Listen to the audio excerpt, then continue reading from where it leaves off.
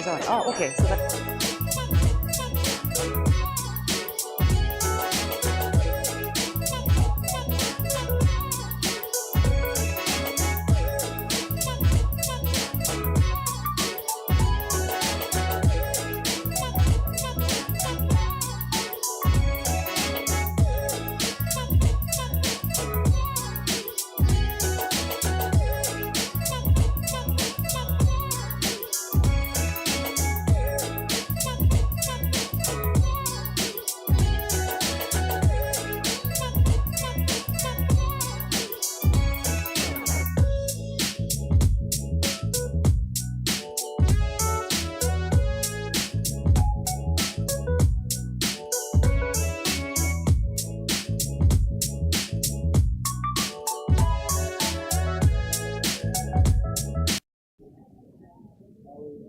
Hi, good morning, everyone. Kindly requesting that you come to the front so that we can fill the seats on this side of the hall. Kindly. Thank you.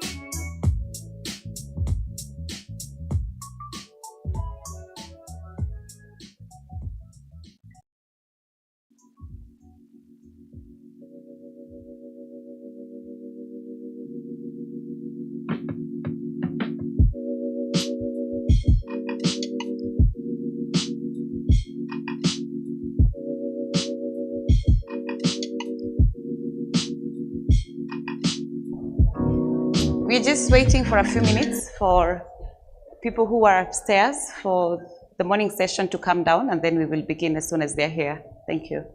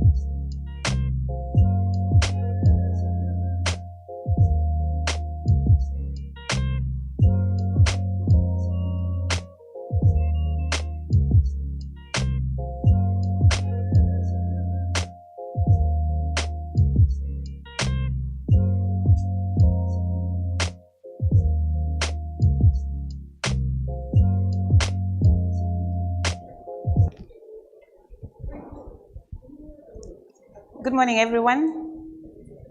Welcome to day 2 of the Africa Evidence Summit. I hope you all had a restful night. My name is Muthoni Ng'ang'a, Wilfrid Laurier University in Canada. I'm also a member of NERA, Network of Impact Evaluation Researchers in Africa. That is what we see there. And I would now like to invite Jennifer Nyakenya, who is the project or program manager of NERA, to kick off our day 2.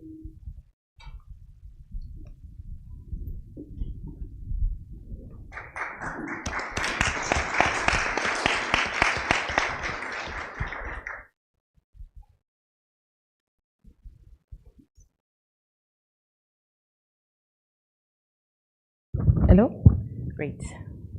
So I'm Jennifer Nyakenya. I'm the Director of Programs at the Network of Impact Evaluation Researchers in Africa, and I'm here to introduce day 2. So good morning, everyone.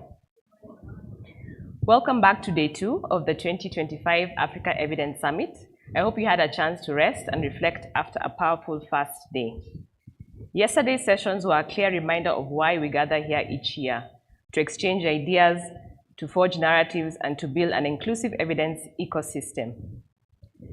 From the moment we opened with the keynote panel on foreign aid, we were invited to think differently about the funding landscape we're operating in. The panel reminded us that change is the constant.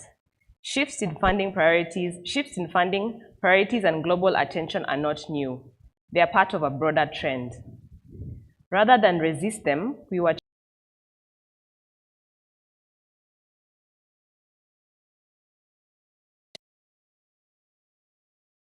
to government needs. We also had a vital reminder. Even when international aid was at its peak, it was always small compared to the resources mobilized by local governments. That means our work, our partnerships, our research, our policy engagement must center on leveraging existing domestic resources and deepening local collaborations. Perhaps more importantly, the panel reminded us that the evidence movement is not of a few, but the collective energy of all of us. It's about building relationships that outlast project cycles, creating mechanisms that enable timely and relevant decision-making, and generating the kinds of insights that improve how programs are delivered and the outcomes they achieve. There was also a strong call to innovate, especially by harnessing the power of AI to lower the cost of research and scale its impact, and to critically examine what kind of evidence actually shaped decisions. In addition to that session, we had the opportunity to see a diverse set of research presentations. Topics ranged from health and education to climate change, livelihoods, data and methods, and household dynamics, all grounded in rigorous methods and a commitment to policy relevance. The poster session was equally vibrant, giving researchers, scholars, and practitioners a platform to showcase emerging work, engage with peers, and form new collaborations. Today, we continue that journey. We begin with a keynote address from Ambassador Macharia Kamau, whose regional leadership offers rich insights into how evidence can influence diplomacy, development, and cooperation across borders. We will then explore evidence on refugee integration, agriculture, labor markets, inclusive research ecosystems, and AI in development. So let's carry yesterday's energy into today's conversations. Thank you for being here, and welcome to day 2.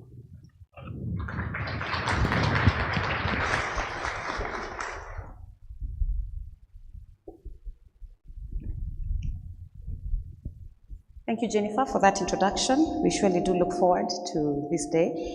It's now my great honor to introduce our keynote. Oh yeah, I think so. Sorry. It's now my great honor to introduce our keynote speaker for today, Ambassador Macharia Kamau, Special Envoy, who will be addressing us on bridging evidence and policy to advance development goals. Ambassador Kamau brings extensive experience in international diplomacy and development.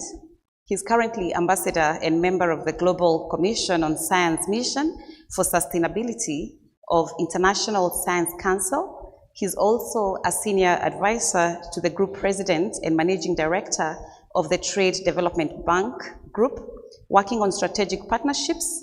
Ambassador Kamau is chairman of the advisory group of the United Nations Secretary General's Peace Building Fund in New York and board member of Equity Group Foundation in Nairobi. Previously, he served as a special envoy of the East Africa Community, facilitator on DRC, and as the special envoy of the United Nations Secretary General on El Nino and climate between the year 2015 and 2016, and separately as the special envoy of the President of the UN General Assembly on Sustainability between the years 2016 and 2017. Ambassador Kamau had a long career of 24 years with several UN organizations, including as UNICEF representative and UNDP UN representative and resident coordinator. He also served 9 years as Ambassador Extraordinary and Plenipotentiary for Kenya to the United Nations, both in Nairobi and the UN headquarters in New York. He subsequently served as Principal Secretary to the Ministry of Foreign Affairs, Kenya, for 5 years until 2022. Ambassador Macharia Kamau has co-led the United Nations negotiations on the Sustainable Development Goals, SDGs 2012 to 2014, as well as the negotiations for the United Nations Agenda 2030 for Sustainable Development, which was universally adopted in 2015. He also consulted in 2008-2009 as Africa Advisor, Global Development for Bill and Melinda Gates Foundation. Ambassador Kamau is passionate about promoting science, peace, sustainable development, the blue economy, climate action, and farming. He has also several awards, including the Gold Medal, Elizabeth Halb Award for Environmental Diplomacy, Distinguished Alumni Award from his alma mater, and he has been decorated twice by his own country for his service to his nation. Please join me in giving Ambassador Macharia Kamau a warm welcome. Thank you.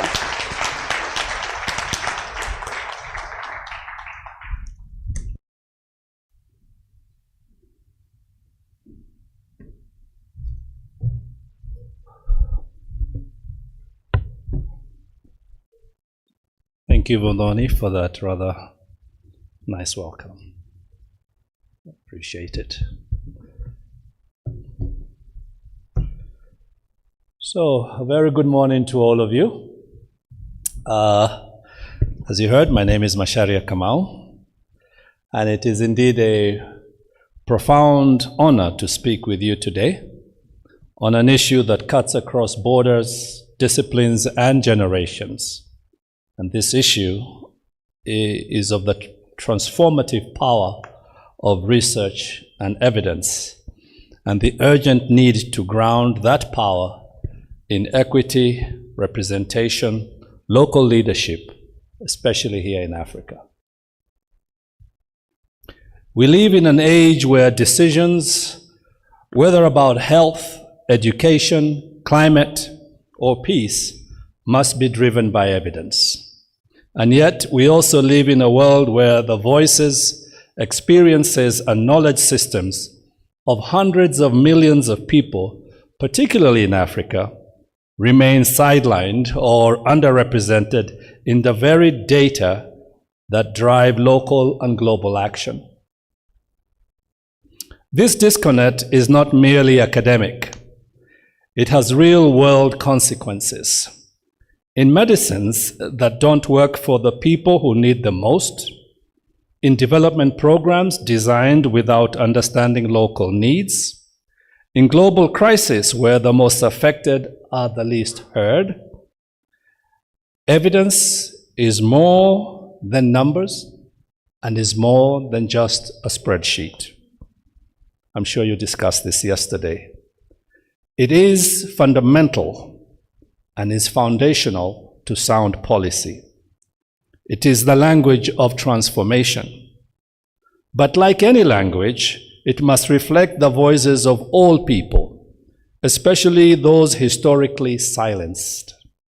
That is why today I want to speak not only about the power of evidence, but also about who gets to generate it, how it's used, and why centering Africa in this conversation is no longer optional.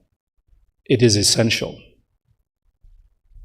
Africa, as I'm sure many of you know, is the most genetically diverse continent on Earth. This is just not a biological fact, it's a scientific imperative.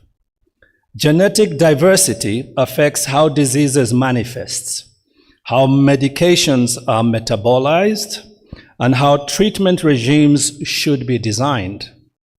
Yet despite this, less than 2% of global clinical trial participants are of African ancestry. This lack of representation undermines the quality, safety, and relevance of medical research, not just for Africa, but for the world. Let me give you a few examples. Recently, I read an article in a Kenyan newspaper, the Business Daily, where Professor Mansour Saleh, who is the chair of the Department of Hematology Oncology at the Aga Khan University Medical College, just down the road from here, made some important points. I found that article pertinent, insightful, and poignant, and highly relevant to this conversation that we are having here today. In that article, Professor Saleh drew attention to the use of a particular drug, warfarin, a commonly used blood thinner. He pointed out the fact that the drug's effectiveness and safety depends on genetic variations. In many African patients, using standard Western dosages developed through trials excluding African data can result in dangerous bleeding and complete inefficacy. The same is true of beta blockers, often used to treat hypertension. We as Africans are all aware of how common a condition hypertension is among African populations. These drugs, at standard doses as recommended by their manufacturers, frequently underperform in African populations.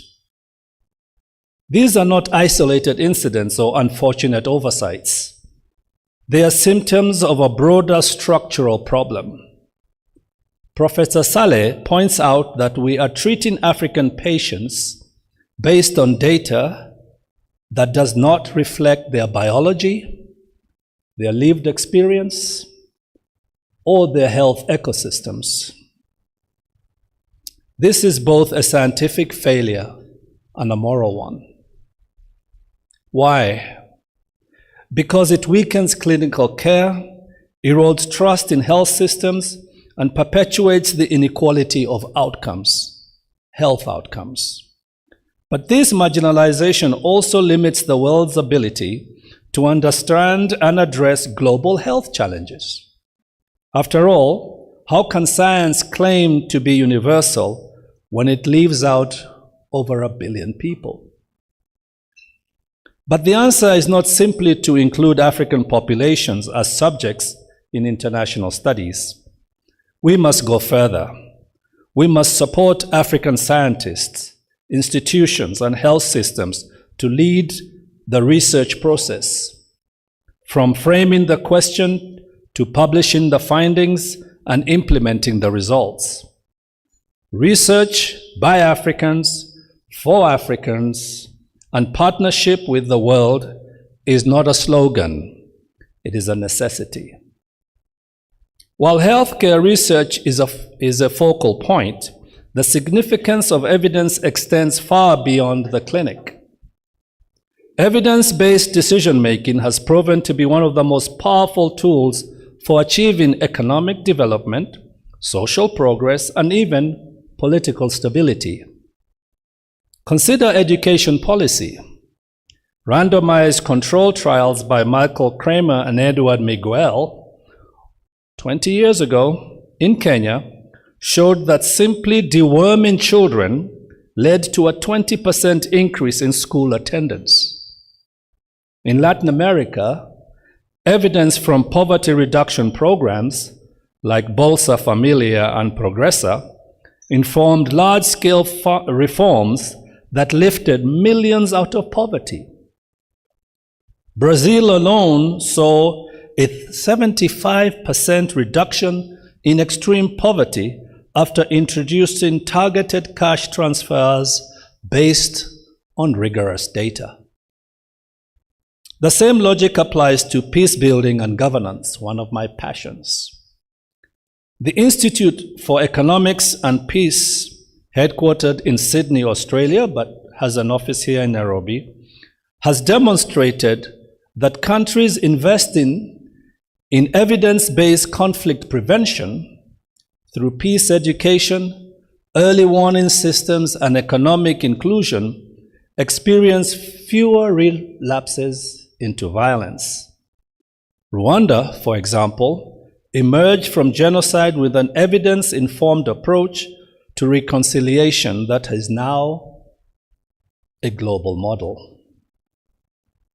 And let us not forget climate change, the most existential challenge of our time.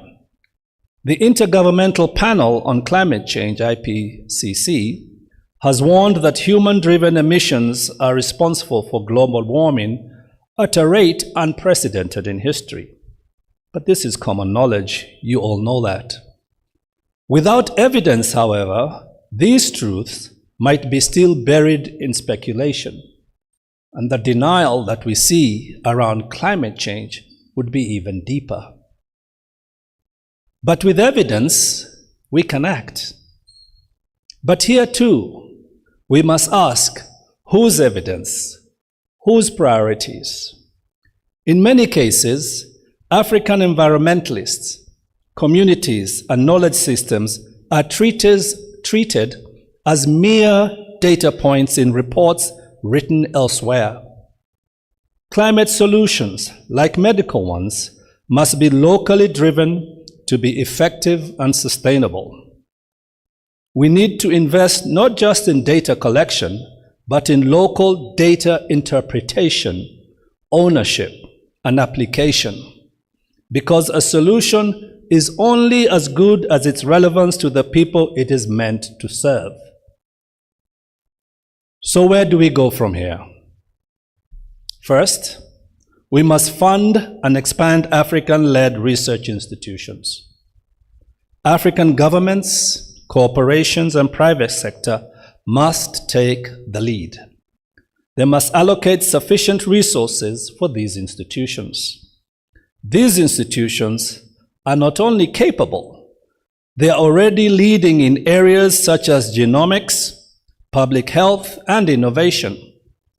But they need sustained investment, not short-term grants or token partnerships. Second, international funders and research networks must insist on meaningful African inclusion, not only in trial participation, but in design, authorship, and leadership. Inclusion must be structural, not symbolic. Third, we must build robust infrastructure, ethical review boards, data repositories, scientific training programs, and policy research bridges that translate knowledge into action. Institutions like the International Initiative for Impact Evaluation out of Washington, D.C., and EVINET of WHO are doing critical work in this regard, but their reach must be extended. Artificial intelligence and generative intelligence are now at the center of the new landscape of evidence generation and research. But neither of these developments are neutral. They are based on data and information that is biased for Western societies and thus skewed against African usage and uptake. This brave new frontier of knowledge and technology will require special and dedicated attention from the communities of experts represented in this room, if it is not to exacerbate the reality that we already face today. And finally, we must confront the growing threat of misinformation. Nothing undermines evidence like misinformation. The World Economic Forum has ranked disinformation among the top risks facing the globe. We all know that during COVID-19, false narratives fueled vaccine hesitancy and cost lives. Evidence, no matter how rigorous, is powerless unless it is trusted, unless it is understood, and unless it is accessible. That is why communication also has to be part of our responsibility. The research community must speak not only in journals, but in parliaments, in schools, and in communities. We must train scientists not only to be discoverers of the truth, but defenders of it. Let me close with this.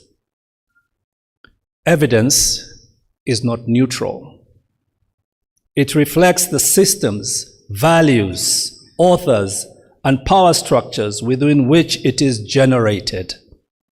To create a more just world, we must build a more just evidence ecosystem, one where Africa is not on the margins, but at the center.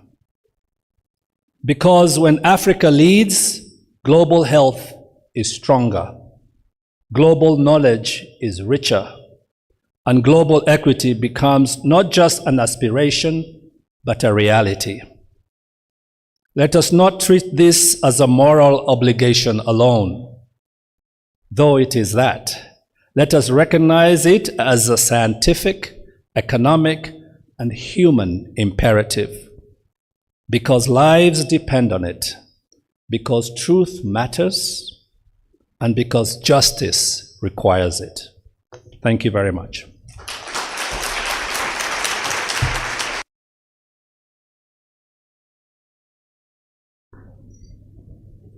Thank you so much. And maybe we can take a few questions for the ambassador. Yeah, I think so. Thank you. Sorry.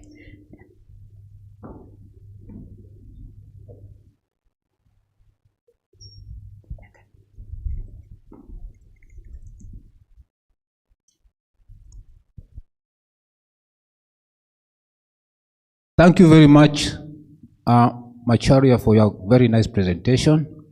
My name is Mark Ambitho, running a company called Infotrack Research and Consulting, and also having a company called Mobile for Good. My question is very simple. It comes from the quote of one of the greatest African leaders, Julius Nyerere, who commented that for Africa to catch up with the West, Africa must run while the West is walking. And then there's an author who put up a write-up in the Newsweek and said, what a good suggestion. But the problem with Africa is that for you to run, you must actually crawl, then walk, then run. Africa has not even known how to crawl. What do you say about that? Thank you. Well, you know, it's 2025. I'm even surprised that comes up. It's very difficult to respond to bigotry and racism.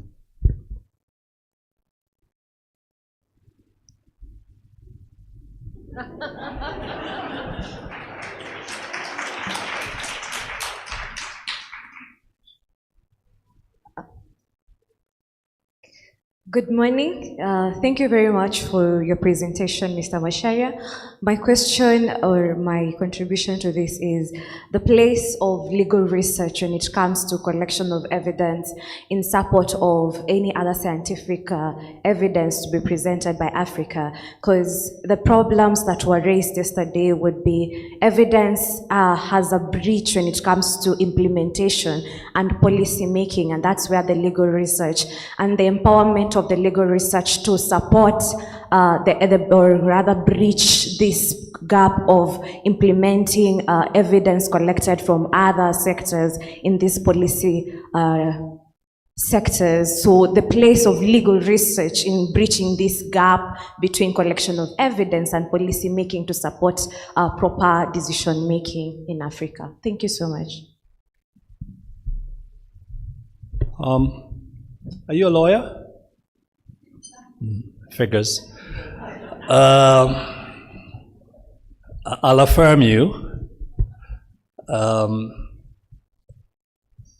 I won't quote Shakespeare and tell you what he said about lawyers, but I will say this, that it really is very important that all sectors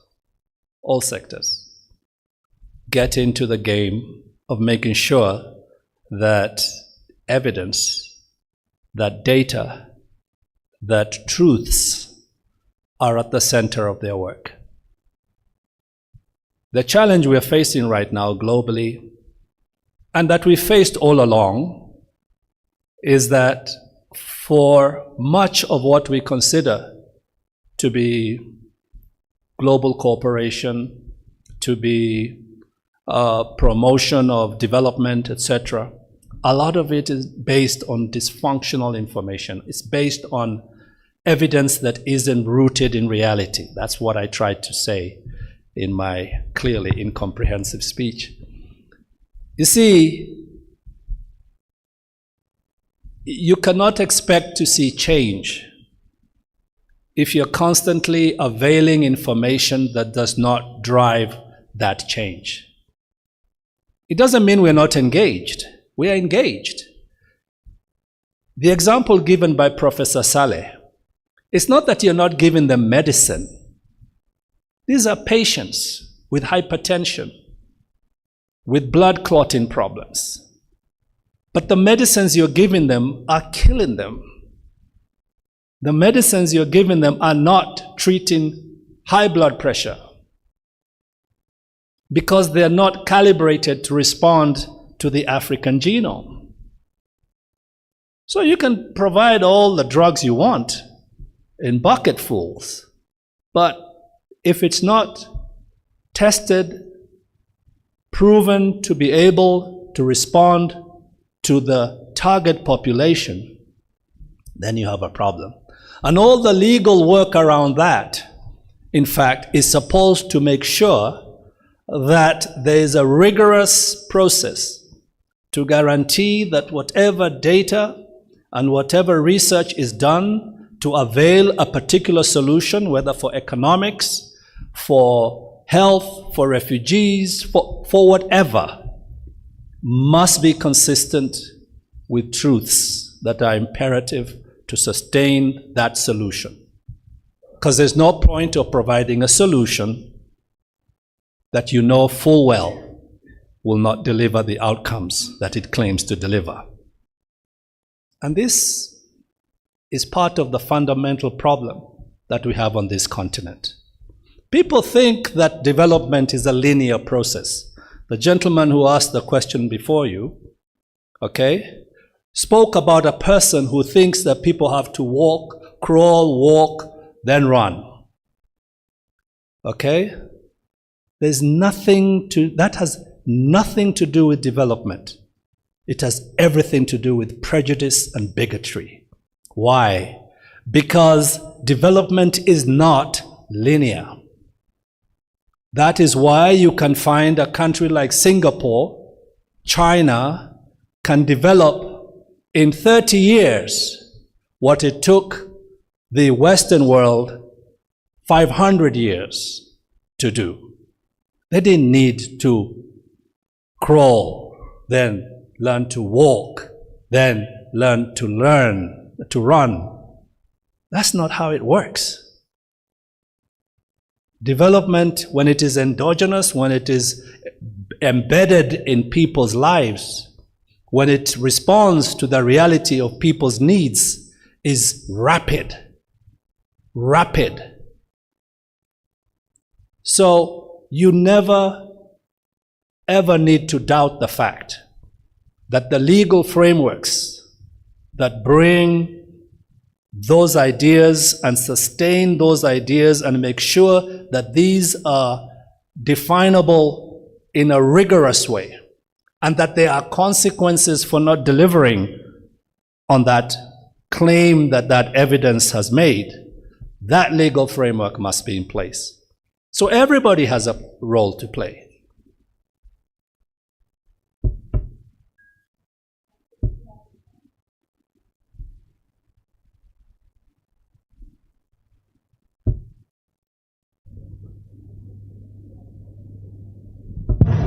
Okay, thank you very much. My name is Charles Amwante with the Development Impact West Africa. My question is, based on your experience on the continent, looking at regional institutions like African Union and the various regional economic groups, and also member state governments, how do you assess the appetite for evidence to inform policy decisions? Most of this evidence requires long-term structural changes in the issues of political economy on the continent. Do you see strong appetite within the continent among policymakers for evidence-informed decisions? Thank you. Well, what I can tell you is this. Which country are you from?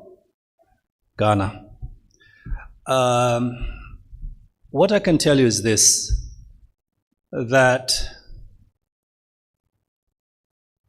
it's extremely difficult to bring up or to drive change in the context of political confusion. Political confusion brought on by historical factors. And a lot of times, in my experience, working with, and I've been very lucky, having worked with, several leaders in several countries around the world, you always get a sense when you speak to them individually that they are hugely needy of success, that nothing would give them greater pleasure than to succeed, to turn it around, to make it work. Many of these leaders, you're seeing it now already with our Gen Z here in Kenya. But when the current leaders were themselves Gen Zs in the 80s, you could sense that they wanted nothing better than to succeed, to achieve, to transform, to become exemplars of what the new brave world out there has to offer.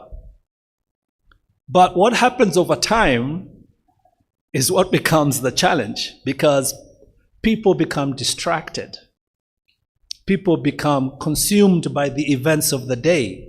Evidence begins to compete. In most corporations, in most state houses, in most cabinets, and I have sat in them, the amount of evidence that is brought to bear on your average issue is staggering.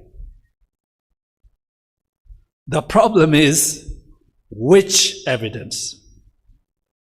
What do you prioritize? What is the most influential voice in the room? And what are they basing their influence on?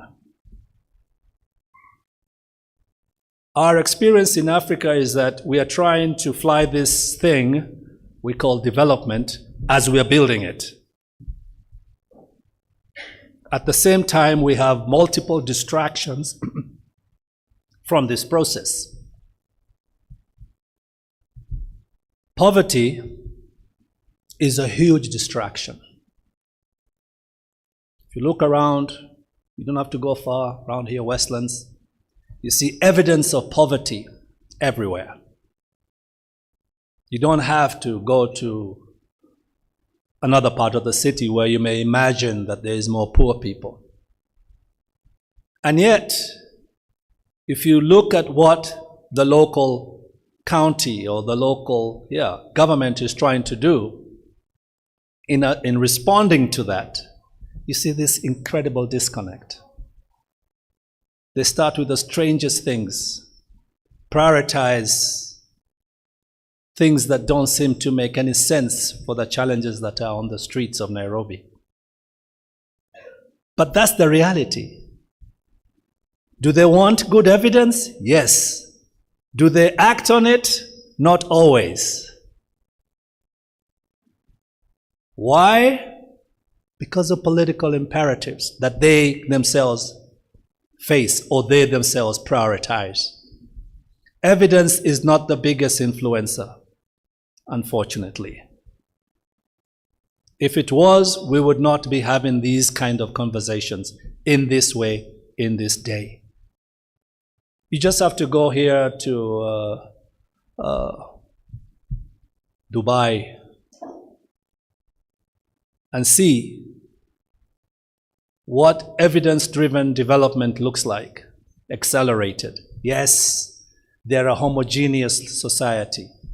Yes, they are a centralized power system, okay? This is not a broad-based democracy.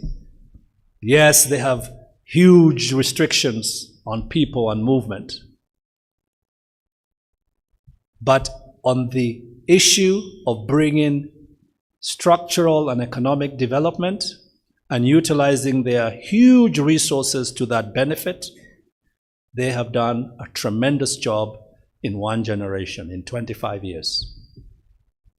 So I think you know the answer to your question. Evidence is not the biggest motivator. And since this is not a meeting on political economy, I won't begin to tell you what are the other motivators. I think you know them just as well as I do.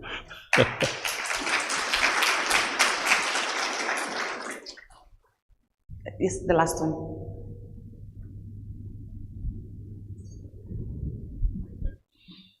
Hello. Hi. Sorry. My name is Sam Bays. I'm with the UK Foreign, Commonwealth and Development Office.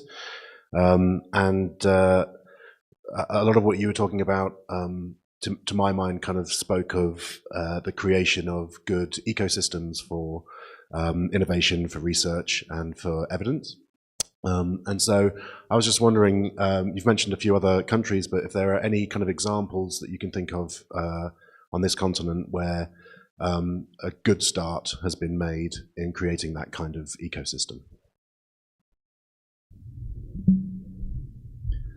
Absolutely.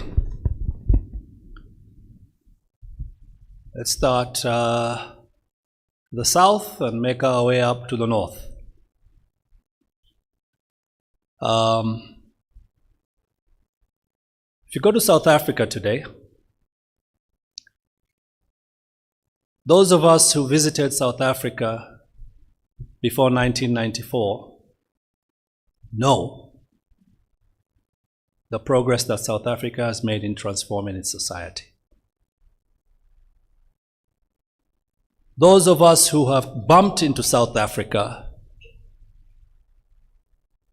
in the noughties and the 20s will be disappointed, maybe, because there's still poverty, there's still the challenge of inequality, and recently some characters there claimed that they were undergoing a genocide.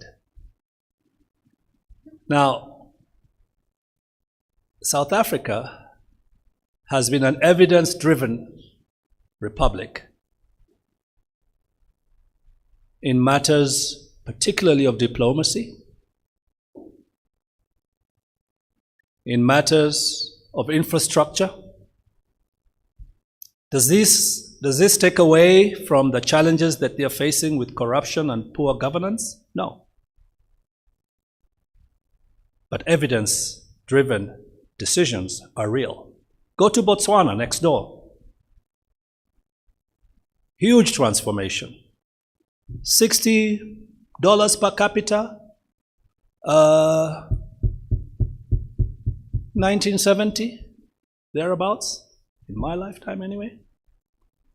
Today, over 10,000, one of the most egalitarian and fast developing countries on the continent. They manage their health through evidence. I was there when they were challenged by the worst HIV/AIDS epidemic on the planet. In fact, they were at the epicenter of it. In fact, they were dreading that their population would be wiped out. Today, it's a whole different story. They responded systematically with targeted actions, with appropriate allocation of resources, with the right political leadership. Go next door to Namibia, a country that is still challenged with poverty as a very, I would say, unfortunate aspect of their society today. But where has Namibia come from in its 30 years, 33? How has it transformed in education, in infrastructure, in health, in inclusivity?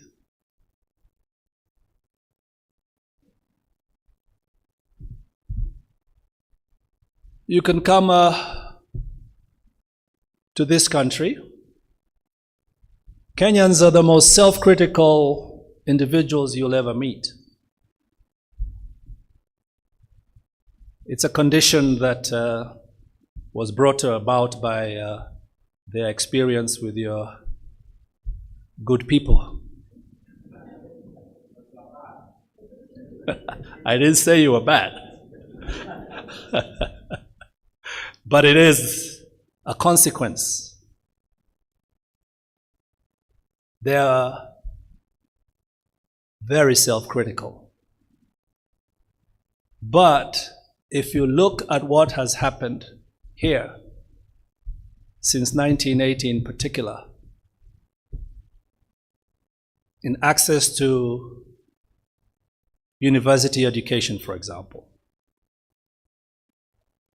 I think we had 600 or so, maybe less, university graduates at independence. Actually, there were less. After 70 years of colonialism. That's in my lifetime. I'm not talking about ancient history. Today, there are literally hundreds of thousands, financed and facilitated by the Kenyan taxpayer. Health access. You cannot count the number of clinics today. There were a handful in my lifetime, 50 years ago, 60 years ago.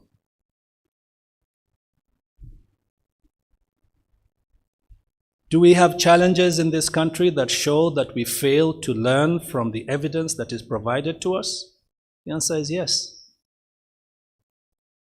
Do we live the reality of failed application of policies and programs because of a lack of application of evidence? The answer is yes.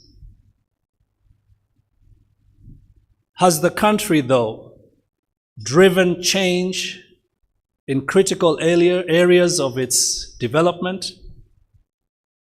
The answer is yes. Because nothing is linear or perfect. And so you can go to a number of African countries. The ones I mentioned earlier have done better than we have here, by far, by far. But if you go to North Africa, examples. My friend from Ghana would probably challenge me if I said that they are doing okay. Because like us, they are very self-critical. But they have a per capita now that is approaching what? What's the per capita of Ghana? Don't tell me you don't know. I think it's twice Kenya. Senegal, the same thing. If you go to North Africa, I don't even have to mention Morocco. They've already taken off. But Algeria, they've done remarkable things since their horrific experience with the French. And you can get other examples. Some countries have gone backwards, have shown no progress. But that's the case, I guess, in many parts of the world. But I think what is important is, evidence in my mind is supposed to accentuate the positive. Evidence is supposed to give us the incentive to do better, to achieve more, and to show us the path to doing so. And like I said, there is no point of availing evidence if you know it will not deliver what it claims to deliver, which has been the bane of African development.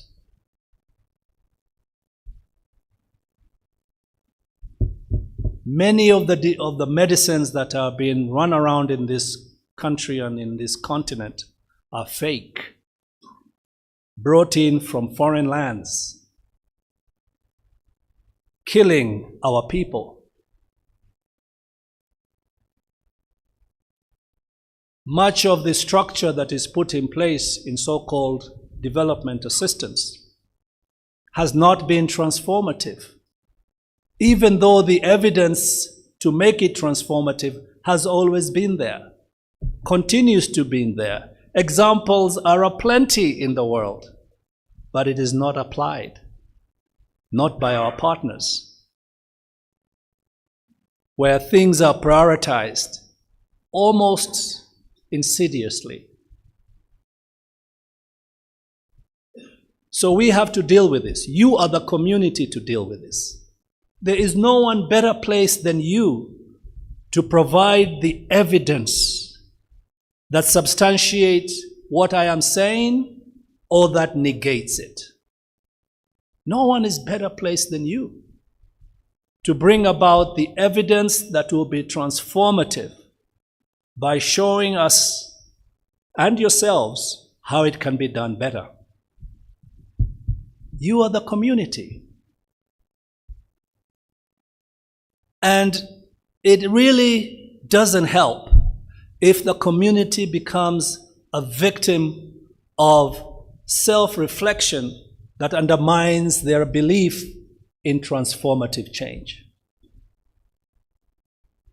You have to become the believers. You have to be on the side of the angels. You have to be on the side of truth.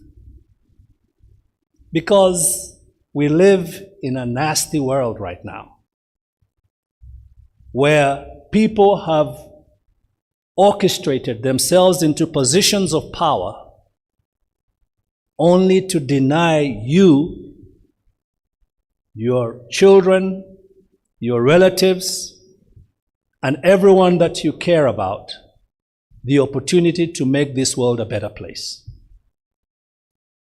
And it is us, we who believe in what this is all about, that need to put together the facts, the data, and provide unrefutable evidence to make sure that we remain on the path of transformation and development. It's us, you.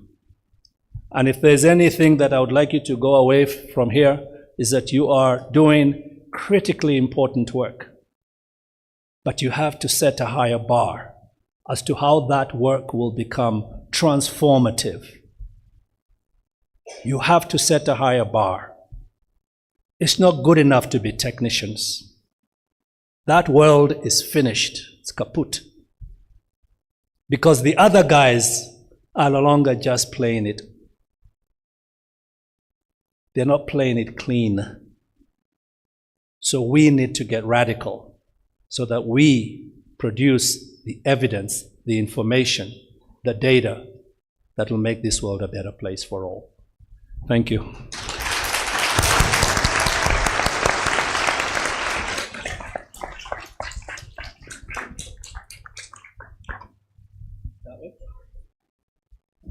Anything here? No. Thank you so much, Ambassador Kamau, for that inspiring and thought-provoking address. So among many things that Ambassador has emphasized on is that he emphasized on the need for meaningful inclusion of global researchers in development research. And this is one of the things that we'll be talking about in one of the afternoon panels on transforming the evidence ecosystem with inclusion and transparency at the helm. And I hope we can all look forward to that. We'll now transition to a panel discussion on beyond the research, crafting policy for refugee resettlement in Kenya. We have a slight change on the agenda. So our session will be moderated by Mansi Kalra, Project Manager in Forced Displacement at SIGA. After the panel, we'll have an opportunity to ask questions for about 15 minutes.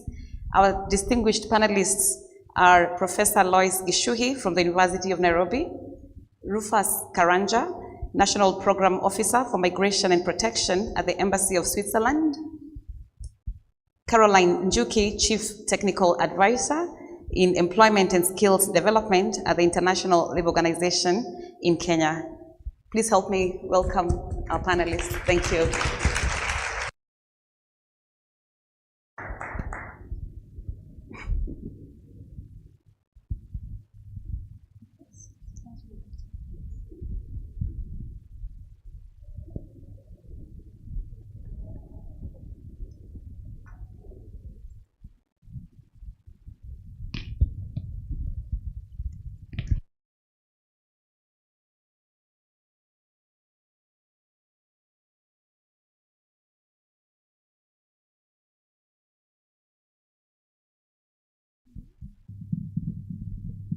It's going to be very hard to follow such an inspiring talk, but we'll do our best. Good morning, everyone. My name is Mansi, and I am a research project manager at the Center for Effective Global Action, where I manage our forced displacement research portfolio, which consists of the Syrian Refugee Life Study and the Kenya Analytical Program on Forced Displacement. It's a pleasure to be moderating this conversation. To help us frame this discussion, I want to take a step back and at first acknowledge the existing and overwhelming displacement crisis that we're collectively facing today. At the end of last year, over 120 million people were displaced. This comes out to about 1 in every 70 people being displaced currently. The scale of this displacement, coupled with increasingly less aid and resources, has created the largest displacement crisis in history. As we've heard from so many speakers already, it's in moments like this when actionable research becomes more critical than ever. Strengthening the evidence base, crafting cost-effective policies, and co-creating research and policy with refugees is a responsibility that host nations must now critically undertake. Structural change demands shared power, so it is critical that this work be driven by refugees.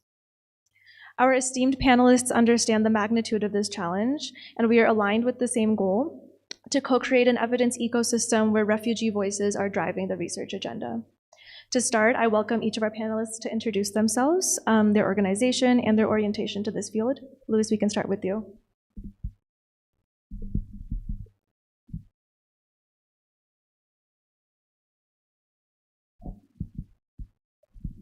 Okay, good morning, everyone. My name is Lois Gishuhi. I work for the University of Nairobi. For the last couple of years, I've been there. Doing research, teaching, and talking. Thank you.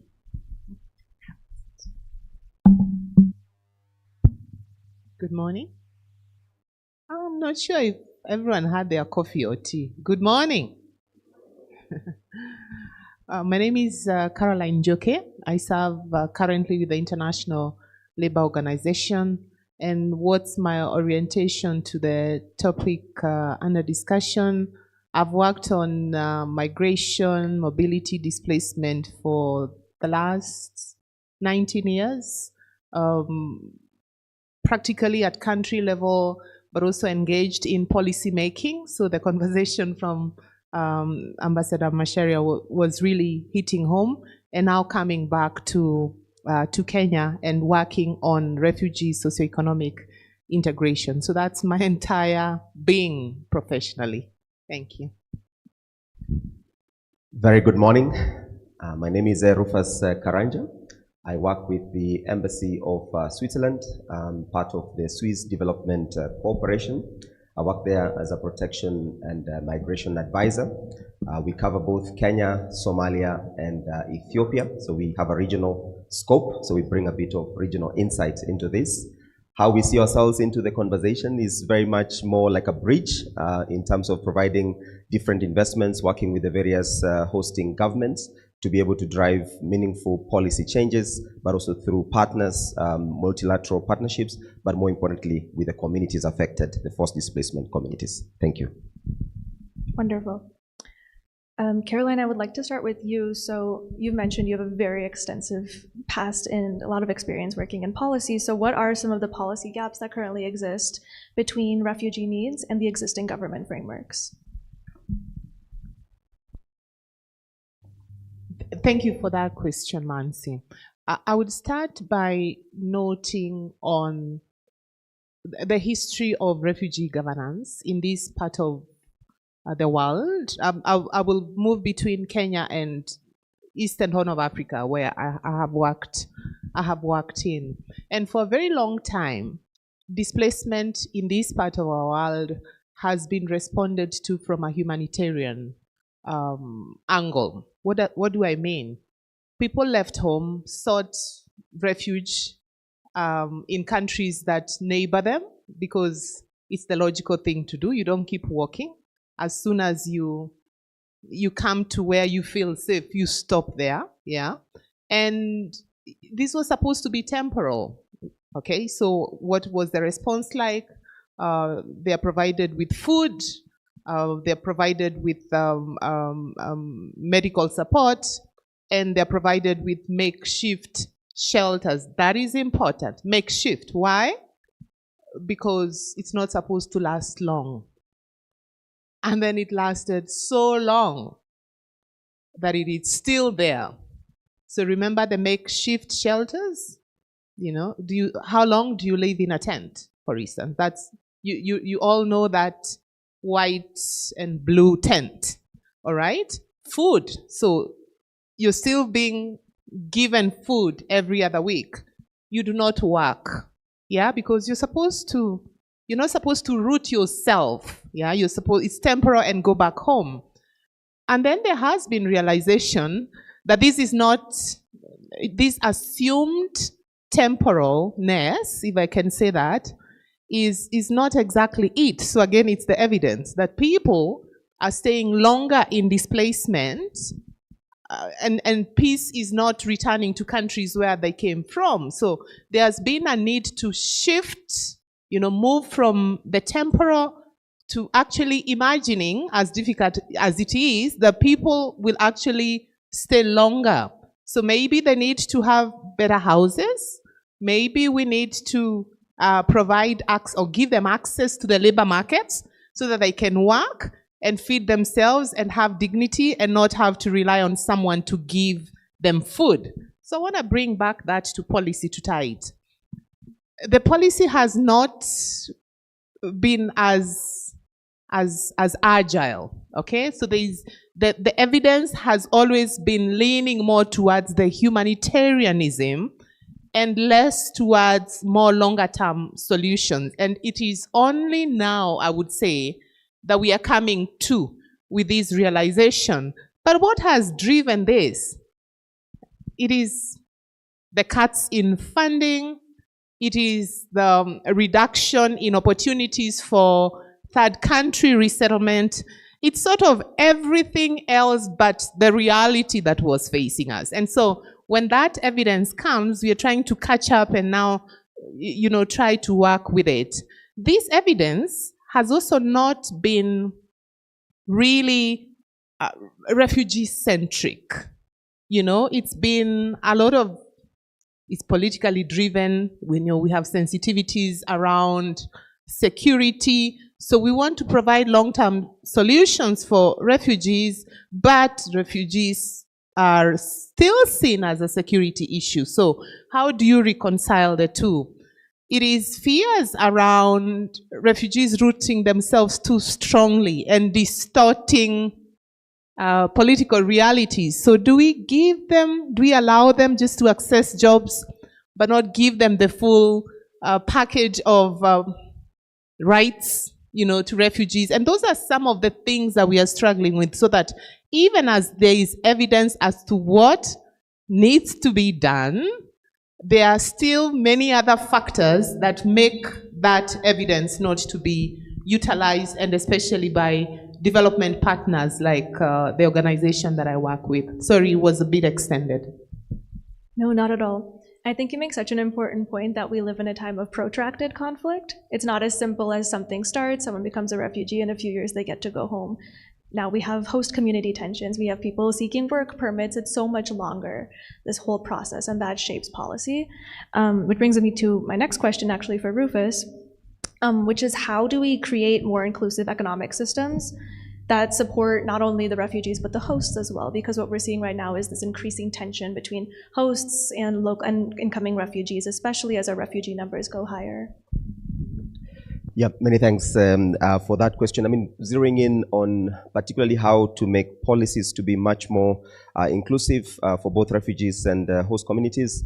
Maybe because we're in Kenya, I wanted maybe to begin, first of all, to appreciate where we are and how, for instance, policy in the Kenyan context in terms of hosting refugees has radically shifted. I mean, for those that have been here, and I don't know, Pastor Kamau has already left, but Kenya has always had a very restrictive policy, what essentially you would call an encampment policy, meaning that refugees or asylum seekers, that they come into the country from different parts of the Horn of Africa or Great Lakes region, that means that they have very limited movement, because then they are put up in camps. So in Kenya, we have two major camps, one in the Dadaab refugee camp. Most of you many years ago would read about it, being one of the largest refugee camps. And then also Kakuma refugee camp on the northwest, bordering South Sudan, Uganda, as well as Ethiopia. And Kenya recently, over the last couple of maybe 1 or 2 years, has shifted more from this encampment, securitized approach, where you look at refugees much more from a security lens, to a very transformative approach, which they call Shirika Plan, which is a Swahili word loosely translated to more transitioning towards an integrated urban settlement. But then you'd want to be able to understand then what has, for instance, contributed to this very significant policy shift for Kenya, at least. I think part of it is also evidence coming in. I mean, for over the last couple of 30 years that Kenya has continued to put up this encampment policy, the evidence has always come back. It doesn't work. It doesn't work for you to put people basically in more an open prison, in the sense that with very limited freedom of movement, hence limited socioeconomic rights. So the evidence, organizations such as ILO, UNHCR, and many others who've been able to produce different kind of evidence, has more or less helped Kenya to be able then to move to this very transformative approach. But maybe coming to your specific question, how then do you ensure that these policies are very much also looking into the benefits or also inclusive approaches for host communities? I would even say that one of the things that would be very important, we've seen it in the Kenyan context, is to have what you'd call an inclusion dividend. Because when, for instance, Kenya, on one part of the country, in Kakuma refugee camp, there was a local authorities there, so the local Turkana County.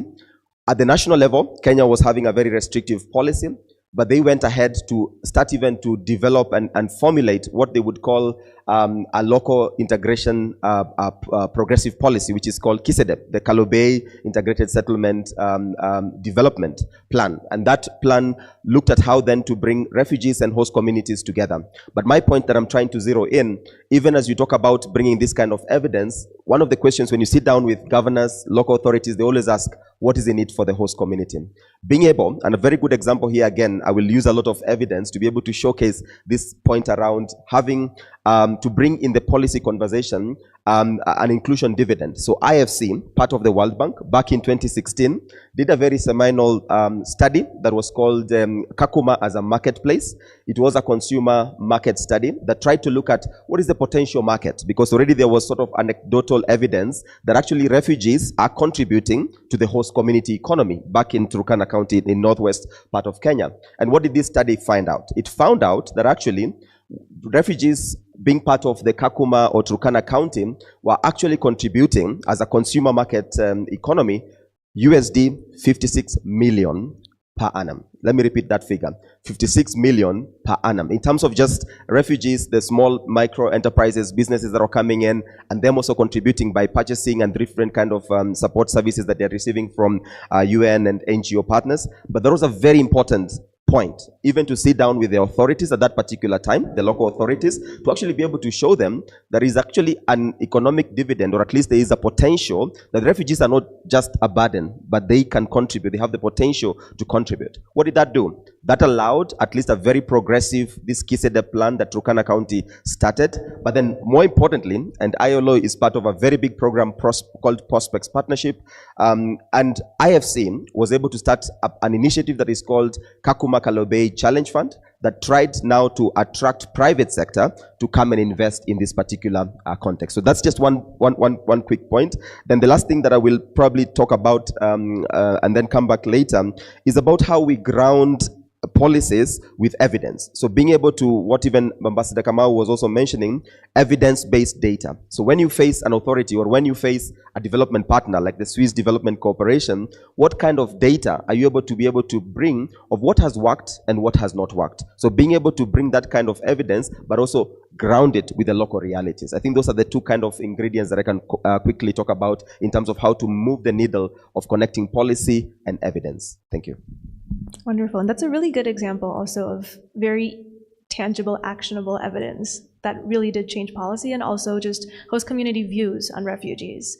And then, Louis, I wanted to hear more from a researcher standpoint about how you actually translate these research findings into actionable refugee integration policy.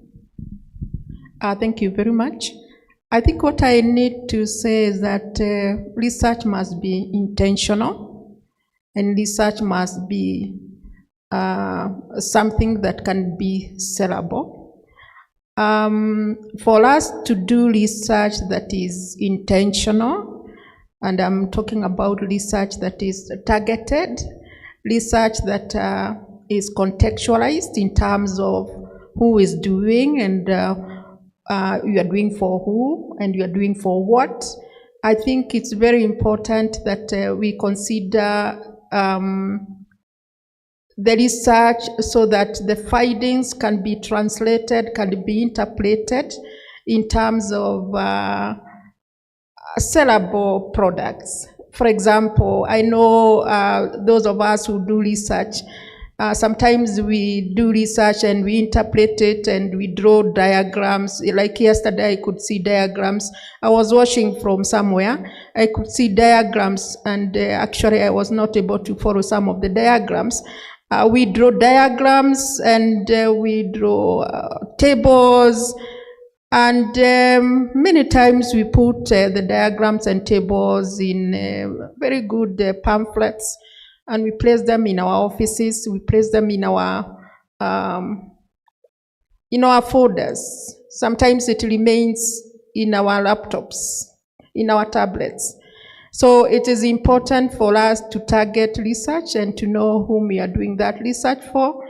And when we are interpreting the research, then we need to come up with the tangible products that is accessible to the policymakers. For example, when you're writing the briefs, can we use just a plain language so that we can communicate?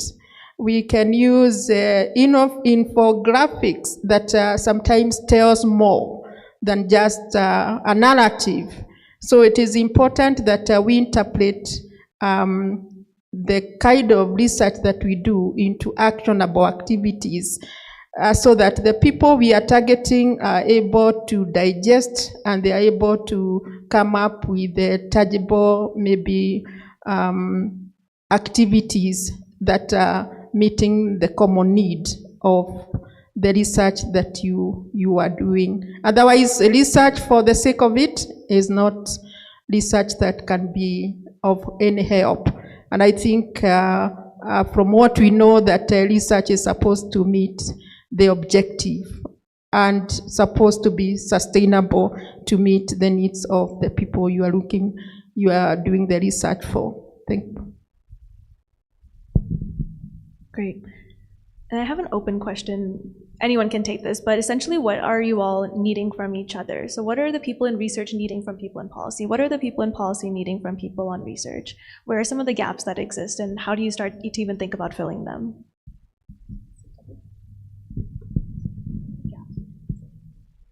Sorry? Thank you so much. I think I can take it fast. I think many times we do research that sometimes may not be pronounced in policy, because the researchers sometimes do their work in silos without really targeting. And even in our dissemination, sometimes the forums we disseminate. For example, if we disseminate our research in conferences and symposiums, and there is no policy maker within the ecosystem that you are disseminating your research, then it becomes very difficult for the policy makers to get exactly what you are trying to pass in terms of policy or in terms of the evidence that can be translated into actions. And especially in the ecosystem of refugees, we have very sensitive data. And I think many times we have seen the data sometimes we are using they are gatekeepers.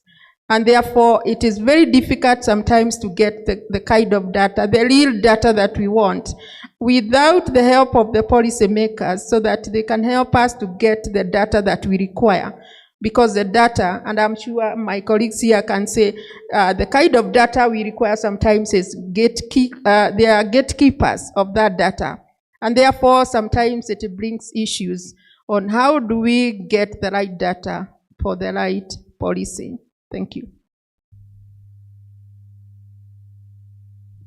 And thank you, Prof, for those insights. I would also I'll speak to three elements. One is collaboration, where, those involved in policy programming have, we have sort of a collaboration loop, so that we do not have the researchers on their path and then policymakers. There's great need to collaborate, right from the identification of what needs to be researched, because there is great need and not everything will be researched all at the same time. So, that constant engagement where there is a bit of prioritization because resources are also limited. And a lot of it is also really how opportune is the research that is being conducted, so that it can be used to inform continuous policy decision. The other element, and now I speak as one working on programming, is usability. And I was just speaking with Amos this morning when I just met him, and I said, I want research that I can put into use.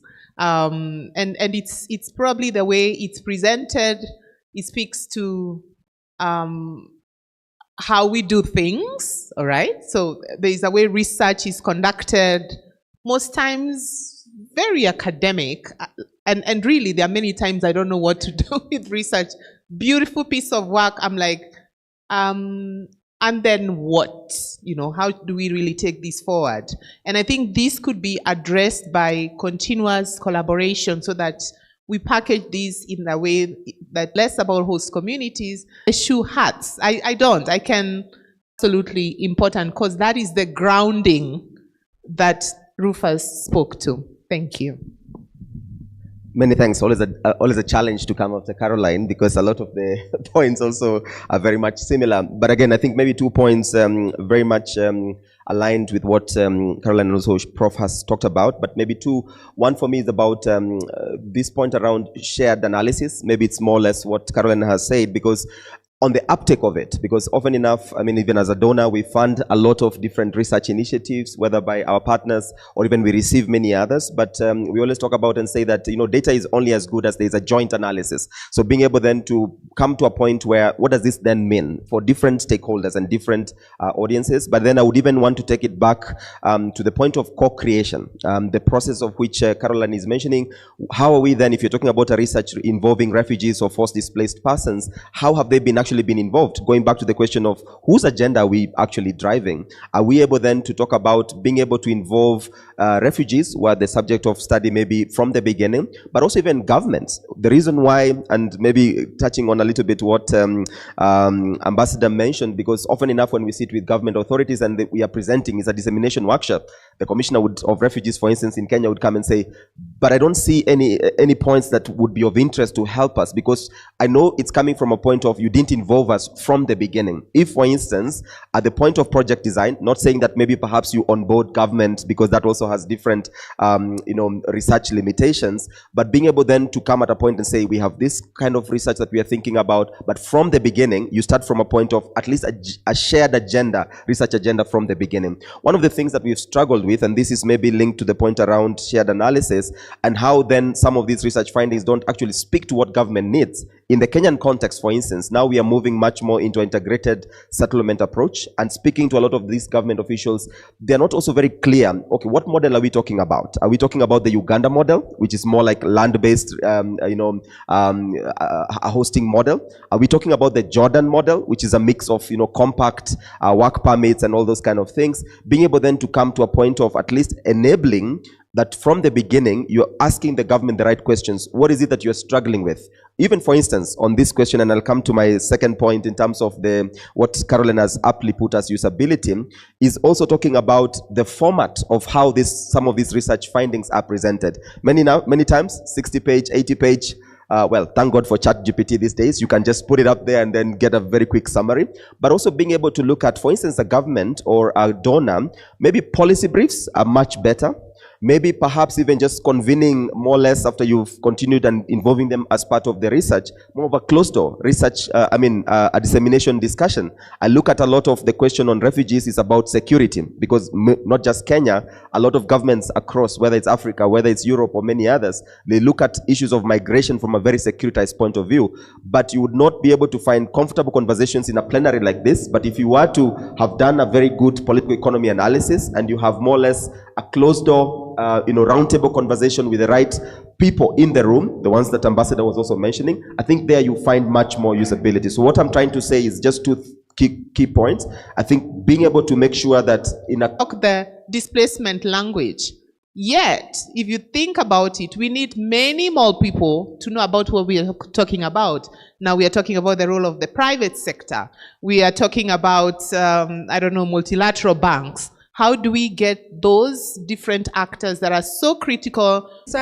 There's so much that we hear about the Global North, but very important, even when we have the Global North, let's have collaboration research, because many a times is when the Global South are taken as research assistants or collecting data, so that the data is interpreted by other people where the context of the ecosystem is lost within the analysis. So it's very important, just like we are talking about Global South and Global North, it's very important that when we are talking about refugees, can we include the refugees in our core designing, the implementation of our research questions, and in the analysis? Because we need to talk with them, not about them. Because I think for the last 30 years, we have talked about migration, we have talked about refugees. It's very, very important we start talking about with them, not about them. So that even when we are doing research, we are doing research with them. I think the many things that a refugee can tell me, I cannot tell myself. And there's only one thing that I can do, just to go to them and get the data. The data is with them. So can we use the refugees, the migrants, to tell us the story so that we can do the analysis the best way? Because they own the story. I don't own the story. Thank you. That's wonderful. Going back to something you said, Caroline, about taking advantage of existing data, that's, I think, so relevant specifically to displacement research, because it's not like any research assistant can walk into a camp and do this research. You need permits, you need UNHCR permission, you need a lot of funds, you need resources. So for the people who already have this data in hand, making it open source, making it accessible is so important, because it takes so much to even get that data in hand.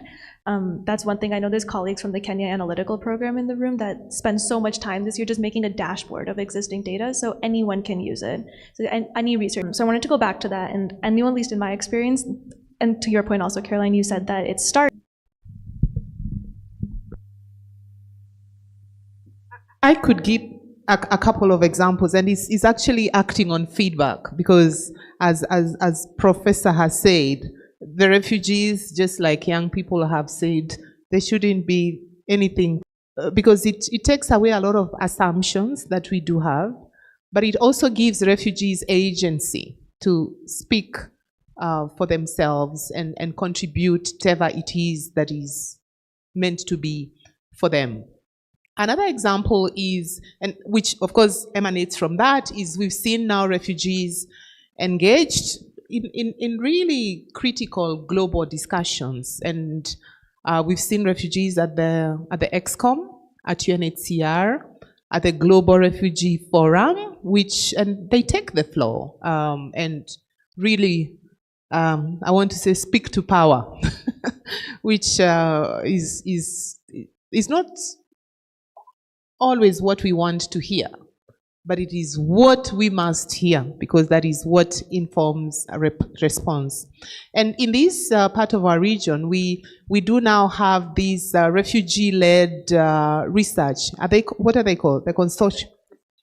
Yeah, the refugee-led research hub. And I mean, it is really power to them, because then they are generating evidence, data, information that really speaks about their lived experience. And the truth also is that in as much as at times we talk about displacement as if it looks the same everywhere, it is not. The lived experiences of refugees in Uganda is very different from Kenya, although it's not, it's very close to each other. It's very different to refugees in Jordan, in Ethiopia, in Turkey. And so having that very localized reality is absolutely important. And finally, and I'll give this example from the Prospects program that is funded by the Dutch that Rufus spoke about and managed for a long time, there is now a push also from our funders to ensure that we have refugees as a sounding board, okay? So at the end of the last year, we have what is called a monitoring, evaluation, and learning session, where to improve how we deliver on that program, at the end of every year, we have a roundtable with governments, a roundtable with implementing partners, and a roundtable with refugees. And for the roundtable with refugees, we don't manage it as the partners of the program. The donor manages it, because then the refugees feel like that is a space where they can be more authentic, which is a pity, because they should be authentic with ourselves who serve them, but that's where we are. We will build confidence so that it changes in the future.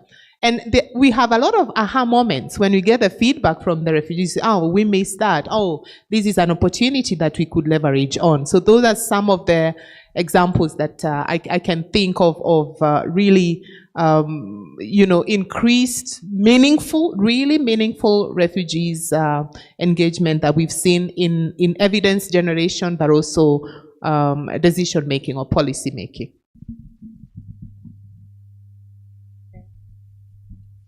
just to add on what you have said about refugee-led organizations, I think I have evidence to that University of Nairobi has been implementing a diploma in the refugee camps. And one of our key partnership was, the refugee-led organization called YES. So they were able to help us recruit the students. They were able to go around the camps and recruit the students, of course, recruiting at the low level. And they were able also to help us meet the basics, like how to operate laptops. And because they have an office with the internet and generators, so they were able to meet some of the basic needs of our students. And that partnership worked well because many of our students could not even be able to log into their laptops from the beginning, but they were able to be shown at a level where they could understand each other. Because remember, this is university teaching a diploma, and it is asynchronous, so they are very far away from us. So you can imagine the assumptions that we had on our side. So they were able now to meet them at their point of need, and therefore working with the refugee-led organizations, it's really a benchmark for the refugees, which is very, very important when we are doing even research, because they are able to talk to the people in their own language, they understand the dynamics of the refugee camps and so on and so forth. So it is very, very important to work with the people who are already on the ground, and these are the refugees themselves, so that they are able to bring you to speed on where you should be. Otherwise, because of the dynamics of doing research, by the time you reach the Kakuma or the Dadaab, you'll have wasted so many days of bureaucracy. I needed to have gotten a letter from this office, which was not on the dashboard of the permit. And then I'm in Kakuma, I'm told you cannot access schools because you didn't do ABCD. So I think it's very important for us, and I want to speak on the collaborations. The collaborations is very important so that we are able to meet our needs at the right time, because sometimes we need real data. We need real-time data. And therefore, without that collaboration between the people who are already on the ground, the community, the refugee-led organizations, the refugees themselves, and then the local authority, which was talked by Luz, it is very important that we can collaborate at every level, because when you just move from Nairobi to Kakuma, I think you move with a lot of assumptions which can hinder whatever you want to do at the ground level. Thank you. To add on just a couple of 3 quick points, and maybe to zoom out a little bit, because it's about trends around meaningful refugee inclusion. I think at the global level, there's been a lot of progress, which also Caroline has alluded to. So for instance, going back into the Global Refugee Forum, there were very specific pledge. There's actually one specific pledge in terms of meaningful refugee inclusion, where different donor governments as well as also partners made specific pledges in terms of how to include refugees meaningfully. I think one of the things that has also taken a strand on that is also, for instance, in the future global refugee forums, or when UNHCR is having its ex-committee meeting in Geneva, that certain governments would be able to actually embed refugee advisors as part of their delegation. Switzerland is made that pledge specifically in the last global refugee forum. I know, for instance, Kenya didn't make that pledge, but the work that Ishimwe, who would have been sitting on this panel, refugee RSIT, refugees seeking equal opportunities at the table. They're now talking with the Kenya government, for instance, the Department of Refugee Commissioner of Refugee Affairs, to be able to actually see if Kenya in the next GRF or at EXCOM committee meetings can actually embed refugee advisors who are actually refugees themselves. So I think those are very progressive ways to look at it, to also bring refugees at the table where decisions are particularly being made. A second thing is, of course, looking to UNHCR, because before it was not very easy even as donors up to now, many donors, including Switzerland, we are not, for instance, able to provide direct funding to RLOs, refugee-led organizations. But I think the progress that has been there, one, UNHCR at least has been able to develop a common shared definition of RLO. What does actually an RLO look like? Because indeed now there's quite a lot of mushrooming, refugee-led organizations, CBOs that are led by refugees, but at least having a more or less formalized and agreed upon what is the modality of what you would call a refugee. That has also been very important, because even for a donor perspective, starting then to be able to have a formalized way to engage with these different entities that are called RLOs. And then lastly, in terms of funding, that also has also been another progressive area. And there we've seen much more of the philanthropic foundations, family foundations, whether it's IKEA, whether it's which is the other, or MasterCards. Those are the ones who have been able to, in a way, have mechanisms, or at least have partnership agreements that allow them to be able to have direct funding. So there's still a lot of work to be done by traditional donors, including Switzerland, in terms of how then do we be able to actually do the actual direct funding. But I think those are some of the trends that we continue to be able to see. Other organizations are also now very much onboarding what we call, for instance, youth advisory councils, whether it's in the embassies, but also what we've also, particularly myself, one of my big champion areas has also been to see in the formation of a youth advisory council, to also make sure that, for instance, there's a representation of someone from the forced displacement community. It could be a refugee, it could be an IDP, because that's also part of how you are able to bring people to sit at the table to actually make a difference and to have their voices embedded in it. So maybe just a couple of pointers there. Thank you.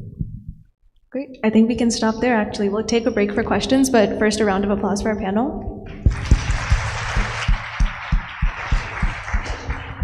Thank you very much. We'll be able to take 3 questions, and we can take all of them, and then we'll have the panel answer. Thank you.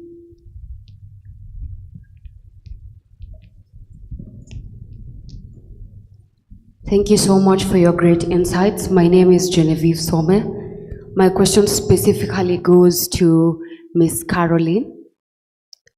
Clearly, we have the context of legal frameworks guiding refugees, like the right to work, versus the bureaucratic hurdles that refugees face, where their employment opportunities are actually limited. Now, my question will be, how is then this gap of policy formulation and the laws that guide refugees bridged with actually the implementation of those very policies and the laws? Thank you so much.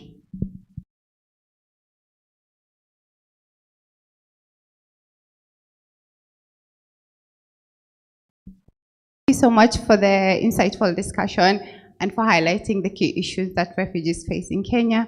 My name is Fardosa. I'm from the Refugee-Led Research Hub.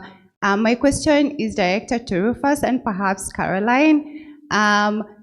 Rufus, you've spoken about the Shirika Plan and how the Shirika Plan is an innovative and an amazing plan that transforms refugee camps into municipalities, which will ultimately, hopefully, lead to investors coming in and people are able to do businesses and hopefully lead to development.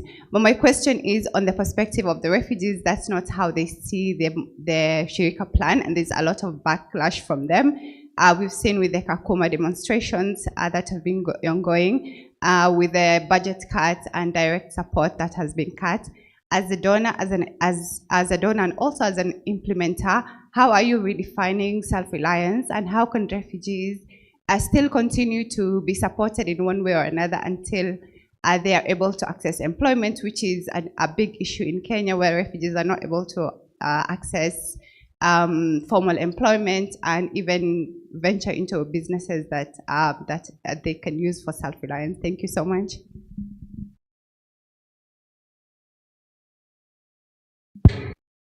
My name is Ngangfrud Elvis. I am from Cameroon, a country that paradoxically produces and receives refugee. You spoke so eloquently on the shift from humanitarianisms to refugees as development actors. My question is, how is that shift driven by refugee needs or donor or priorities or the current funding fatigue?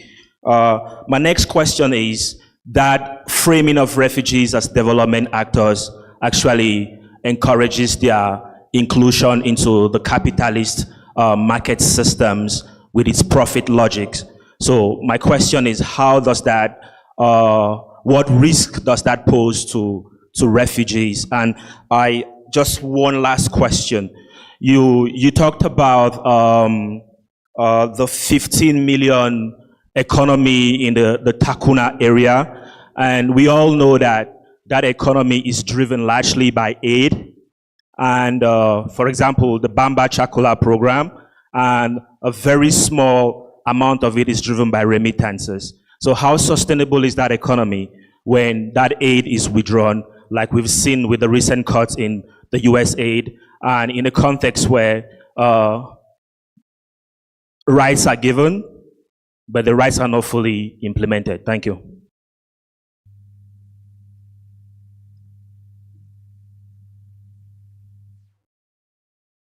Thank you for all your questions. I'll start with, I didn't really catch your name. Genevieve? Yes, I'll start with Genevieve's question. You know, it's a bit of a paradox, and specifically on Kenya, because there is the, by law, so de jure, the refugees have the right to work. But then in reality, they're not really able to work. And what we sought to do as the ILO is to unpack this, because it was very blurry. Why is it that the refugees cannot work when in reality they are, you know, there is the right to work by law? And we commissioned a study that looked at the impediments. And there are many. One, there is, encampment is a big factor. And refugees, for instance, would say, yes, I want to grow my business. My suppliers are in Nairobi. For me to meet my suppliers and not be swindled, I need to get to Nairobi. And this takes too long because the process of really getting a movement pass is contracted or is protracted.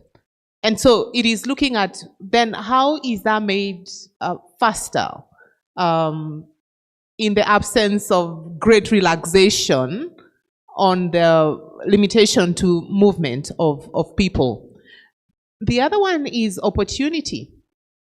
When you look at where refugees are hosted in Kenya, it is in Dadaab, it is in Kakuma, Kalobey. Most Kenyans don't even know where these places are. They are places of great need. They are places that are marginalized. And by the way, even though there is the notion that refugees have it better than host communities, they are all in the same boat. The host communities are underserved, don't have access to a lot of economic opportunity, which is also what makes it very difficult for private sector to have enough motivation to invest there, because private sector is driven by their bottom line. So, and so what do? It is how do we seek to increase the economic opportunity that is available for all? So you look at what is possible. Most refugees engage in micro, small businesses. So how do you support that? Because that's the reality we are working with. It is not the reality of so many refugees entering the formal labor force in Kenya. We're still a little far from there, and we hope that that will change with the Shirika plan. And also is also presenting the evidence that is the barriers. And I'm glad I'm speaking about this now, because only 2 weeks ago, the government provided finally the leeway for refugees to easily register and get SIM cards. I mean, SIM cards are so essential in our lives. It was very difficult for refugees to register SIM cards in Kenya with a government-issued identification. Okay, and so that has been enabled, which then has enabled other opportunities, because Kenya is the land of M-Pesa. You know what that is? our greatest innovation, mobile money. In every part of this country, people are transacting with M-Pesa, but refugees were not able to do that to the extent that they should be until just very recently. So it's really looking at how do you generate opportunity, but also how do you present evidence and engage with evidence on barriers and then do something about it. So I hope that answers. Then I will speak to Fadusa's question. We've come a long way. And just having a government-led framework on socioeconomic integration is such great political will. And I think that is something that absolutely has to be commended. But at the same time, however, we are cognizant that the Shirika plan is not the panacea to all the refugee challenges in Kenya. We're not calling it that, but refugees are still encamped in Kenya. You need a movement pass, and it is challenging to get that. So but then we have these opportunities like what I've spoken to with the SIM card, with access to finance, etc., which are really enabling refugees to help and sustain themselves. And so it is continuing to work with what we have. And I know that there are so many factors that are driving why we are doing what we are doing. The funding cuts are a big part of it, but not just that. It is that there has been this sustained need for refugees to just be able to support themselves because it is the right thing to do. However, this is being fast-tracked by the realities of reduced funding that we all have to contend with, unfortunately. And that speaks to the question by Davis on what is driving the humanitarian development peace nexus as it were. It is reduced funding, it's the reality of protracted displacement, but it's also championing and advocacy by so many people that believe refugees are just people like us. We need to enable them access opportunity and live a dignified life. All right, thanks a lot. I know we don't have a lot of time, but many thanks, Caroline. Still going back on the point on Fardosa in terms of because for me the way I framed also your question is more or less this disconnect between the policy ambition versus also the realities of refugees. And I think that was also one of the things that maybe wasn't managed as well in the whole process of developing the Shirika plan, because indeed, if you look at even towards the end, the process of validating a lot of the points that you mentioned there, and refugees also feeling like Shirika plan is not actually for them. It's because the problem again came from a point of this disconnect where the government, ourselves, donors, we had this brilliant and we could be able to see the dividends of what transforming from a humanitarian to a development or integrated settlement approach would look like. But again also I turned the flip a little bit because there's also been a bit of a need for mindset change, even for the refugees themselves. Because if you go to any refugee camp, not just in Kenya, go to Uganda, go to Ethiopia, ask them what is your topmost solution? One, resettlement. They will tell you resettlement is the only viable solution for them. And the reality is, if you look at globally, I think it's less than 1% of resettlement opportunities are available. So being able then to also come to a point where we try to meet in the middle, to also help refugees to be able to look at also the realities of what is it that between the policy ambition versus the realities of what they would look as or what they would define as a solution. I think that is maybe that mindset shift that is also needed, because even within the humanitarian agencies, there's also been a lot of pushback, even when we've started talking about private sector engagement, because that also looks like, because for many refugees, what my colleague from IFC likes to call freebies. We've made refugees or people who are in displacement come to the realization or accept the fact that they are more of accepting the free services or free assistance. So I think that bit of mindset shift and how to meet in the middle, even as we craft this policy changes, is very much needed. We maybe not have a lot of time to go through all the questions from the colleague from Cameroon, but I think one of the things that I would like just to pick up in terms of, again, very true, when you look at Kakuma and even the figures that I mentioned from this Kakuma as a marketplace study, it's again a very consumer market-led economy. There are definitely risks when you talk about the sustainability of that whole economy. But I think one of the things that we take away from this IFC KKCF initiative, it's also the fact that it was local businesses, so they had different tiers of different funding that was being availed to large private sector, social enterprises, and then the last window was more or less the local businesses, both refugees and host communities. And I think out of this initiative, across of like I think 100 businesses have been supported. So the fact that it's businesses that are homegrown in Kakuma or within the Turkana county, that provides a bit of sustainability in the sense that these are businesses that are creating jobs within that local economy. But again, one of the things that we need to be able to push a little bit, because the KKCF model was actually grants. It's not necessarily capital or equity, but one of the things that is also being transitioned, like what Switzerland we are doing with another partner in Dadaab refugee camp called Inkomoko. Inkomoko is a social enterprise that actually avails capital, that provides loans to refugees. And that what has actually been able to be proven out of it, even for me as a Kenyan, is quite interesting to see this, because they do provide capital to both refugees and host communities. And you know what is the repayment rate? Refugees pay over 98%. Kenyans, we know ourselves. Even the Hustler Fund, we defaulted. But anyway, what I'm trying to say is then the mindset also, even in terms of from a development approach, to be able then to capitalize on this aspect of also pushing not just grants, but also loans or capital, because that is actually what is sustainable, because they're able to repay. Thank you.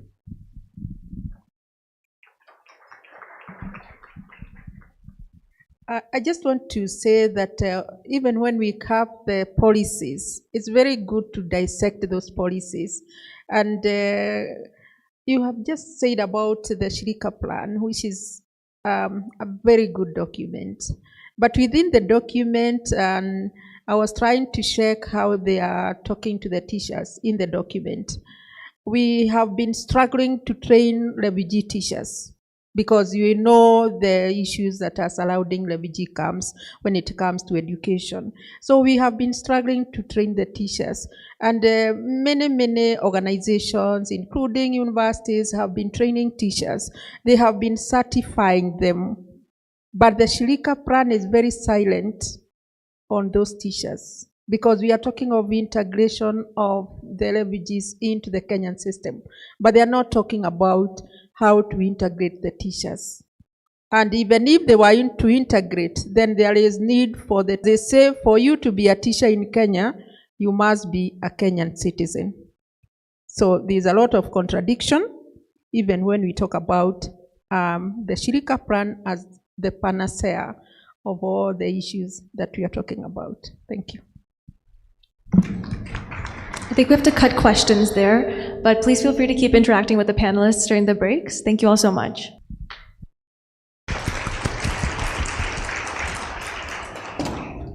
Thank you so much to our moderator and the panelists for that illuminating discussion on the socio-economic integration of refugees. So we'd like to kindly take a photo with the panelists. Great, thank you. Now, we'll take a few minutes break, and we'll kindly ask you to be back by 11:21 on evidence on agriculture. The next session on evidence on livelihoods and labor will be in Almasi Ballroom, that is on 4th floor. And for the presenters who are presenting in this room, kindly report to the AV Tech Desk before you grab your coffee for instructions on how to run your slides. Kindly be back by 11:21. Thank you.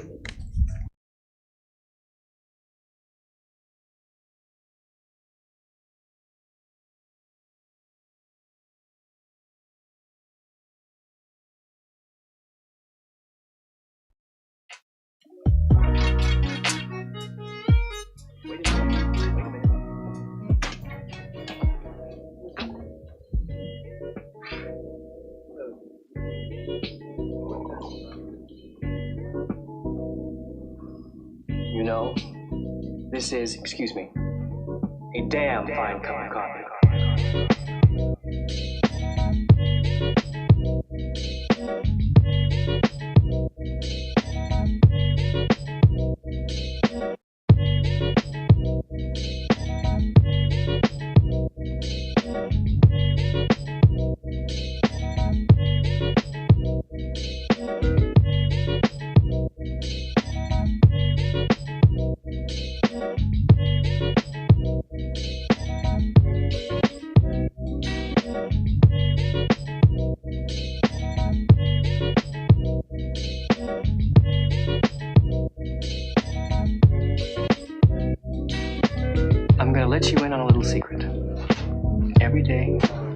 once a day, give yourself a present.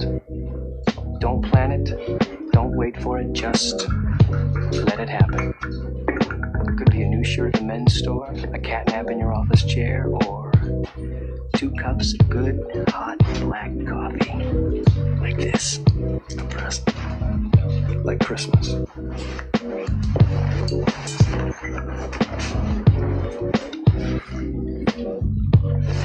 Oh, man, that is the spot. Nothing like a great cup of black coffee.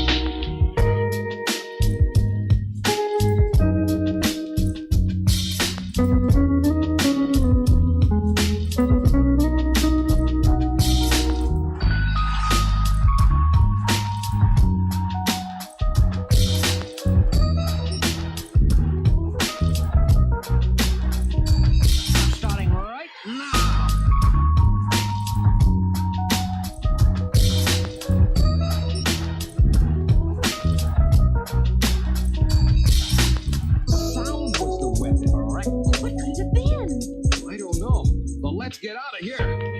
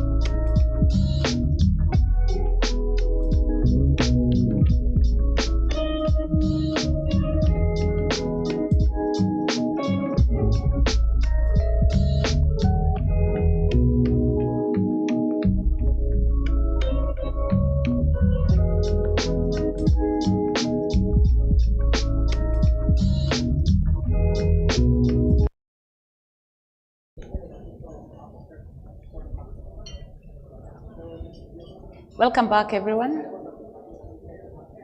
We'll now go ahead and start the next session.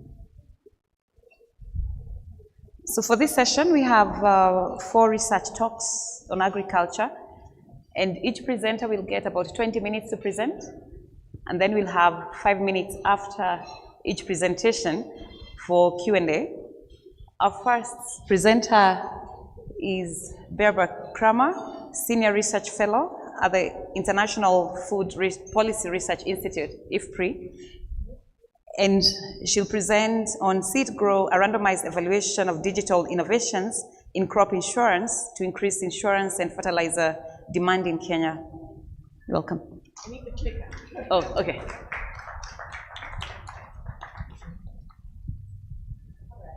Now I can actually read my slides.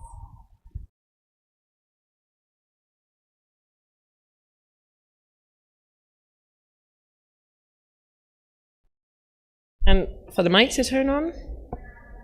So I'll be talking about digital innovations in agriculture insurance, different presentation. And I can already go ahead. This is joint work with Francesco Cecchi, who is with Wageningen University in the Netherlands, with Lilian Waitaka, who is with Acre Africa, which is an insurance service provider here in Kenya, in Nairobi, and with Benjamin Kivuva, who is with Kenya's Agricultural Livestock Research Organization. So I'll be looking at the impacts of digital innovations to strengthen agriculture or crop insurance on insurance take-up and fertilizer use. And so why are we looking at crop insurance? There we go. Why are we looking at crop insurance? As you know, climate change is increasing the incidence of extreme weather events, and insurance can help farmers manage this increase in risk in 2 ways. One is exposed. If a shock actually occurs, agriculture insurance can give farmers the compensation to help them repay loans that in the face of a failing harvest they might not be able to repay, or to invest in the next season if incomes go down. They have a little bit of a safety net to keep investing in their farms. Second of all, there's a large potential impact that agriculture insurance can have ex ante. Even in the absence of a shock actually occurring, the risk of your crops getting damaged and losing your income might prevent farmers from investing in their farms as much as they would have done if this risk had been out of the system. So we know from a lot of literature that the risk is really just the existence of risk. The fear of losing your investments is discouraging farmers from investing and is also making banks more hesitant to lend to farmers. And so ex ante, we might also expect an impact of insurance on investments. So this is why we're looking at the impacts of insurance on fertilizer use. Now there's challenges in the provision of agriculture insurance. First of all, the types of insurance that you have for your house or for your car, those types of insurance are not available in the crop insurance space, at least in low and middle income countries, because those are indemnity-based products that pay on the basis of actual damage. And insurers are very hesitant, for good reasons, to provide this type of insurance to smallholder farmers because it's very difficult to verify actual losses, as sending out a loss adjuster to a farmer with maybe 1 acre of land would just be incredibly expensive relative to the sum that the farmer is trying to insure. Also, in addition, the insurer can't actually monitor whether the farmer has done what they could to minimize any damage and to make sure that they have done a good job managing their crops. And so because of this type of asymmetric information between insurers and farmers, we see no indemnity-based insurance really being provided to smallholder farmers. Then index-based insurance was designed as a solution to address these challenges with indemnity-based insurance and to increase farmers' access to crop insurance. Index insurance addresses asymmetric information by having an objective index, for instance, rainfall, or normalized vegetation indices that are remotely sensed through space. to predict losses. So they're not measuring the exact losses that a farmer has on their field, but an index that is a proxy for these losses. Now, the challenge here is that sometimes the correlation between that index and the actual farmer losses that a farmer experiences can be low. And this is what we call basis risk. This means that a farmer could have losses, but the insurance index doesn't pick up that there are losses, or the other way around. The farmer does not have losses, actually has a good year, and the insurance index determines there have been losses and the farmer gets a payout. Now, you can imagine that if you are paying for insurance and then you have a shock, you lose money, and the insurance isn't going to pay out, this is a real detriment to demand. And so that's something that index insurance products have really struggled with. And this basis risk is coming from various sources: variation across space, variation in planting dates that farmers have, as well as design risk that no index can perfectly capture, even if it is able to perfectly measure the index in every location and adjust temporally. No index can cover all risks that farmers might face. But with the introduction and the rise of digital innovations, we actually at IFPRI in 2015 started thinking, hey, we can actually reduce asymmetric information and basis risk at the same time, and perhaps it's possible to go back to indemnity-based insurance that pays farmers on the basis of actual losses. Because farmers are increasingly having smartphones in their hands, and they could be sending in images of the crops that they're growing and documenting any damage they encounter in that way, which makes it possible for insurers to monitor what's happening in farmers' fields. So in this paper, we're testing this solution. And looking at if picture-based insurance is increasing insurance take-up, and then by increasing farmers' confidence in the insurance product that they have and the quality of the insurance cover, if this is also strengthening impacts of insurance on fertilizer use. So that's what I'll be talking about in the next 15 minutes or so. So jumping into context. So the digital innovation, as I mentioned, is picture-based insurance. This settles insurance claims on the basis of pictures of insured crops. Now, of course, one concern that you might have is if farmers want to cheat the system, they might just, at the end of the season, when crops are looking damaged, just take photos of the selectively poor-looking crops, or even go to a neighbor whose crops are looking poor. And so we designed it in a way that this would minimize this risk of tampering by having a very systematic process. So farmers take an initial picture at the time of enrollment of the crops that in the field that they want to enroll. And then over the season, they take regular repeat pictures so that the insurer can actually monitor what's happening in the field. And then at the end of the season, if there's damages, farmers, or even throughout the season, farmers can send in close-up pictures. All pictures are geotagged, and they need to make sure that pictures are always taken of the same location. So in that way, tampering is minimized. Initially, agriculture experts at the end of the season inspect the pictures to verify if there's crop damage and if farmers should be receiving payouts. But over time, you could imagine that machine learning can help automate image processing. And we've already been making some progress in developing computer vision models that can detect drought damage or other types of damage from pictures of crops where we have a lot of sample size. And so a formative evaluation in India that we finished up in, that we published in 2019 demonstrated the feasibility of this approach. So on the basis of that, Acre Africa, an insurance service provider here in Kenya, reached out to us and said, hey, we want to test this in the context of Kenya. And so with them, we advised them on how to implement them, but Acre Africa was very much in the driver's seat. And they designed an adapted picture-based insurance product for their operations and introduced this in 7 counties across Kenya that you see here on the slide. And implementation started in 2019, 2020. The counties are kind of spreading across the country with different agroecological zones. And some of the counties that we have in the sample or arid and semi-arid lands, or ASALs, and those in the period in which we implemented the project really suffered from a drought. These are also the counties in which fertilizer use is the lowest, and so we'll be looking at heterogeneity between ASALs and non-ASAL areas in our analysis.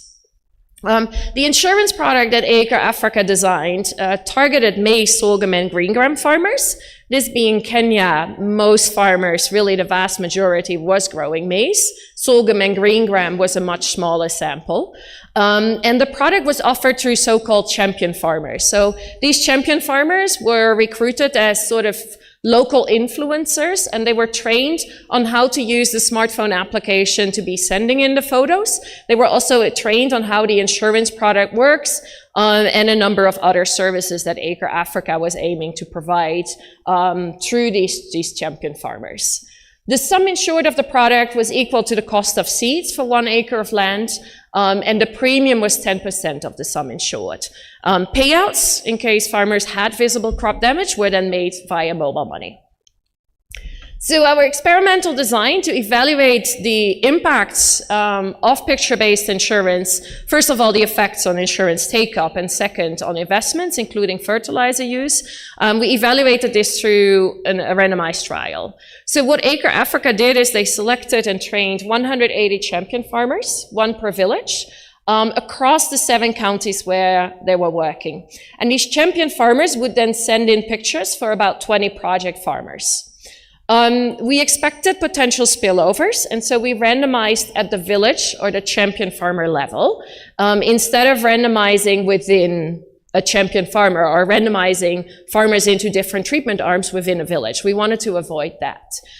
So here you can see our 3 treatment arms. First of all, we have a picture-based insurance arm. This is 40% of champions. Then 20% of champions were randomly assigned to a weather index-based insurance arm. So this is kind of a placebo, or this is insurance that is normally offered. And then finally, we have a control group where champion farmers, at least in the first 3 seasons, were not offering free insurance trials. In the weather index-based and the picture-based arm, champion farmers were providing their 20 study farmers with free insurance cover for 3 seasons in a row. So farmers got a lot of experience with this product through those mechanisms. Now we wanted to look at the impacts of the insurance cover instead of the impacts of somebody visiting your farm and sending in photos of your farm. And this is why across the study, all the 3 study arms, champion farmers were doing picture-based crop monitoring. So we're able to really identify here the effects of the type of insurance cover rather than, a champion farmer visiting your plots and potentially giving some advice or picking up that there might be a pest infestation coming up in your field and those kinds of things. We're controlling for that by having across all study arms champion farmers sending in images. Okay, now what we did in the final study season, which was the long rain season from March to October in 2022, champion farmers now went in and sold these products, of which farmers had free insurance trials. And we had subsidies in place as well for these project farmers. But importantly, in the picture-based arm, champion farmers were offering the picture-based product. In the weather index-based arm, champions were offering the weather index-based product. And then in the control group, champion farmers were also offering the weather index-based product, but no subsidies were in place. So if we're comparing the PBI and the WBI arm, that's when we can look at the effect of changing the type of insurance cover. If we compare the control group and the weather index-based arm, then we're looking at the effect of the subsidies. Okay? All right, so after fertilizer application, we went in with our endline survey and surveyed about 10 sampled project farmers per champion. Based on power calculations, because we had 180 champion farmers, our power calculations were showing that we actually didn't need to go to all 20 farmers. So here's a timeline. We have the 3 seasons. The long rain 2020 was sort of the COVID season, so we weren't able to do any implementation there. So we really started implementation in the short rains of 2020, starting in October-ish. Now, one thing to flag is that insurance payouts, it just took a long time. So only at the end of the next season is when farmers who had insurance claims in the previous season, either weather index-based or picture-based, were getting their insurance payouts. And it looks like this is a very common thing across insurance projects. I've experienced this across any insurance projects I've been working on, including Ethiopia, India, and then also here Kenya. It seems very difficult for insurers to get those payouts out on time. So I think that's also a caveat to notion here. All right. So let me turn to some descriptive statistics. First of all, here's a balance table showing you that control, weather index-based, and picture-based insurance, those three treatment arms, we have fairly comparable samples across.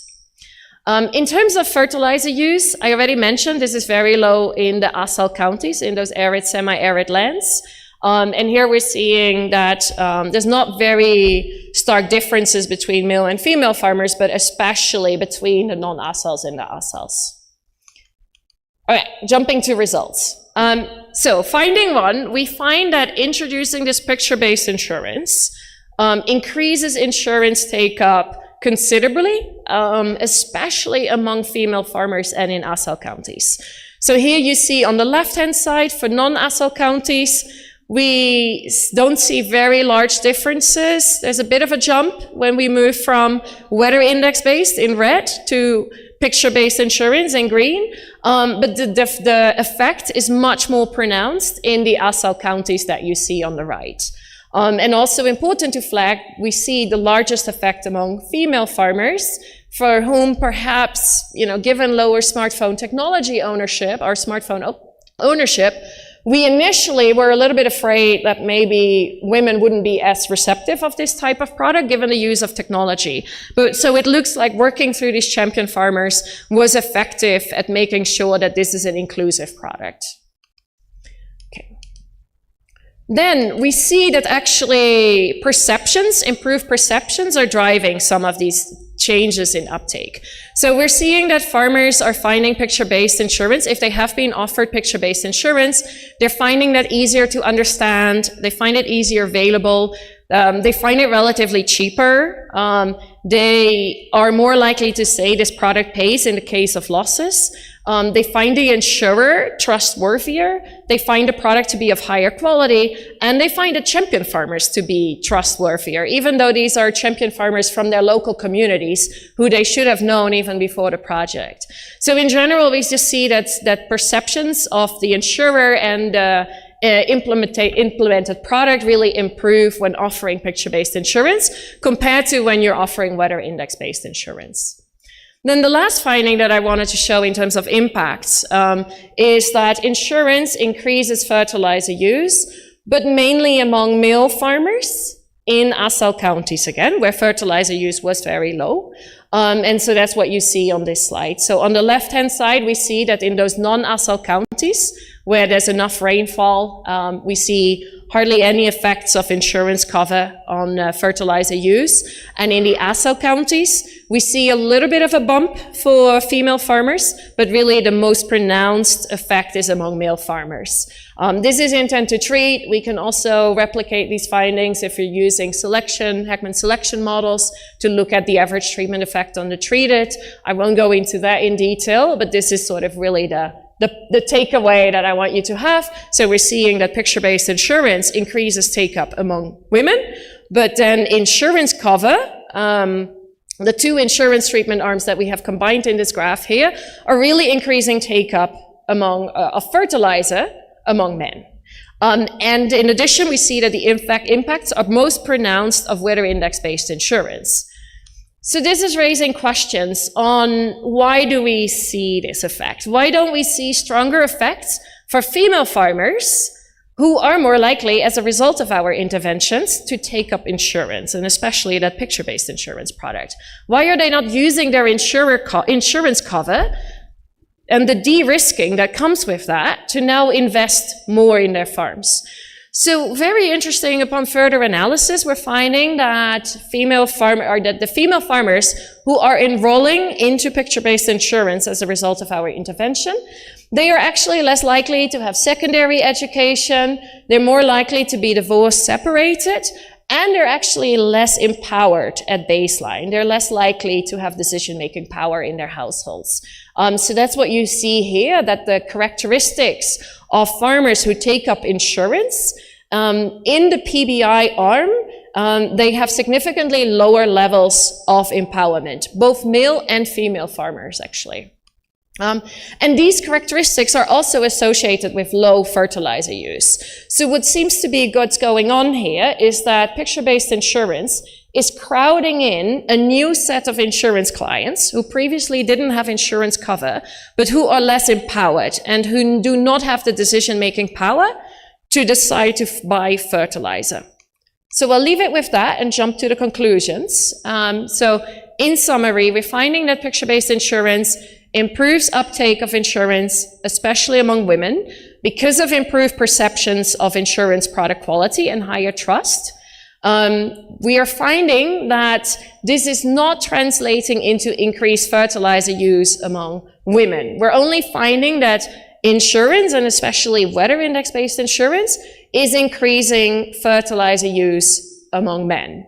And explaining that, so one could point potentially at moral hazard. We don't find very strong evidence of that, perhaps some suggestive, but I skipped that slide. It's quite weak evidence. But what seems to be more compelling is that female farmers that are enrolling in picture-based insurance are just much less empowered and don't have the decision-making power to purchase fertilizer. So I welcome any questions. Thank you.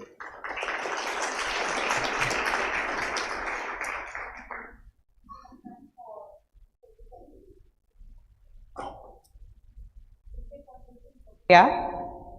And one from that side, kindly. Thank you very much.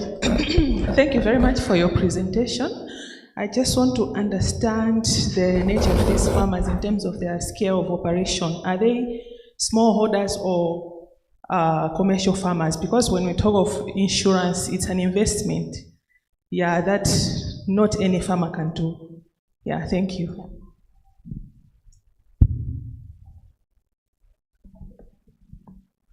Thank you so much for this presentation. My name is Dubaraka. I am from Youth Impact. So yeah, I don't know if I got it correctly, but you said that actually the premium is 10% of the coverage. Do you think that this could be also a barrier for women to use fertilizer, because basically maybe they have lower level of wealth, and this could be a barrier for them in using the fertilizer, right? Yeah. I'll get to that.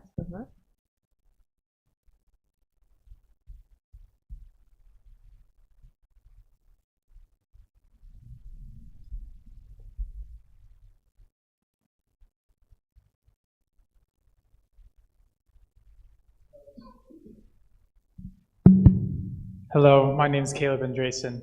I'm with IUC at the London School of Economics. I was wondering if you could speak more to the mechanism of better take-up for the female smallholders, especially given the smartphone barrier that you mentioned before.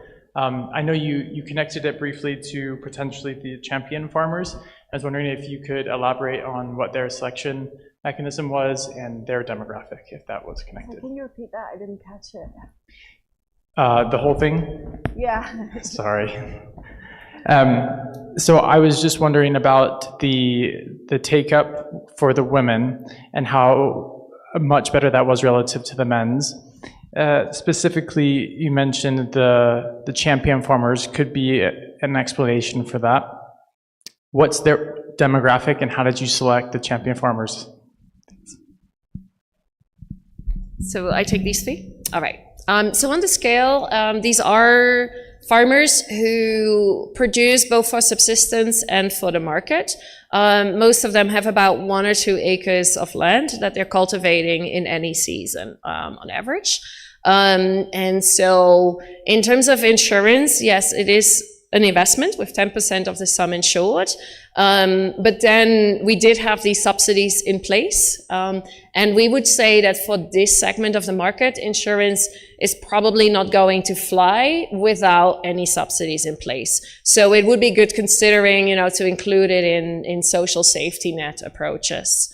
On the question on, in a way, liquidity constraints to paying the premium. So again, in the season that we're studying, subsidies were in place. 10% of the sum insured is sort of what Acre Africa has been using in all their insurance products in Kenya. And so, yeah, that's also what they kind of used here. I should mention that the weather index-based and the picture-based product were priced at exactly the same point, because weather index-based insurance was used to underwrite the picture-based product. It was just a claim settlement that was then done on the basis of pictures. Moving forward, Acre Africa is looking to bundle this product into loans, fertilizer, seeds, and so on, so that the premium payment isn't as sort of much of a barrier to overcome. Yeah. And then on the question on the champion farmers demographics, so they were about 60% female and 40% male to reflect this sort of demographic on the ground. We didn't randomize the gender of the champion farmer because we were already having a lot of different things and research questions in place. But we do still want to do some heterogeneity analysis, and we do see that female champion farmers are more likely to sign up other female farmers into the product. We just haven't looked at differences by gender of champion farmer on the impacts yet. But there's definitely some potential gender dynamics, and with female champion farmers potentially having a higher reach among female farmers, and male champion farmers having a higher reach among male farmers. So I hope that answers the question. Thank you. Thank you so much, Viola. Great. Please. We'll now have our second presenter for this session, Marco Gonzalez Navarro, who is an associate professor at UC Berkeley. And Marco will be discussing irrigation infrastructure and satellite measured land use impacts, evidence from Senegal River Valley. Thank you.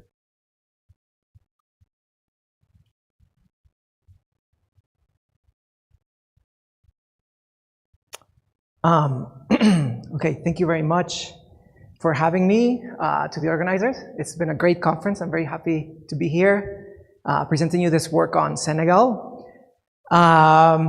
So this work is joined with, well, it's a pretty big team, so hopefully it can show up the picture. But this is joint work with, two grad students.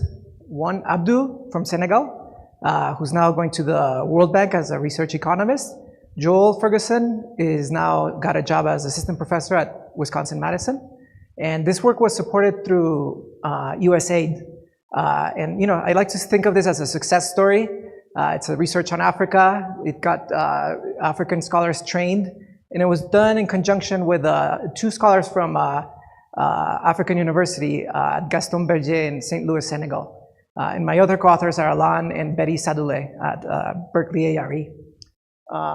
So what we're doing here, I think it's interesting as an example, given our discussions yesterday, is we are doing an ex-post impact evaluation using satellite data. So it's one of those examples of using new sources of data to ask impact evaluation questions. So the cost of the data acquisition was quite low. And this is an example where you can use satellite data to look back at what was going on at a pretty granular level using freely available imagery. And so, I like to use this as an example of what we can do, to reduce our costs in terms of data collection. This paper is going to a special issue in the Journal of Development Economics on remote sensing and agriculture. So that's kind of a story behind this paper. Okay, so let me tell you about the motivation for the paper. First, it's a big challenge that Africa is going to face in the next couple of decades. Sub-Saharan African population is going to more or less double in the next 25 to 30 years. It's going to reach 2 billion by 2050. That's around the corner. And so that means that we have a huge challenge with food production, right, in the region. Mostly, as you know, Sub-Saharan Africa agriculture is rain-fed. But there are examples of projects that are using irrigation. And this is one of them. We're going to study the example of the Senegal River in Senegal, where they have been engaged in damming the river and increasing the acreage under cultivation. And so what we're going to be looking at is to what extent this increases the long-term usage of land for agriculture, and what are the constraints to full utilization? Because I'm going to show you that it is a success on average, but there's quite a bit of underutilization of land. And there's been recent work by Rosa et al. Showing that there's a lot of these projects that could take place in the next couple of decades, where we could convert more and more land from rain-fed to irrigation. So it's useful to look back at one of these examples, and in practice, how effective is it at increasing cultivated land? So what we did here is, as I mentioned, this has been a kind of a long-term development project by the government of Senegal. They established their own land development authority, SAED, and since the 1980s, they engaged in a couple of pretty big dam projects.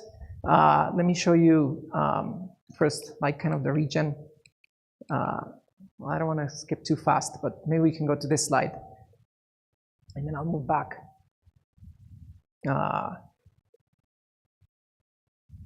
So here's the region we're studying. Here's the outline of Senegal. Here's the Gambia, and the Senegal River Valley is in the north of the country. It's actually the border between Mauritania and Senegal. And so we're looking at only the southern part of the river. The Mauritanians have their own agriculture, but we're not going to be looking at those. We're only going to be looking at the Senegal side. And as I mentioned, so over here in the water flows from the east to the west, from kind of the Congo, etc. And there was a big dam built more or less up here. And then there was another big dam down here. The dam at the bottom controls the backflow, so that when the river level is low, you don't get salty water into the river, because then you can't use it for agriculture. So that's one dam, and then the other one kind of captures water during the rainy season and then distributes it evenly during the rest of the year. Previously, before the dams, it was like a very traditional agriculture. So with the rainy season, you would have flooding of the land, and then one cycle of agriculture. With irrigation, you can have normally up to 2, so you can kind of double the usage. And the other thing that they do with what we're going to be studying is basically projects where they deviate water from the river into the surrounding areas, and then the water just with gravity moves around, and you can get much more area under cultivation. So that's what they've been doing. It's expanded from about 6,000 hectares under cultivation to about 120,000 today, and there's potential for 240,000 hectares of irrigated land. What I'm showing you here are the plots of irrigated land. So these are the projects. This has been done by either the government, sometimes USAID, World Bank, etc. Whenever someone has money, they propose some of these to extend the area under cultivation. And here, the different colors reflect which year the projects were completed.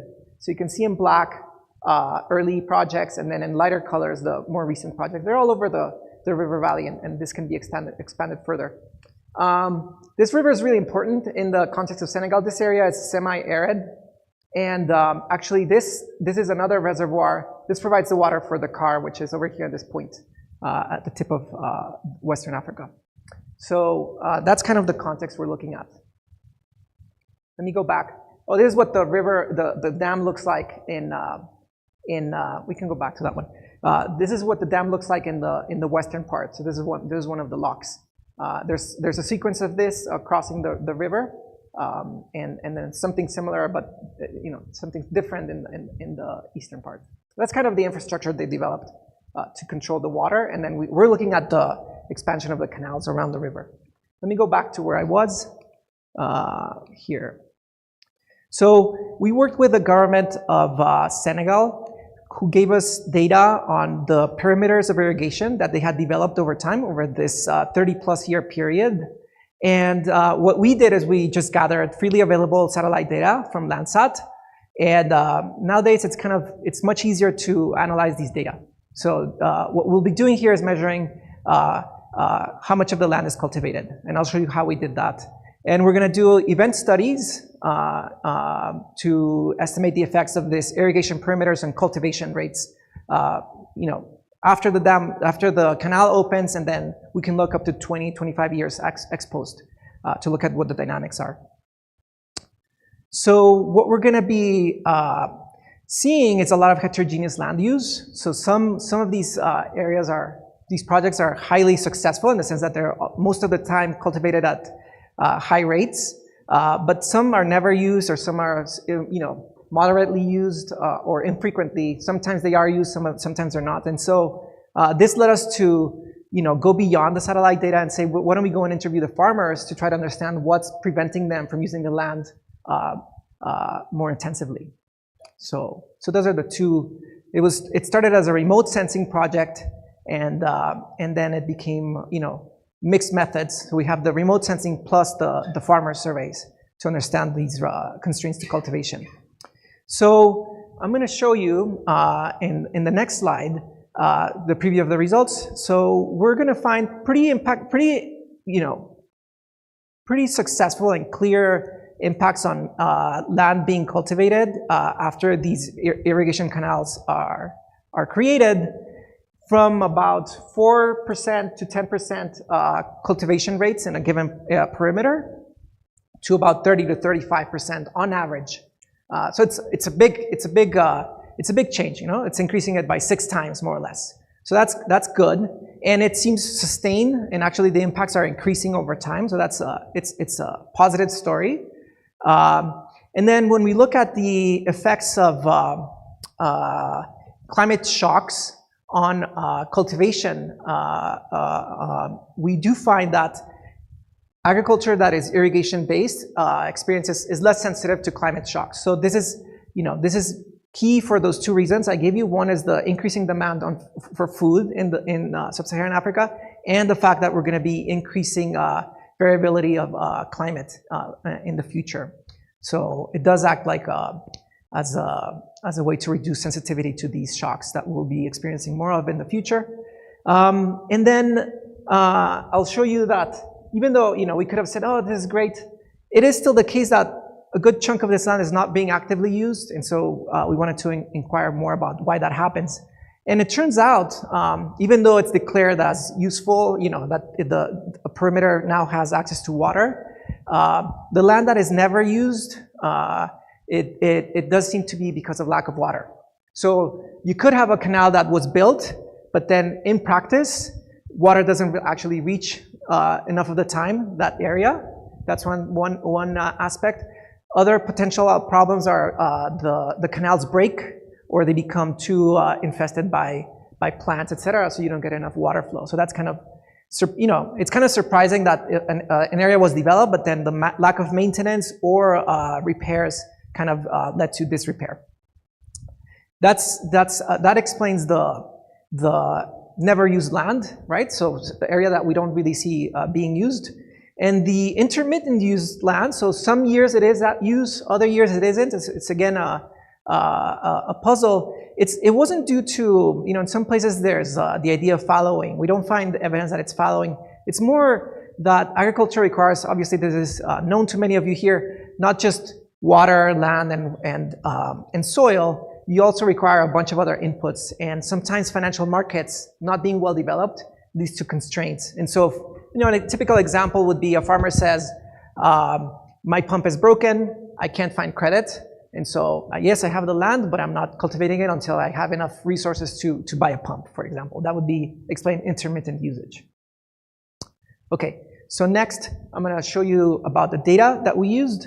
So we got access to these shape files from the government about these irrigation perimeters, as well as year of completion, and other characteristics like whether it's public or private.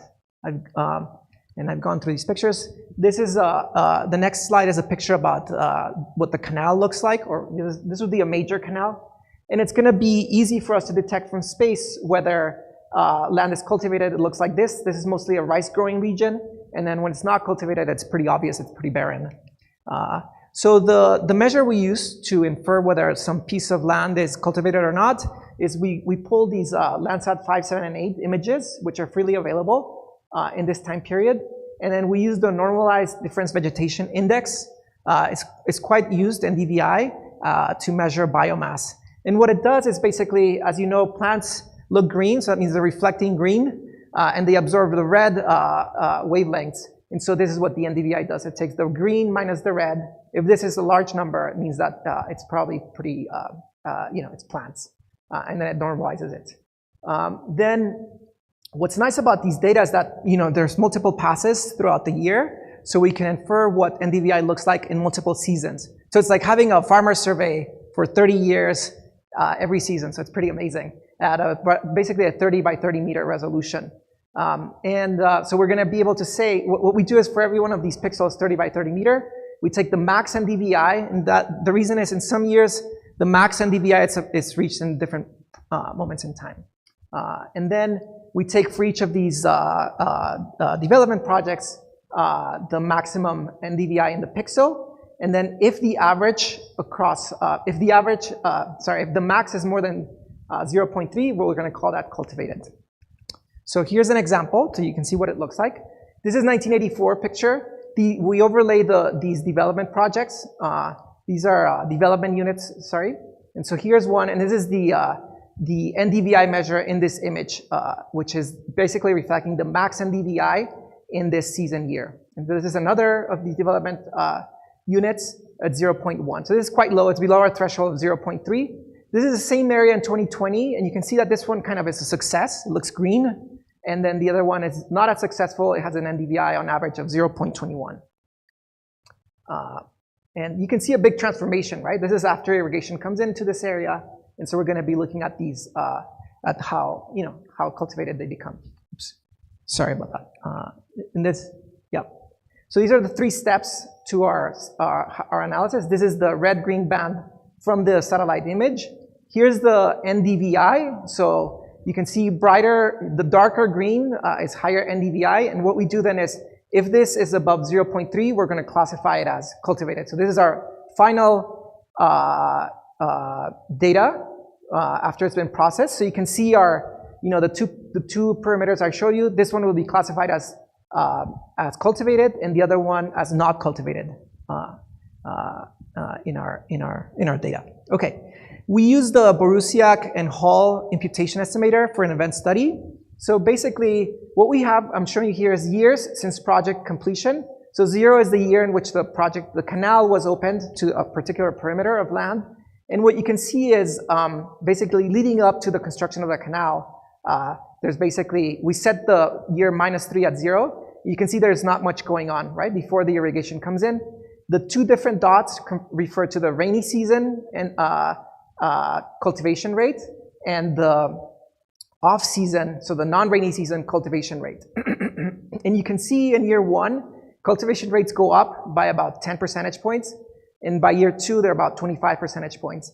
And what's interesting to us, and we didn't know, if you just look at currently, is what's been going on over time.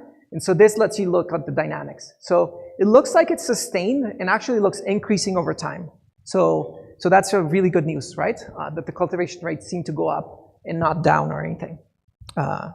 Okay, so that's our main results. On average, six times higher cultivation rates. Remember, the average is about 4%, goes up to about 30% after the irrigation comes in. This is the plot on the sensitivity to climate shock. So what I'm showing you here on the left-hand side, these are the 2 seasons, the off-season, so dry season, the rainy season. And this is before the irrigation comes in. These are the effects of maximum temperatures. You can see that they affect the yields. Okay, I'm showing you NDVI. The output is, the dependent variable is NDVI. After irrigation comes in, the effects of cold days and hot days these are the point estimates and the confidence intervals. These are no longer significantly different from 0, and you can see that they're closer to 0. So that means agriculture is less sensitive. Agriculture is less sensitive when it's under irrigation versus when it's rain-fed. Oops. So next I'm going to go a little bit quickly. So the average effect is about 25 to 30 percentage points, but that's the average. There's pretty heterogeneous impacts. So here's a picture of what we would classify as successful case. So this is a farmer, one of our interviewees. This is the canal that's going into his field, and you can see that he's got a pretty healthy rice paddy. This is what it looks like, from us doing our visits, but on the ground, this is classified as not cultivated. It's pretty clear from the greenness that this is, even though it has the equipment, right? So here's a canal, here are the divisions, that this is not being used. And this is we were going to call it partially cultivated plot. So this is a farmer that has a pretty good plot over here and is not using this other half of his land. And in his case, the reason is he didn't have a pump. There's about a 10 centimeter height difference between these two, and he's like, I can't push water without my pump, so just this part is idle. Okay, and for us, the way it looks from the satellite data, these are examples, particular examples of development units. So this is what we would call a high use. So that if it's more than 2/3 on average cultivation rates, this would be high use, between 33% and 66% on average post irrigation, and then we have the low use, which is less than 1/3 on average. So you can see after the year the irrigation comes in, it was cultivation rate was 0. It goes up, but the average is quite low. You can see that on average is less than 1/3.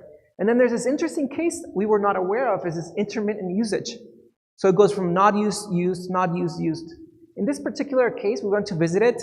It was a constraint on the pump. So there was a pump that moved water, but it wasn't enough for the whole development project.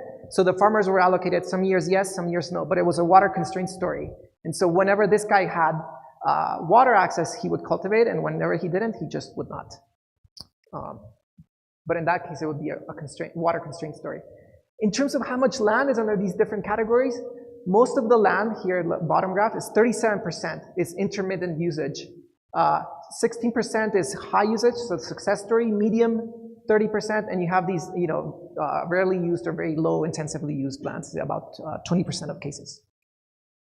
Finally, let me tell you about so that's that's the analysis from the satellite data, and now we went and tried to ask the farmers why. Why are you not using your land? What are the constraints to you just renting it out or selling it? What's going on? Why is it not being used?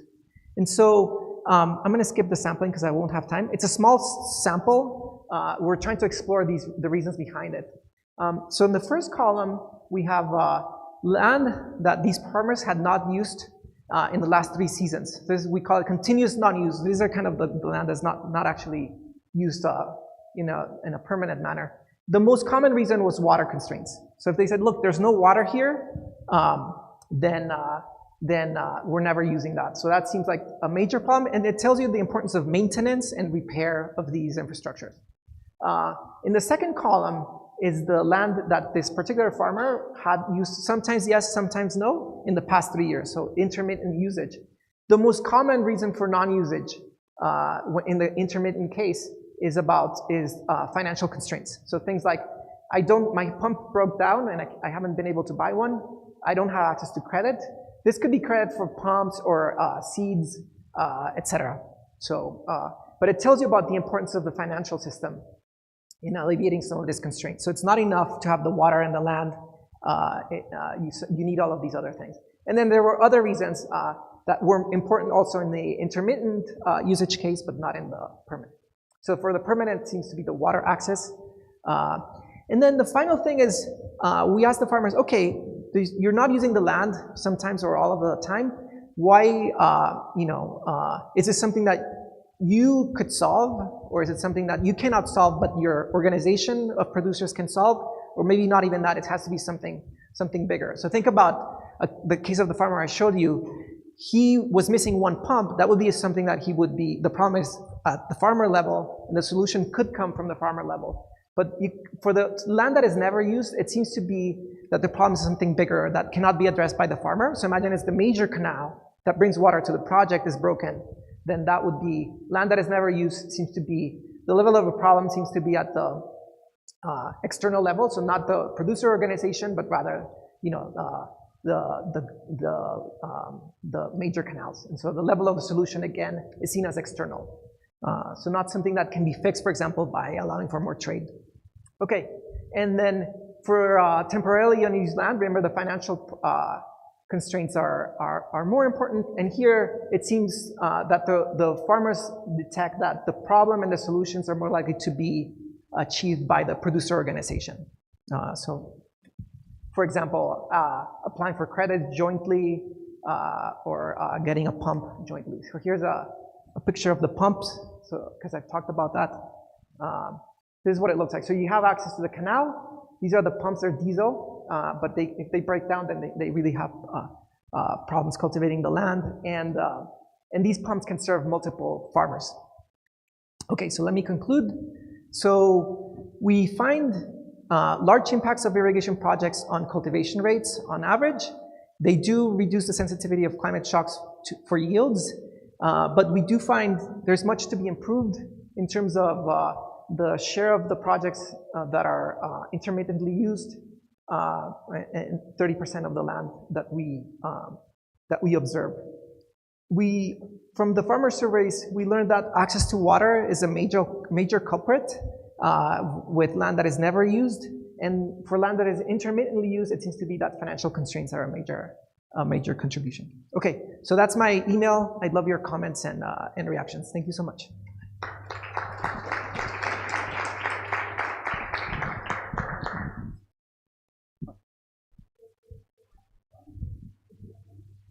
The two.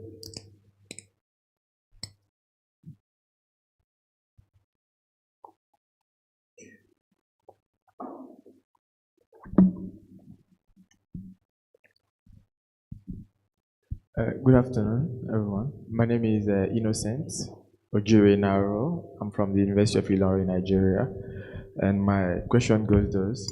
I could see two different pictures from when the canal was not built and when the canal was built. And I would like to know what would have happened if the canal were not built. Were not built? Yeah. Thank you very much.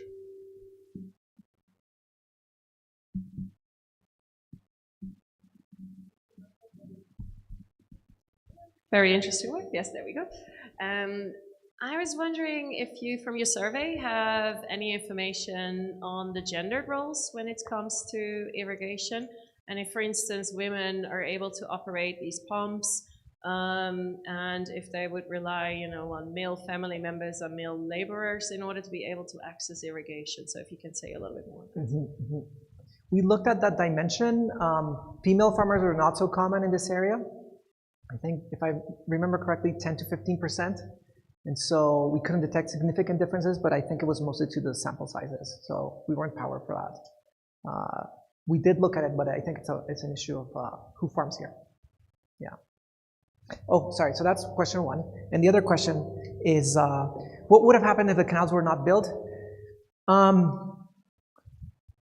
Based on the analysis, it looks like if someone else doesn't build the canal, the land is really, really not used. You saw the conditions, right? It's really not viable, really. 10% of these pixels were cultivated with just the rain-fed agriculture, and so that's kind of the counterfactual. Now, you could think that if the canals had not been built, maybe the private sector would have built its own canal. So that's a possibility. That's not in our sample, but you could imagine that might have been a solution, but that would not be in our analysis. But if it stays rain-fed in this region, it's really not producing very much. Thank you. All right. Thank you. Thank you so much. Thanks so much.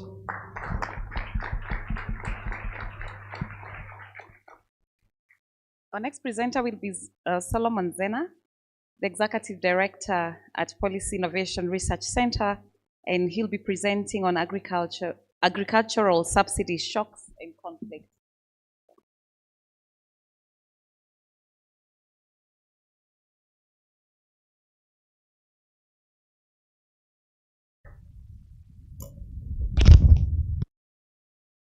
Yeah, thank you very much. As always, it's great to be here, and thanks for coming, everyone.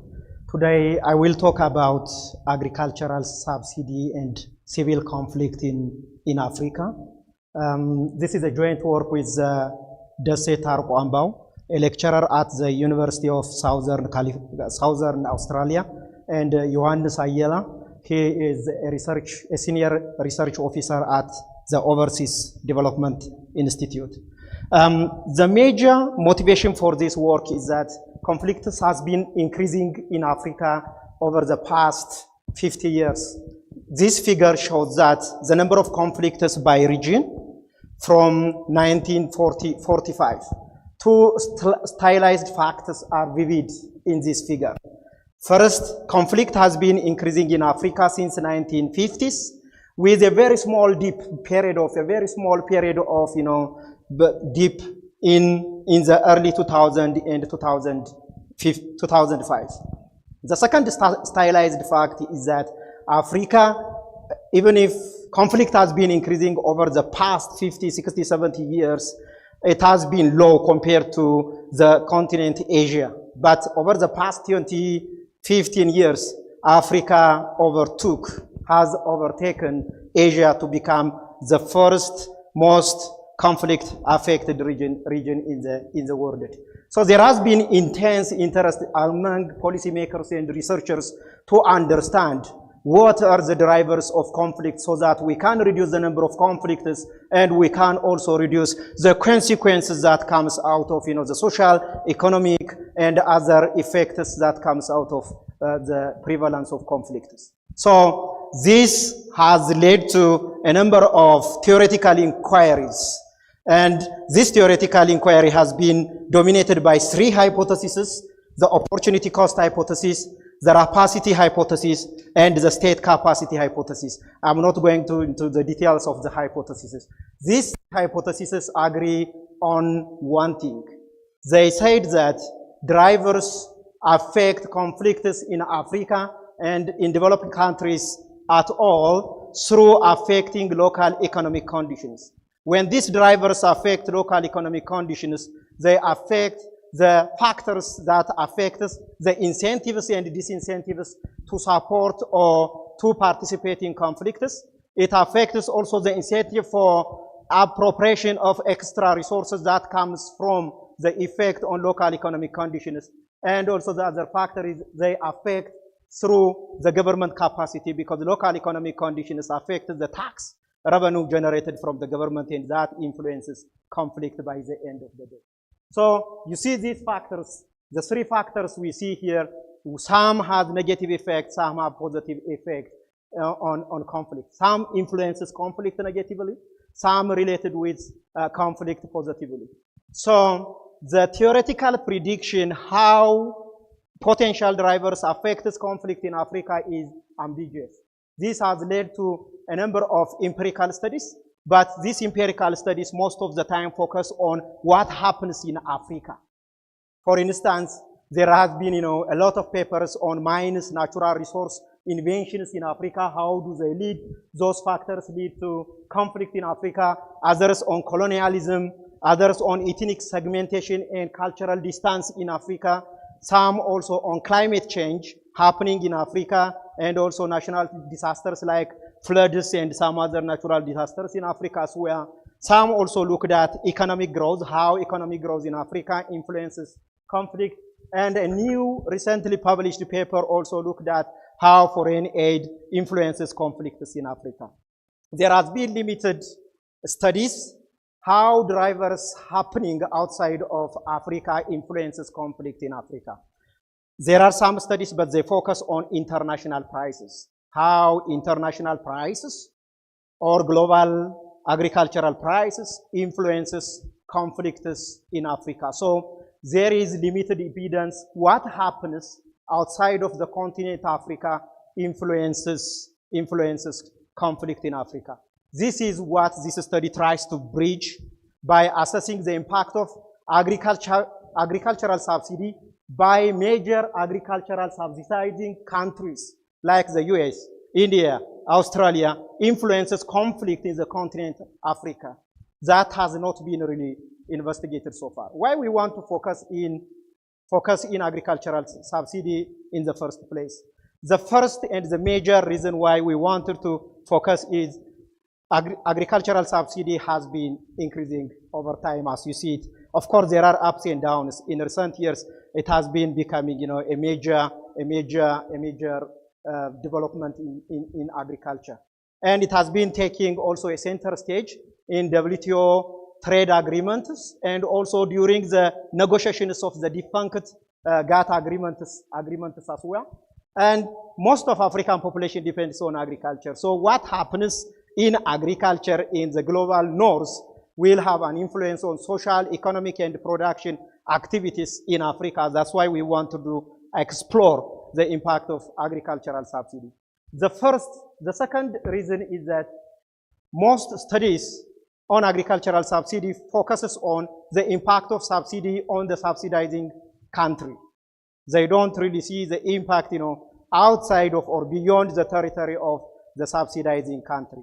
The third reason why we want to focus on agricultural subsidy is that there is a clear pathway, causal pathway, how agricultural subsidy by major subsidizing country influences conflict in Africa. Agricultural subsidy influences international agricultural prices. This is well documented in the empirical and theoretical literature. Then this affects, local economic conditions in Africa, especially agricultural societies or communities in Africa.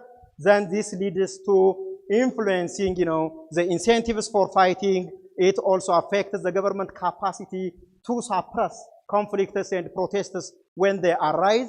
Then they will affect, the conflict, the civil conflict ecosystem in Africa. So the data we combine data from different sources. The major ones are 3, and we have a 4th additional data sources. The first data source is the conflict data, where we get it from the UCDP GED dataset, which has information on event level conflict for the past 30 or 40 years, whenever there are 25 days documented at the event level. The other data we generated is that the agricultural subsidy data. We get this data from AGIMS data from WTO, and we collected this data from 1997 to 2015 for the 8 major agricultural subsidizing countries and for 8 major crop types as you see it here.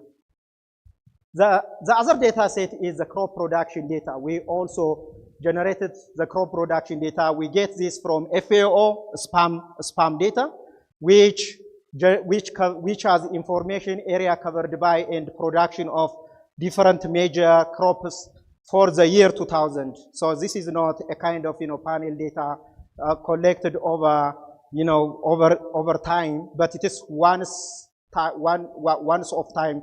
of data at 10 kilometer by 10 kilometer for the 8 major crops we are interested in.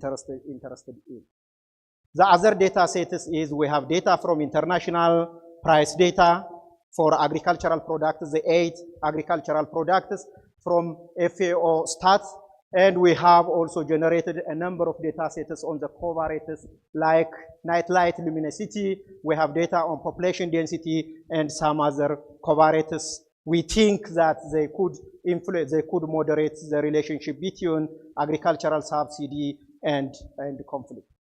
So our unit of analysis is 0.5 degrees Celsius. That is 55 by 55 kilometers at the equator. So based on these, from our conflict data, we generated our major variable of dependent variable of interest. That is whether conflict occurs in that cell in that year. So that is our major dependent variable. For our independent variable, it was a bit tricky how to connect the agricultural subsidy by major subsidizing countries to the local economic conditions. So we combine the subsidy data with the agricultural production data we get from FAO. So we have the SPAM data, as I mentioned earlier, we have the SPAM data, 10 kilometer by 10 kilometer. We translated into, we aggregated to our unit of analysis, which is 55 by 55 kilometers. Then after that, we interacted with the subsidy data. And after interacting with the subsidy data, we generated two types of shocks, subsidy shocks. The first is the aggregate subsidy shocks, which means that the total agricultural subsidy across the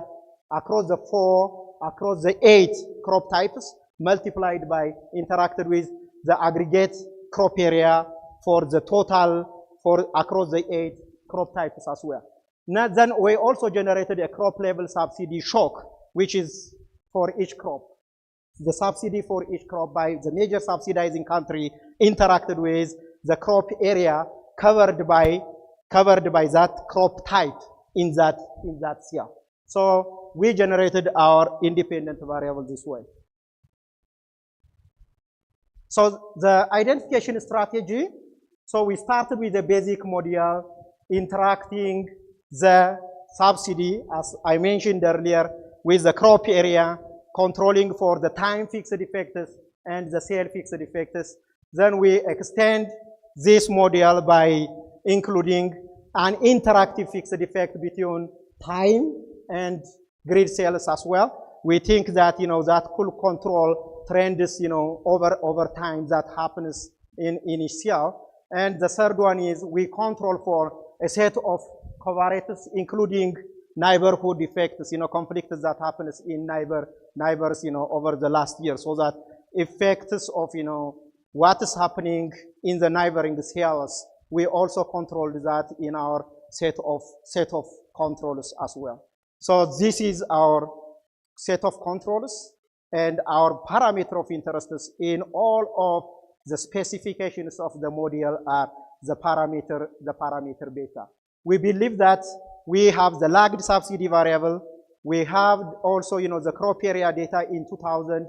We controlled for a set of covariates. We believe that this could absorb a lot of endogeneity that could arise from the relationship between conflicts, the relationship between the agricultural subsidy shock and conflict. We also employed a system GMM to control any endogeneity that could arise from reverse causality, or that could arise from measurement error, especially because this specification might not control for that, especially for the measurement error. So fast forward to the results. So we, as I presented earlier, we have 3 specifications. Our preferred specification is the third one over here. So in our preferred specification, we see a significant and positive effect of agricultural subsidy shock on conflict in Africa. This coefficient is equivalent to a 1% increase in agricultural subsidy shock leads to a 29% increase in conflict in Africa. So it is a huge one. We are trying to explain this really well. We are trying to run, a number of robustness checks if this claim, if this claim persists with different specifications or with different modeling approaches. So we looked at the crop levels. We have 8 crop types, right?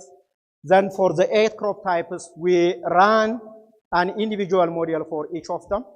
So this is a crop level agricultural subsidy effect on conflict in Africa. As you see it here, the effect is more pronounced on cash crops. We see an impact on cotton subsidy. So an increase in cotton subsidy leads to an increase in conflict in Africa.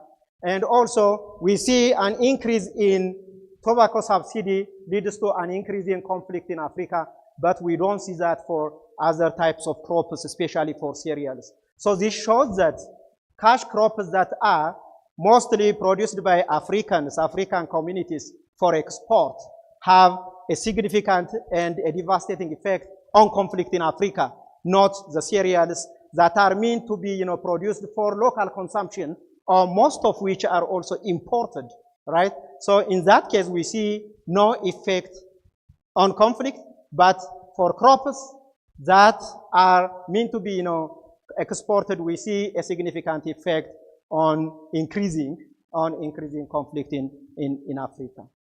So we looked at, a simple mechanism analysis to see if our claim holds. We are trying to expand that along the causal chain, but we were interested whether agricultural subsidy shock affects international prices. That is what we claimed, right? Because agricultural subsidy shock by major subsidizing countries affects conflict through affecting international prices. So we see here there is a negative effect of agricultural subsidy shock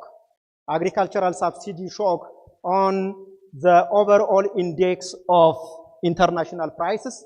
We see the similar effect but smaller on the cotton price and also on the sugar price. So we can say that now agricultural subsidy shocks by major subsidizing countries affects international prices. Then after that, international prices influences local economic conditions, which we are investigating now, how the relationship plays out between international prices and local economic conditions. Then it will affect conflicts in Africa. So the major player here is international prices. So fast forward to we did a number of robustness checks for our analysis, alternative model, system JMM. Our results are very similar to the one I reported here, restricting only to crop producing areas, excluding settlements and all these places. Our results also remain robust to that, controlling for other subsidy shocks. We use also the precise location of conflict events if the precision of the conflict measure influences our results. So that one also doesn't affect our results as well. Also, we use a less conservative clustering approach as well, and it's still, our results still persists. So they refuse to change. But we are going to do, more analysis now by looking at how the agricultural subsidy shock influences different types of conflict. And we are also trying to use an alternative data source, which is ACLED data, which measures riots, protests, and all these things. We see also if, agricultural subsidy shock also increases the incidences of the events of like protests and riots. So there are a lot of experimentation and, analysis being done along that line. So the preliminary summary is this study investigated the impact of agricultural subsidy shock by major subsidizing countries on local conflict in Africa. To the best of our knowledge, we believe that this is the first study to explore the impact of agricultural subsidy happening outside of Africa, how it affects social outcomes like conflict in Africa. And we also estimated this. Now, there is a growing literature moving from the country level analysis in studying conflict to subnational analysis like grid CLS 55 by 55 kilometer. We also adopted that approach to investigate the impact. The main findings or the main takeaways from this study is agricultural subsidy not only affects production and economic outcomes in Africa.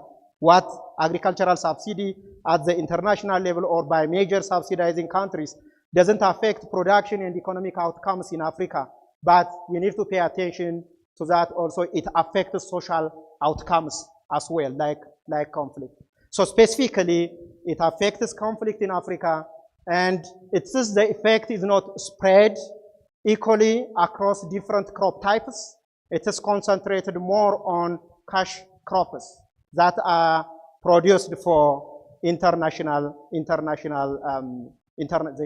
market.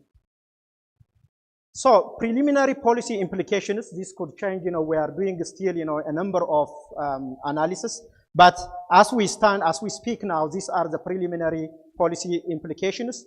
We believe that at the global level, this study broadens the discussion on the impact of agricultural subsidies at WTO negotiations. When they speak about it, they talk about, production, they talk about economic effects, they don't talk about social effects like conflict. So this study can bring up, can open a new area of discussion of the WTO negotiations that, it also affects us through social outcomes or conflicts.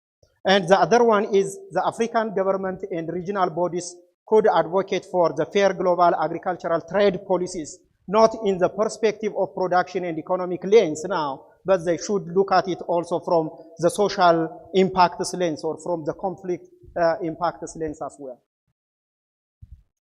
And the other one is developed countries may need to support peace building efforts in Africa to offset the impact of, agriculture. So when they put more subsidy, they need to put also, in that peace building bucket to offset the impact of, their actions like the climate action. This could be very ambitious. We see, how the climate negotiation is going on, but yeah, we want to flag this up. So there are also regional implications. Time is up. There are national implications, but the main regional and national implications is that they need to create this promote like African regional trade areas like AFCFTA, so that they don't really feel the agricultural subsidy shock by these major subsidizing countries, and also diversification of crops that they export, or the diversification of the activities that agricultural communities do as well. Thank you very much. That's it from me. Great, thank you. We'll now take two questions, one from here, and then one from there. Thank you, Solomon. Really nice presentation. I had a reaction is, in your analysis, the subsidies are kind of exogenous, but I worry that the subsidies might be in reaction to low prices. In many cases, that's what happens. And so the big coefficients you're finding might be due to, in an environment of low prices, you will have conflicts, right, in Africa. But at the same time, the rich countries are subsidizing the farmers that are facing these low prices. So that could be an explanation for that. So I think through some analysis you can convince the referees that that's not the case. But that would be my main concern. Yeah, thanks. Very good.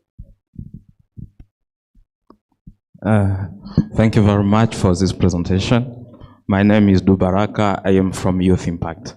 So I wanted to ask a question related to the policy implication of your result. You said that actually with regional integration, we could reduce the impact from outside to in Africa, right? That's what we say. So I'm wondering whether in your analysis, you saw that actually when there is much trade integration within Africa, we have lower impact of foreign policy on conflict. Thank you.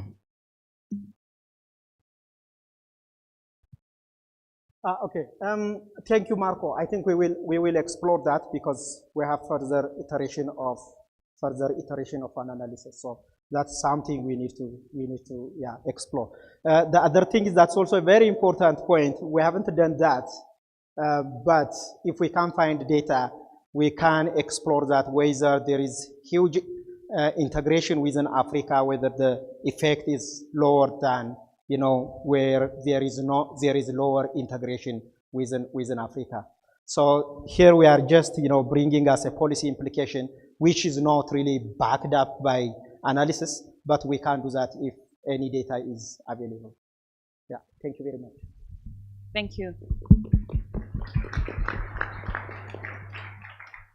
We'll now have our last presenter for this session, Craig McIntosh. And Craig is a professor and co-director of the Policy Design and Evaluation Lab at UC San Diego. He will present or discuss on price dynamics from shallow agricultural markets in Africa. Thank you very much. This is a lot of discussion of food for people who haven't had their lunch yet, so we'll move on to that. So I think this topic follows very closely on the discussion that we were just having from Solomon and also the questions about market integration. So before I begin, let me acknowledge my co-author and colleague, Jen Burney, and also the funding that we've received from the Gates Foundation to run this project. So what I want to discuss is the basic question of what are the roots of food insecurity in Africa? Where does it come from? So the obvious answers to this question are that it comes from the supply side. And so if we're not producing enough food, it seems natural to be thinking about things like inputs, agricultural processes, and most of the research that's been done in this area has been focusing on productivity and yields as the obvious source of the problem. So what I want to try to do today is convince you that if you step back and you think about these issues from a market level, that there is another explanation for this, which is to say that the real problems are on the demand side. So one of the signal features of most African food markets is that they are quite shallow. And what we mean by shallow is that most food is consumed fairly close to where it's produced. There are not really major long-distance trade networks for food that exist in most parts of Africa. Very little food can be exported out of Africa when there are surpluses. And also, most African countries don't have tremendously large storage capacity that allows them to take surpluses and store them during times that there have been boom times. So what this says is that if we have years where output surges so that yield is very high, this is going to have a tendency to lead to price collapses. And so we're going to refer to this concept as a price cliff. So this way of thinking about the world says that, in fact, many of the problems that are persistent in food insecurity in Africa may not be coming from droughts and from years in which you obviously have a shortage of food, but instead the problem is coming from the fact that when you have large surpluses in your boom years, prices collapse. What happens when prices collapse? Marginal producers are driven back into subsistence. Producers who had taken loans to try to increase productivity end up defaulting on those loans. And so this has the dynamic consequence of decreasing output because the investments that had been made to increase output are now not paying off. And so what this says is ultimately one overlooked component of food insecurity is this problem that demand is lacking and the markets are too shallow. So this would suggest that if this is really the case, that demand is a big part of the problem, then all of these interventions that are trying to create a green revolution in Africa by focusing on the supply side are in some sense pushing on a string. And that really what we have to do is focus more on the demand side and how to rationalize that. So what I want to do is show you some evidence that suggests that this may be the case. I'm going to focus mostly on maize. So in contrast to Solomon's work where he was finding, the big effects are in things like cotton and tobacco, which are cash crops that are, high value to weight ratio and are exported out of Africa. I really want to focus on the core food crops that are the key to nutrition in Africa. So I'll show you some evidence that looks like this may be an important feature of what's going on with maize markets on the continent. And then we're going to bring in climate forecasting data, and I want to be able to talk a little bit about how weather drives these processes and what is changing in the African climate that will shift these processes as we look into the future. So this is a simple graphic that kind of illustrates what we would think of as the price cliff dynamic. So if we think of the ratio of output in a country to consumption in a country, and that is usually referred to as the self-sufficiency ratio. So the idea is that whenever your self-sufficiency ratio goes over 1, you now have a surplus in the country. And so what's going to be done with this surplus? That surplus can be stored, that surplus can be exported. And so, for example, in the United States, when we have a large maize surplus, that surplus is traded out onto the global market and ends up having a very small effect on maize prices in the US. Most African countries do not have the export infrastructure to be able to move those surpluses out into their neighboring countries. And so consequently, when production exceeds consumption, we expect to see this dynamic that prices fall off a cliff, and that this is now really penalizing producers and putting them in a very bad position, okay? So this is something that we only expect to see in crops that are a very large component of domestic demand. We expect it to interact with volatility in the sense that the higher the total volatility is in a crop, the more important this phenomenon will be. We think that this disincentivizes investments, and it ultimately says that in a kind of a counterintuitive way, the roots of food insecurity may actually be found in surplus years, not in deficit years, although the deficit years are where you see the consequences of hunger. So what we'll do today then is just talk briefly about concepts of equilibrium. So where are we going to see these, in which types of crops, and what can be done to mitigate these? We want to talk about variability. So how does the equilibrium ratio of output to consumption relate to the volatility of output? And I want to argue that there should be a relationship between those things. We want to look at heterogeneity. If this story is true, it should be the case that countries that have better export road infrastructure and countries that have better storage infrastructure do not face this problem to the same extent. And then we also want to talk about dynamics, because if this story is correct, it should be the case that a shock occurring in one year is having dynamic effects on output in subsequent years as producers are pushed out of commercial production.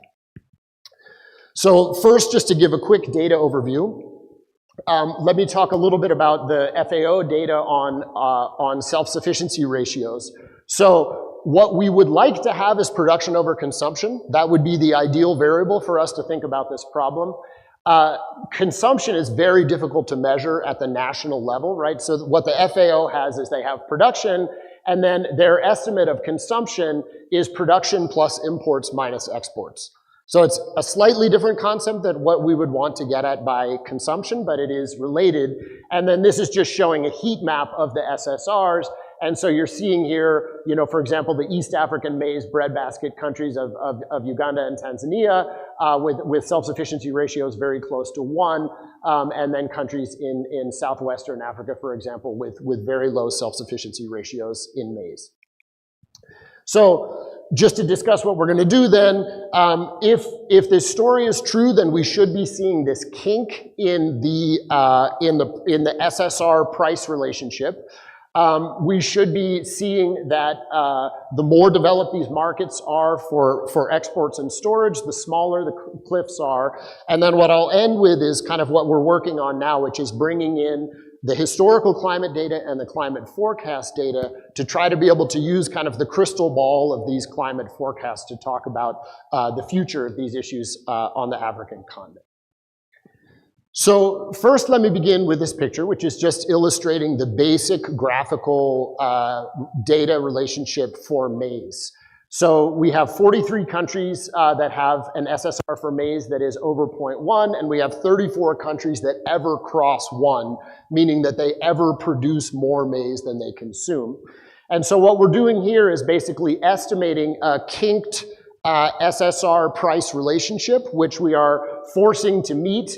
And then we're moving this across self-sufficiency ratio of 0.8, 0.9, 1, 1.1, 1.2, estimating these kinks at all of these different rates. And what we're showing is that for all of those different ways of asking the price cliff, we do see this relationship that you have a much steeper drop in prices if you are looking at output that is in surplus of consumption than you have when you're looking at output that is below consumption. Okay, so here is the relationship looking at SSR, and then down here is a slightly different way of doing the same thing, where instead of using the self-sufficiency ratio, we're using yields, and now we're looking at our yields at 50% of the consumption, 0.6, 0.7, 0.8, 0.9, and again, we're showing that looking at it in this way, we also see these price cliff dynamics, that we have steeper relationships when you have excess production than when you don't. So it really looks to be the case that the price cliff in maize is there, and this is using continent-wide data for all of Africa, and so this is a kind of a systemic picture of what's going on. Now, we've estimated these for all of the crops that the FAO has, and we don't find it everywhere. So I want to be clear that this is not across all crops. So we find it in a very similar way: maize, millet, barley, and cowpeas. Those are all storable, tradable, fairly widely traded crops. We don't find it in some of the tubers, the more heavy crops that are less widely traded across national borders. We have a reverse price cliff for some crops, so it actually looks kinked the wrong direction. And then we have a couple of crops for which we're not able to estimate this, either because there's no info on the SSR, or for wheat, there are not enough countries in sub-Saharan Africa that are above 1 in the SSR. So I want to be clear that this isn't showing up everywhere, but I think maize is the most widely traded and most widely consumed crop on the continent, and so this is the place, in some sense, it's the crop we care most about and the one where we would most expect to see the effects. So then a second hypothesis is to say, well, let's think a little bit about the variability of yields within a country. So if a country has very little variation in yield, this is a relatively small problem, and we might expect to see an SSR of 1, right? So in other words, you're able to get up to food security because this variation problem is not occurring. The more variable the yields are, the more you have years in which you have enormous surpluses, and consequently you expect to see more severe price cliff dynamics, and that should indicate that the equilibrium ratio of output to consumption is a function of the variability of output. Okay, so then what we show in this next figure is that scatter plot. And we see here kind of exactly what we would expect to see, is that for countries that have almost no variation in their yields of maize, their SSRs are on average almost exactly 1. And that then as that variation increases, the equilibrium SSR is falling, and so these countries are effectively more food insecure when their output is more variable. Okay, and that's not saying in the bad years, that's saying on average over all years, okay? Then the next thing we want to look at is this question of, does trade and storage mitigate the price cliff dynamics? So what we're going to do here is this very simple exercise. We're going to take countries that on average have above the median level of exports versus below the median level of exports. We're taking a couple of different SSR rates, and what we're showing here is that it is indeed the case that you have steeper price cliff dynamics for countries that are not heavy exporters than for countries that are heavy exporters.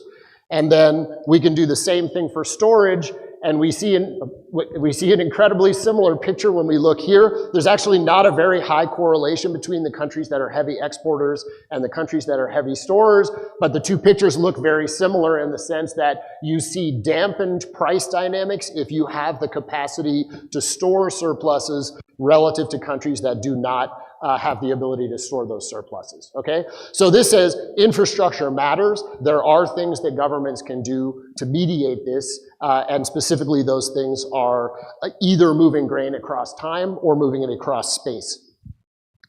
Here, this is just a very simple analysis which is looking at what is the maize yield in a given year, and then what are the lagged effect on prices in subsequent years. Okay, so it's a very simple regression of contemporaneous and lagged yield on prices.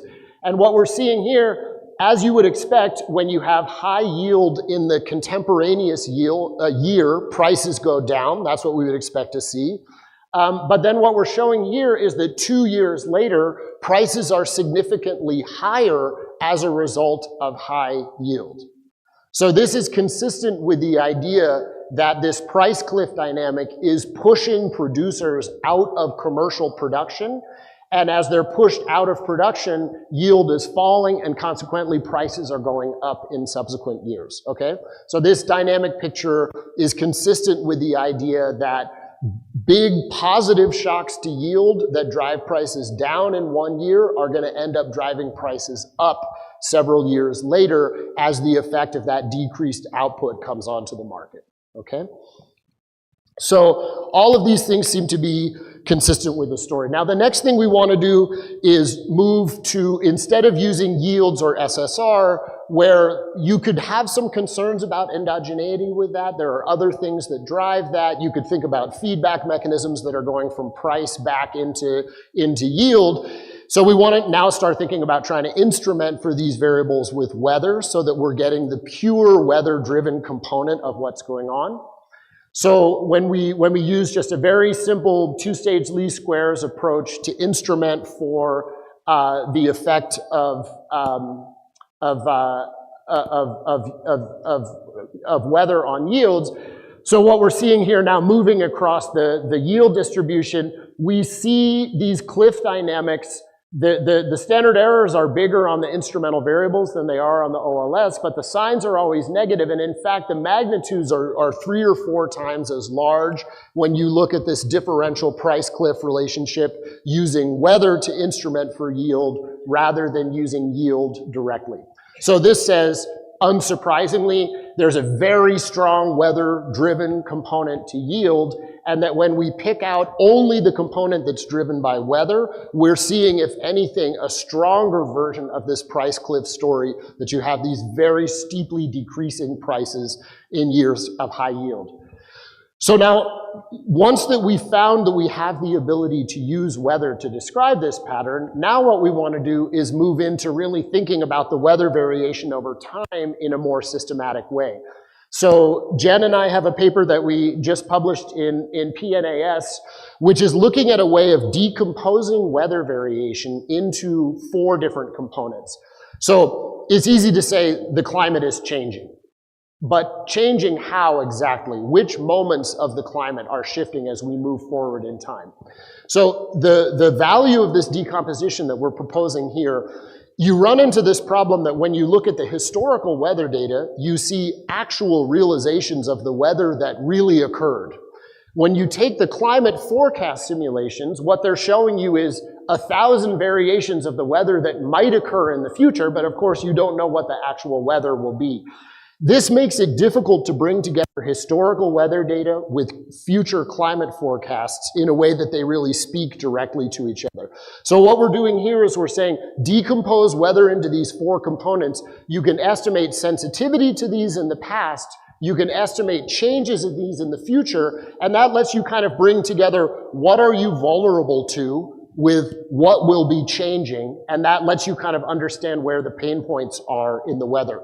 So what are these 4 components? The first one is the average trend over time. So we're going to be talking about temperature and precipitation. Is the temperature going up or is the temperature going down? That's the first component. The second component is seasonality. So the variation that occurs across seasons within a year, is that variation getting bigger or is that variation getting smaller? Now, conditional on those 2, we have the variation that sits around the systematic mean and that seasonal variation. So we're going to decompose that variation now into 2 terms. One of those is a correlated shock that hits an entire region in the same way. And then the last component is the idiosyncratic shock, which is something that is just realized by one location and isn't realized by everyone, okay? So those are the 4 components of this decomposition. So then we can move to actually looking at what's going to happen in Africa. And I think these pictures are pretty interesting, so let me just take a moment to look at them. So here we see just the averages, okay? So this is average temperature, average precipitation. So this tells you something you already know about the world, right? It's very hot in the Sahara. Central Africa is cooler, and Southern Africa. Okay, so now here we're using the climate forecast models to talk about what's going to happen to averages. So what are we seeing? There's going to be a much bigger temperature increase in the Sahel and in South Central Africa than there will be across the central band of Africa. In terms of precipitation, we're actually going to see an increase in average rainfall across the central band of Africa and of note to our local audience is that we have this little area in kind of western Kenya and Uganda that will actually see significantly increased average precipitation according to the climate forecasts. Then here we have the seasonality. So now, why does seasonality matter? If you're in an area where seasonality is increasing, what you want to do is you want to focus on storage, right? Storage is the thing that helps with seasonality. If you are in an area where the covariate shock is increasing, you need to get surpluses away from the entire region. If you're in an area where the idiosyncratic shocks are increasing, you're now able to arbitrage quite well across fairly local spatial areas, and that means that local trade can help you deal with the price cliff dynamics, okay? So increases in covariate shocks mean that you need long distance trade and you have to be focusing on heavy transport infrastructure. If idiosyncratic shocks are increasing, that means more localized trade infrastructure will work. Okay, so these are pictures of what's happening. And then what we can do now is we can estimate what has been the historical sensitivity of these price cliff dynamics to climate. And then we take all four of these components and we take all of the climate forecasts. And what we're doing now is saying, where are these problems going to get better and where are they going to get worse? So what we're finding here is, big regional variation within a fairly small region. So for example, South Africa will see substantially decreased price cliff dynamics, whereas Zambia will see substantially increased price cliff dynamics, okay? So bringing together the forecasting data with this historical sensitivity is a way of trying to think about where are these problems going to be getting better and where are they going to be getting worse. So let me wrap up. Basically, I'll skip this slide. So basically the conclusions that we have here, it really does look to be the case that these price cliff dynamics are important in maize, and we need to be thinking about excess supply, ironically, as a major ingredient of why we have persistent food insecurity over the course of time. In terms of heterogeneity, we are seeing the heterogeneity that you would expect in the data that both transport infrastructure and storage infrastructure are mitigating this problem and making it less severe. We have some evidence of the dynamics that we would expect to see where a positive output shock in one period is actually leading to higher prices a couple of years later. And then finally, we're seeing these interesting dynamics that are very heterogeneous across space, where we think that climate change can be a key window through which to view these dynamics. So the purpose of our study really ultimately is to try to suggest to policymakers, given the price cliff dynamics that have been observed in the past, given the way that the climate is changing in your location, which types of infrastructure should you be focusing on investing in order to be able to mitigate this problem? Okay, so that's all I have to say. Thank you very much. Thank you, Craig. We'll take two questions. One from there, and I'll now take his question. Yeah.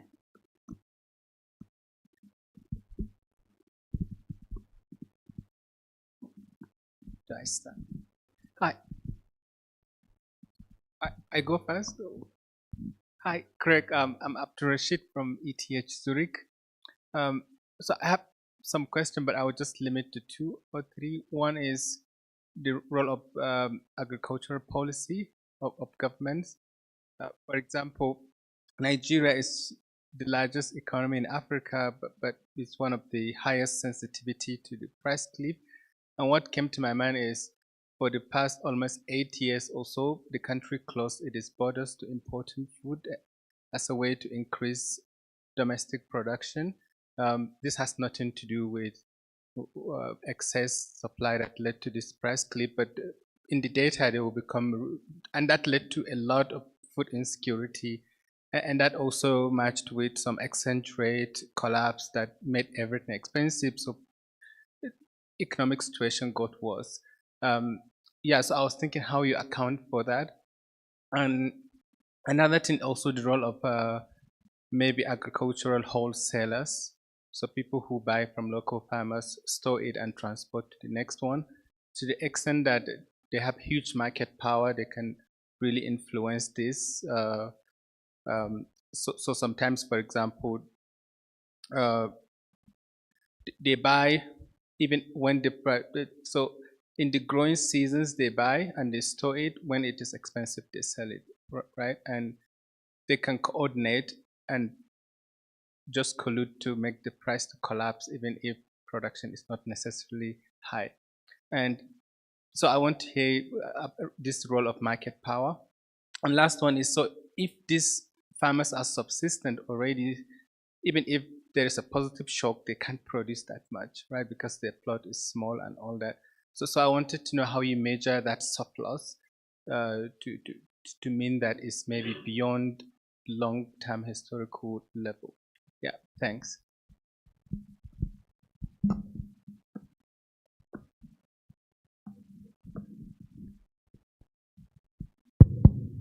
Yes, I'm Francis Nyagaka from Kenya Environment and Waste Management Organization. My question was the present and the first one. About agriculture, I haven't heard any of you mention about the disability, people with disability. How are they involved with agriculture? Is it that they don't eat or they cannot perform anything? Two, it's not a question. There's something I saw written here, decomposing climate change into policy. To me, climate is not decomposing. The climate is pregnant. We are waiting for the baby to be delivered. And the baby to be delivered out of this climate pregnancy will have a lot of names like hunger, diseases, conflicts, etc. That's not a question, it's a comment. The first one is a question. How are people with disability involved in small farmers? Thank you. Okay, thank you for those questions. So on the question of, I mean, I think you'll have a hard time finding an economist who thinks that closing borders to trade is ever a good idea, even though my own country is doing that at this point in time. I think that the question of arbitrageurs and the people who buy and sell later at higher prices, things along these lines, these people have a bad name across African agriculture, and they're kind of colloquially thought of as being people who manipulate the market and are taking advantage of smallholders. And I think we really need to embrace the role that arbitrage plays in creating healthy markets. That's true across space. So we need arbitrageurs who are able to recognize where prices are high and where they're low, and they can move grain across space. We also need arbitrageurs across time, people who are able to buy at harvest season when prices have collapsed and can then store and sell. And I think there's a very interesting general equilibrium benefit that these arbitrageurs generate for everyone, right? The welfare consequences, let's take the seasonal variation, the welfare consequences of all of these farmers going out onto the market and selling when prices are low, and then turning around 4 months later when they're hungry and coming back and buying when prices are high. That damages everyone. And as arbitrageurs come into those markets and they appear to be taking advantage of this and they are making money off of it, but the effect of their behavior is that they are pushing up the prices at the time that everyone is selling, and they're pushing them down at the time that everyone is buying.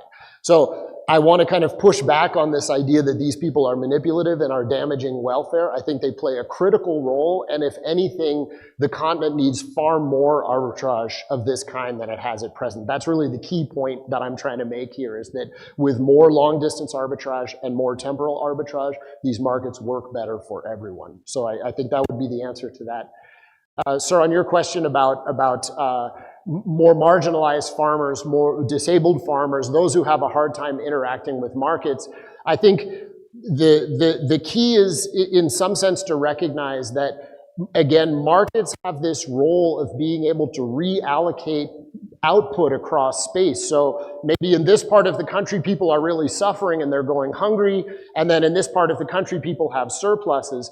If we have a mechanism in place to move grain from one place to the other, it prevents hunger in the place that there isn't enough food. So when people remain in subsistence and when more marginalized farmers are not interacting with markets, that process can't take place. And then in some sense, everyone in a region, their consumption is very vulnerable to output in that region. So I think, again, boosting the idea that participating with markets is good for overall welfare and actually helps protect people from food shortfalls, from localized food shortfalls, it's an important point to be able to make. So I'm very much an advocate of trying to find those marginalized farmers and find those people who are having a difficulty interacting with the market and understanding what can be done to assist them, to connect them with the output linkages that they need to be able to interact with a competitive marketplace in a way that helps them as producers. Thank you. Now, thank you so much to all our speakers for this session.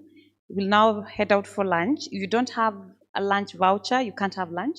That means that you have to pick one from the registration tables, and then please take 1 hour and be back by 2:20 for the next.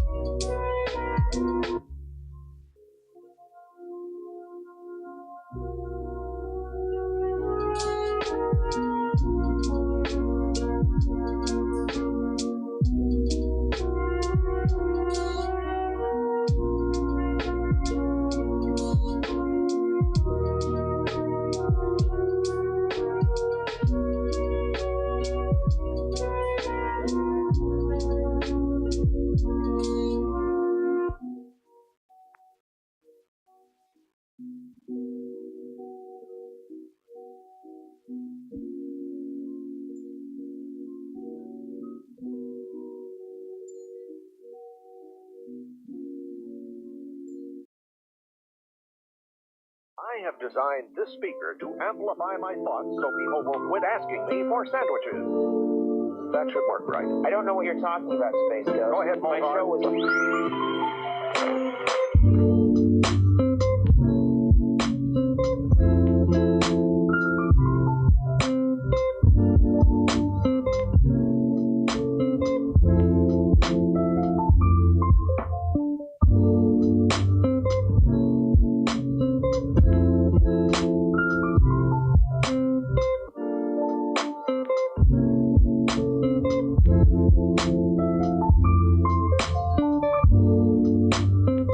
Yeah, we poked you with sticks till you fell down. Remember?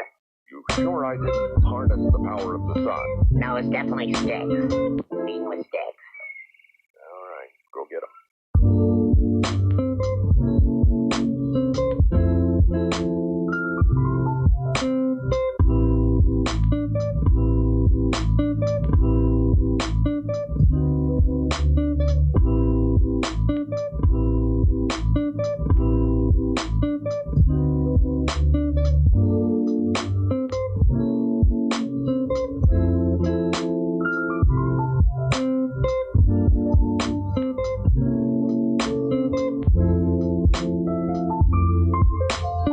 How's it going, man?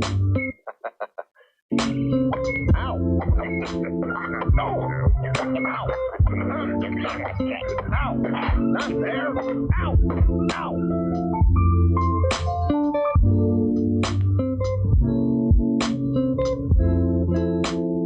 Are you still here?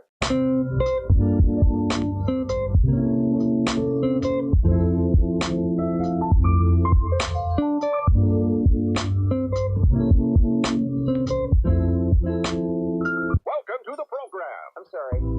I thought the show was over. It started? Yeah, oh yeah.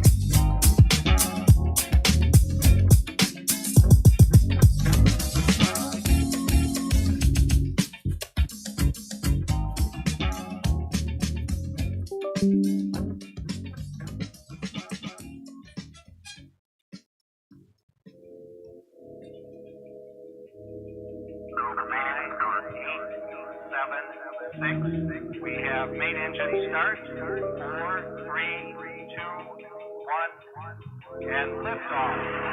Liftoff of the 25th Space Shuttle mission, and it has cleared the tower.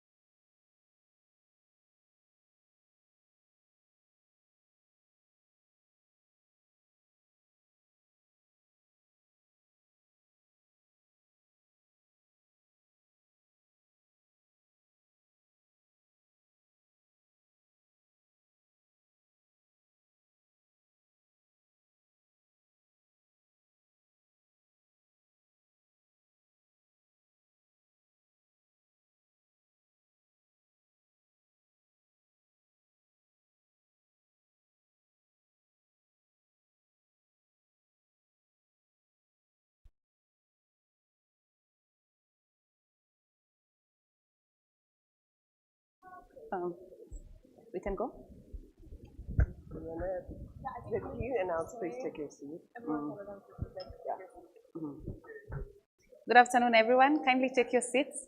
We're getting ready to start the afternoon session.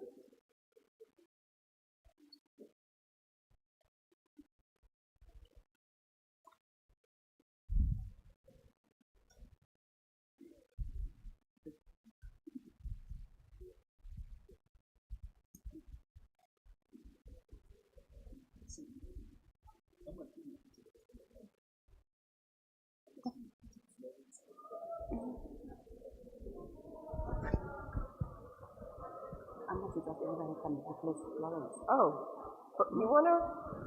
Okay. I think so.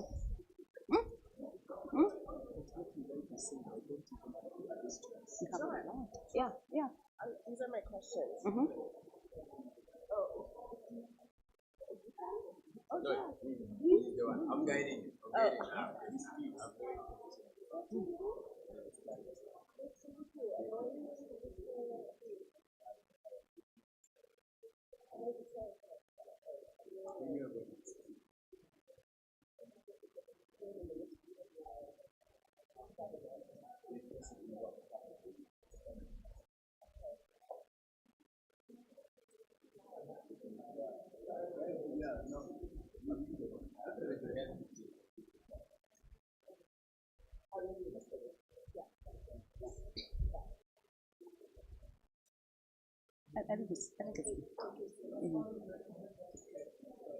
Hi, everyone. Kindly take your seats.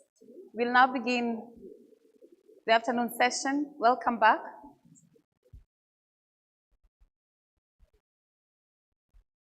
Thank you so much for sticking with us. We hope that you enjoyed your lunch break, the food as well as the conversations. We'll now begin our afternoon with a special address on charting a path for inclusivity in development research by Maya Ranganath. Maya is the Director of Policy and Inclusion at SIGA. Kindly let us welcome Maya to the stage.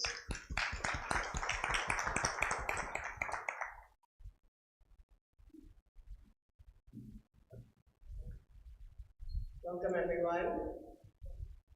Hope you enjoyed your lunch and aren't feeling too sleepy. I'm just waiting for my slides to come up and I'll introduce myself. So I'm Maya Ranganath. I'm the director.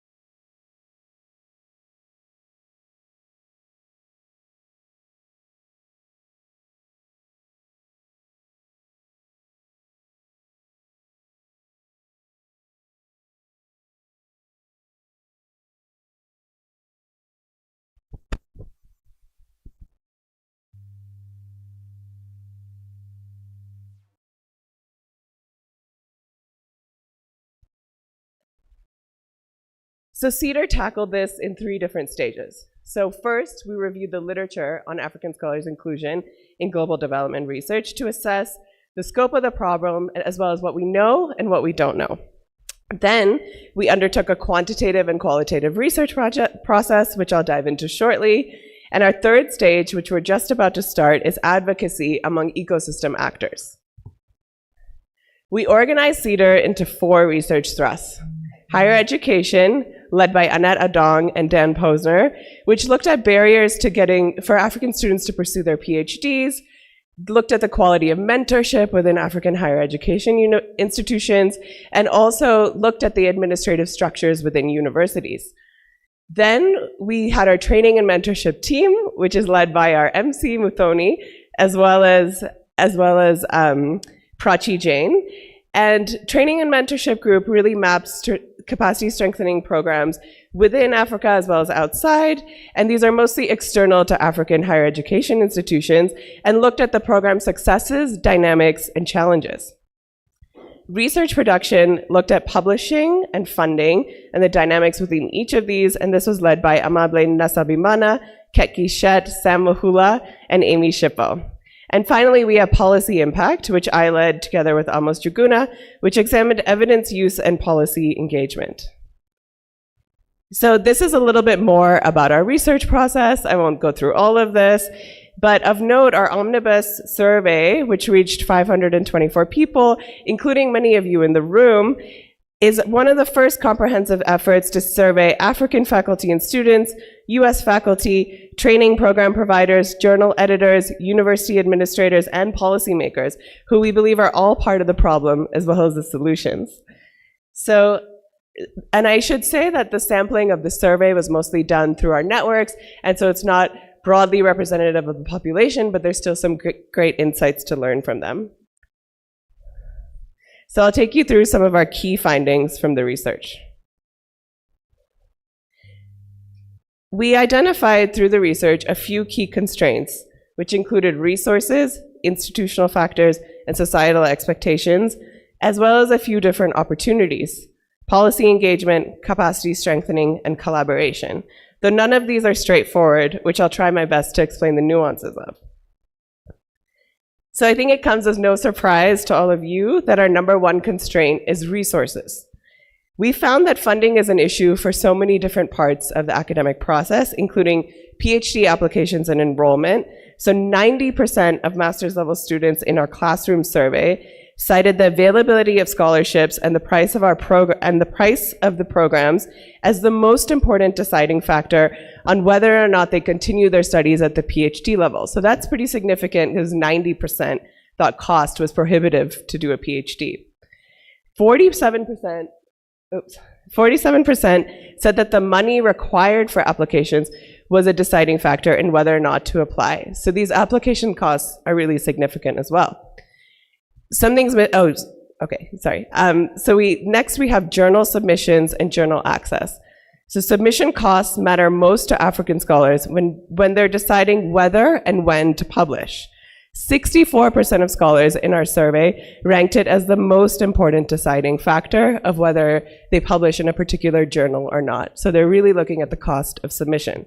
And 68% said that they could not access articles due to costs, which is also really important because, as we know, research builds on itself. And so if you're not able to read the literature, it's very hard to do research. And then this next bullet point is about the capacity of African faculty members to conduct research and mentor their students. So I'm also going to get into this when I talk about institutional constraints.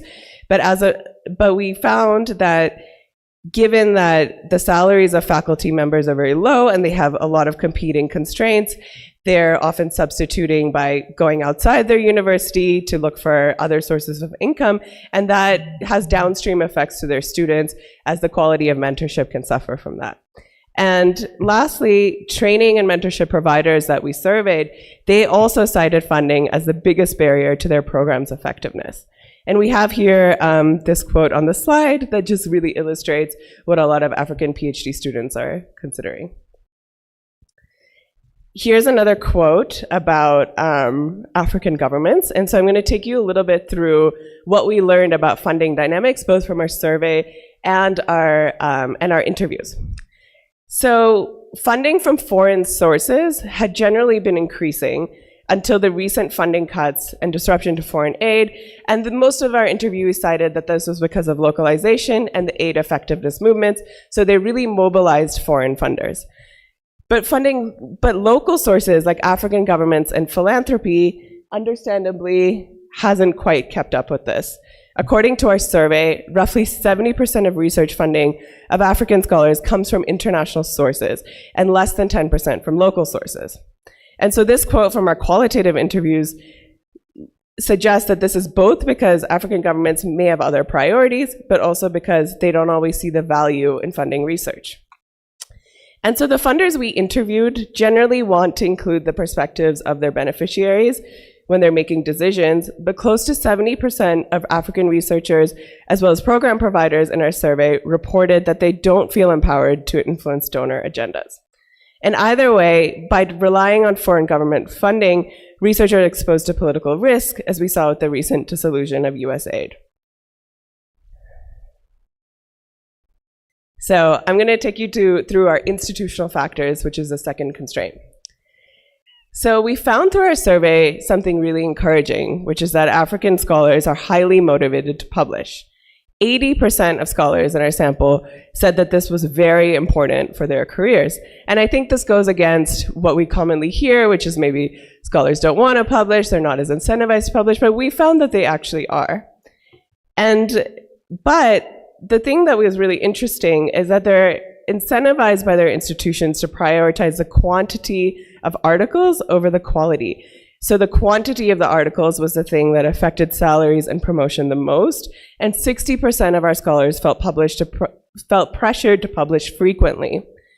But scholars feel more respected in their field and attract external opportunities through publishing in high quality journals.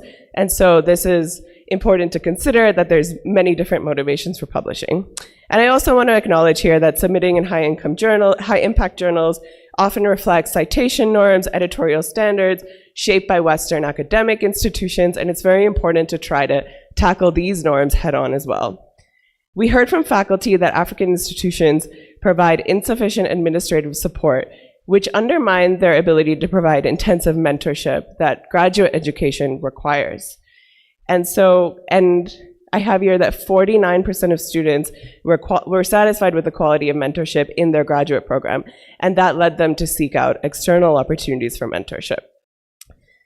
Faculty also cite a lack of research infrastructure, including research administration, but also that softer norms of departmental collaboration, interdisciplinarity can also hinder their productivity. And only 10% of African faculty surveyed rated research methods courses as high quality, and less than half of the universities of these faculty members offer such courses. It should be noted, though, that students in our sample were more satisfied with the level of these courses. And lastly, journal structures can be opaque and difficult to navigate. Scholars often don't understand why their paper was rejected and felt that review boards were not quite inclusive. So you can see here two graphs, which came from a classroom survey. That was one of the things that we did. So this is apart from the broader survey. And so it's a little bit hard to see, but on the left, the first graph on the left shows that many faculty have to obtain income from outside sources to keep up with their livelihood. So you can see here towards the right of the graph that that a lot of people say that 60 to 70% of their income comes from outside their job as a faculty member. And they substitute this work with not only kind of academic related opportunities like consulting, but also with starting their own side businesses and other kinds of income generating activities.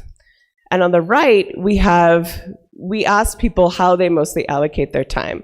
And so you can see here there's about 50% on teaching, and then consulting and research were roughly equal, although I've heard anecdotally that this estimate of research seems quite high compared to the average.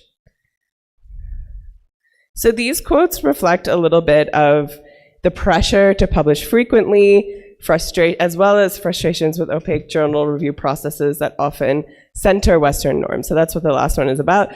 So you can see here in the first quote from an African faculty member that they're saying to move from senior lecturer to associate professor in their department, they really need to publish a lot of additional papers. So they're saying, and then even with the 12 papers, they need to be the lead author. And so there's really a lot of pressure.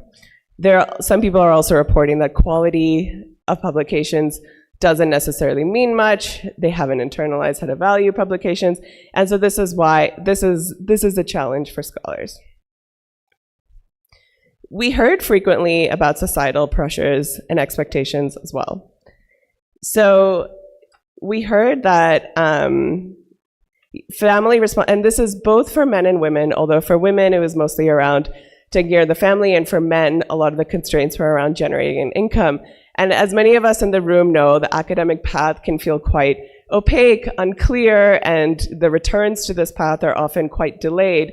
So that makes it hard for both people to enter into the PhD, enter into academia, but also these constraints show up when people are considering going to training and mentorship opportunities.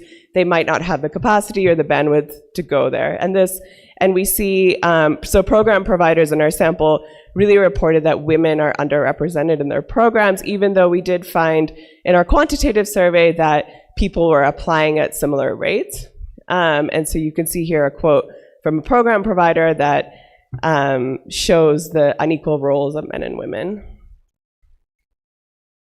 So I'm going to shift a little bit to talk about what we see as opportunities. So policy engagement, as we know, is extremely complex, and we heard a little bit about these dynamics this morning. The keynote address really touched today on while policymakers maybe would like to use evidence as an input to their decisions, this doesn't always happen. So we wanted to examine how policymakers interacted with local and foreign researchers, but also how they valued evidence generally. And so an interesting thing we found was that the policymakers in our sample, which was admittedly quite low because we had trouble reaching these populations, 76 of these policymakers rated that the demand for evidence, their own demand for evidence, was high. But people didn't agree with them from the rest of our sample, so only 17% of the rest of our sample rated it as high. So that's all the program providers, the students, the academics. They don't believe that policymakers value evidence. And so 67% of policymakers in our sample said they were most likely to talk to local researchers, than that's a typo, it should say high-income country researchers. And that was mostly due to trust as well as accessibility. But there was also some nuance here where sometimes foreign researchers can be seen as politically neutral, and local researchers might be seen as aligned with certain local political realities. And so it could be advantageous if there's a foreign collaborator for them to also be in the room. And so policymakers reported that they interact with academics primarily by reading online reports and publications, and also they said formal presentations from local university contacts was the primary way they interact, but that researchers said that they mostly interact with policymakers through direct informal communication, such as WhatsApp and other kinds of sources. And a final point is that when we were doing our investigations on higher education and why people go into certain programs or not, a lot of students saw policymakers as being very political and didn't have, were not very evidence focused. And so somebody actually said, like, why should I bother? Because none of what I do is going to actually be used. So this can be a hindrance to people. Capacity strengthening programs are really increasing. And so CEDAR cataloged many such programs and launched an opportunity hub in partnership with GAIN. And so this is a screenshot of this opportunity hub, which shows all these different types of opportunities for African scholars. And we have the link to that as well. So all of you should be checking that because we update that frequently. And so one trend that we found just from cataloging all these different opportunities is that 45% of these programs are occurring in sub-Saharan Africa.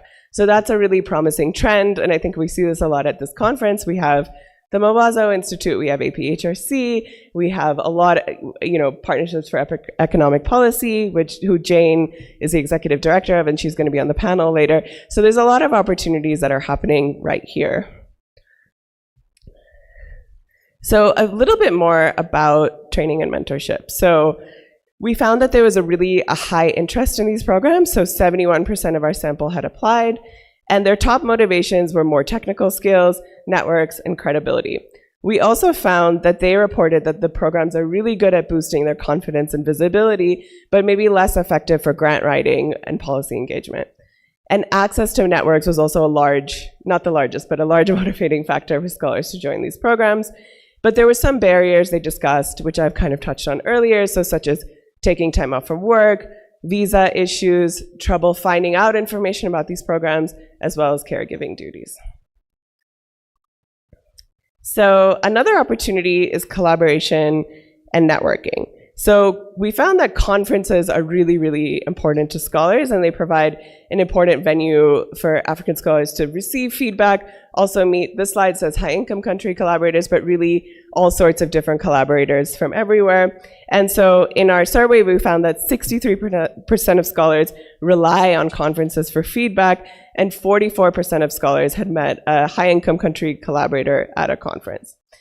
And we asked scholars in our sample if they had collaborated with a high-income country scholar, and we asked them, what was their experience like, and I think everyone ranked it as neutral to positive, so there weren't too many negative experiences happening here. However, we asked scholars who had collaborated what aspects of the research they work on. We heard in the refugee panel this morning that they really emphasize that, that African scholars shouldn't be relegated to just data collectors. And we did find a little bit of this, where the African scholars in our sample are contributing a little bit more to aspects of the work that traditionally receive less academic credit. So that was data collection and partnership management. So this is really important for us to consider. So now I'm going to move a little bit into our recommendations, which this is the first draft of our recommendations. We're doing a lot of stakeholder consultant and a lot of workshopping of these, but I'll show you what we really see as kind of the next steps, and then our panel is going to reflect on this a little more. So we've divided our recommendations into funders, journals, training and mentorship providers, and African universities. So firstly for funders, the first one is, of course, to expand and diversify support for training, research, publishing, policy engagement, fund conference participation since it was ranked as so useful, prioritizing long-term equitable institutional investments, increase funding towards African universities, and engage meaningfully with the perspectives of beneficiaries. For journals, providing subsidized journal subscriptions to LMIC scholars can go a really long way, as well as building inclusive editorial boards and reviewer pools.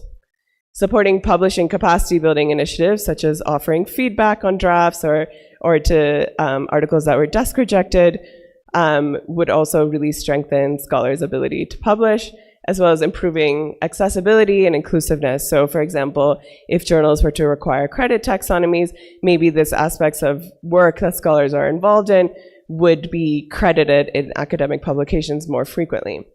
And lastly, we recommend that journals in high-income countries really work with African journals to understand their processes and exchange best practices to have more co-learning between these different journals. In terms of training and mentorship providers, so improving outreach to students and faculty given the information barriers we found are important, as well as collaborating with each other. This came up over and over again, that collaborating with different institutions in the ecosystem, leveraging relative strengths is important. We're trying to do this. We have a group we've set up called the Inclusive Development Research Working Group, which I think some of you in the room are a part of, that's really looking at, all right, what are SIGA's strengths, what are NIERA's strengths, how do we all collaborate more efficiently? And this is also important given the reduced foreign aid that's flowing out now. Of course, these collaborations should be equitable, sustainable, and then facilitating access to research inputs and publication infrastructure is important, as well as partnering with African universities and sharing institutional as well as operational capacities. So there's a lot to be learned just through setting up systems, setting up research administration. It doesn't necessarily just have to be research skills. Thinking about universities, so this is really where a lot of the institutional barriers that I mentioned come in. It's like really up to the African universities, in a sense, to foster a culture of research quality, integrity, cross-disciplinary collaboration, to invest in research administration systems, incentivize overburdened university faculty to provide mentorship and supervision, to rethink promotion criteria to incentivize the quality and impact of research, expand access to and awareness of training and mentorship program, and to also conduct advocacy with funding bodies for additional support. So what's next for us? So we're really focused on finishing our report right now, circulating our findings. We're gonna have a feedback period where we get feedback on our findings, on our recommendations, and then we're gonna conduct a lot of outreach. So we're gonna, with each of the groups that I mentioned, we're gonna convene smaller working groups to really try to get these findings used, as well as think through what are the next research ideas that we have that people can take on that could further this work. So I'll pause there and I will invite our panel to speak. So Amos, could you, I need the paper. Thanks. Great. So first I'll invite Jane Mariara, who's the Executive Director of Partnerships for Economic Policy. And then Michelle Ndayikeza, who's an Assistant Professor at University of Burundi. Unfortunately, Florence Chemitai, who's in the Ministry of Planning, Department of Gender, is unable to join us. She got caught up in the political activities that are happening now, so we'll miss her presence. And then we have Jackie Owigo, who works at the FCDO, and she'll introduce herself further. And then also we're going to have Dr. Amos Juguna, who's the chair of NIERA, join us. So please, round of applause for them. And we'll take questions from the audience at the end. Great.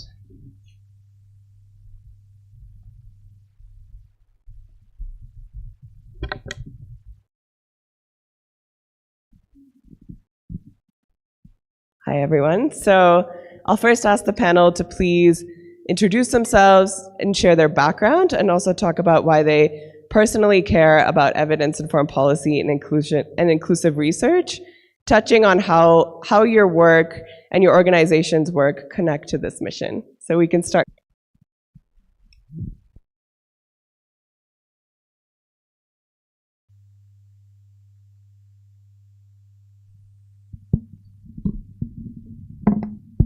Thank you. Thank you very much, Maya.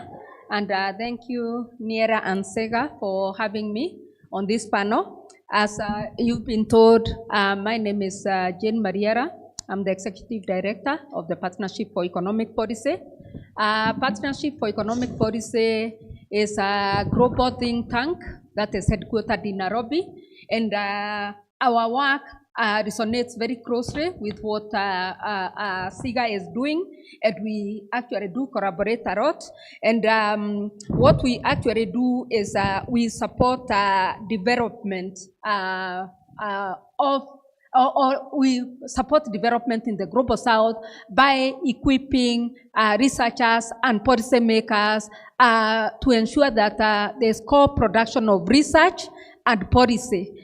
We design research, we bring together researchers and policymakers from the onset of the project, so that when policymakers are thinking about the policy question, the researchers can think about the research question. They make sure that they are in tandem, and then they work together. They do stakeholder engagement together. We assign them scientific mentors, policy mentors. They work together to execute the project all the way to dissemination and uptake. One of the key things that we've been doing lately, because we started the co-production model in 2019, is to move this to a higher level where we are focusing not mostly on individual researchers, though they are still part of the equation, but also to build the evidence-informed policy-making ecosystem within institutions that can then work with policymakers. Because what we have discovered is that though over time we have worked a lot with researchers, ensuring that we also build their capacity to engage with policymakers, more often than not, perhaps after several rounds, those researchers move to higher positions, maybe at the universities or even within sister organizations, and they no longer have time for research, and therefore they cannot engage meaningfully with policymakers. But the recognition is that when you work maybe with institutions, we can build that capacity within the institutions, and therefore provide kind of a broad base for continuous policy engagement, ensuring that there is sustainability. So I think I would say that this is where I would say that we are interested as a Partnership for Economic Policy in the whole idea of evidence-informed policy-making ecosystem. But most important, the locally-led development. How do we equip the researchers in the Global South, whether it's in Africa, in Asia, in Latin America? How do we equip them in training and mentorship, first not only to do research, but engage meaningfully with policymakers for research uptake? And finally, I would say that one of the things that we've also picked up over time, and I'm sure maybe many in the room resonate with this, is that even policymakers, of course, as Maya pointed out somewhere, that demand for research by policymakers is not that high. We know it's changing over time, but how does it change? By making policymakers understand the whole idea of the importance of evidence-informed policy-making processes. So that is why we try to work with them, make sure that they work with researchers from the onset, because as we know, and I think we had this area in the morning, sometimes like when we focus mostly on academic research, it will end up in the libraries, with our students, which is okay, in our laptops. But then if you try to sell that to the policymakers, they are skeptical because they don't know where you came from. But if you involve them from the beginning, you work together, you'll be able to influence them to uptake policy. Thank you. My name is Michel Armel Ndaikeza. I'm an economist, assistant professor at the University of Burundi, and I'm also the dean of the Faculty of Economics there, and I'm also an AFEP fellow. AFEP meaning Africa Fellows in Education Program, which is a program of the Global Education Analytics Institute hosted at PEP. And I mention AFEP a little bit because its work is really connected to what Maya presented. It's about promoting evidence-informed policy by developing a network of economists, mainly economists that do research in the area of education economics, and also try, as Madam Director said, tries to get researchers to work with policy makers as early as possible. And what has been presented particularly resonates with my reality as a scholar based in Africa. I got a chance to read a little bit of their work, and most of what they mentioned really speaks to me. I would mention how students want to get far in terms of their research, but lack some of the rigorous training and some basic infrastructure like computers and the internet, and like many faculty, I find myself having to juggle heavy teaching load with the need to do consultancy to earn a decent living, and also, as they say in the report, this affects the time that we can devote to mentorship, and also to work on high quality publications. And I've also experienced through the SIGA experience and other fellowships how transformative it can be to meet researchers based in the West and getting access to that funding. It's very important, and also I see that Africans tend to ask very pertinent questions. They write at the same time they write very relevant stuff, and have also the potential to build long-term relationships more with the local policymakers.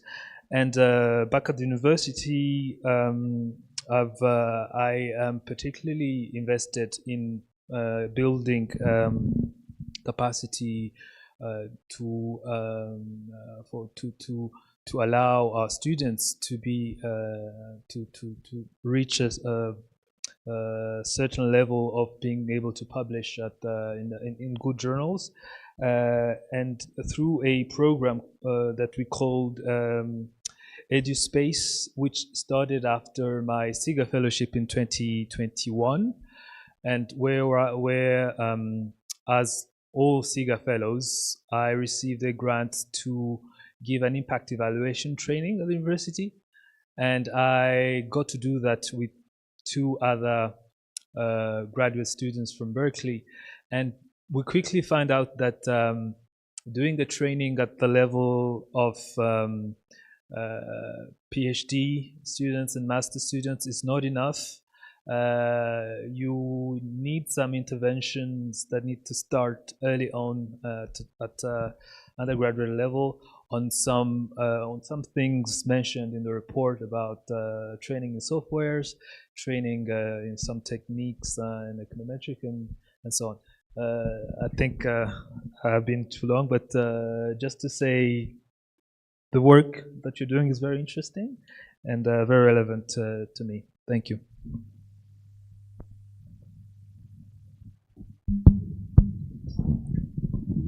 Thank you. Good afternoon, everyone.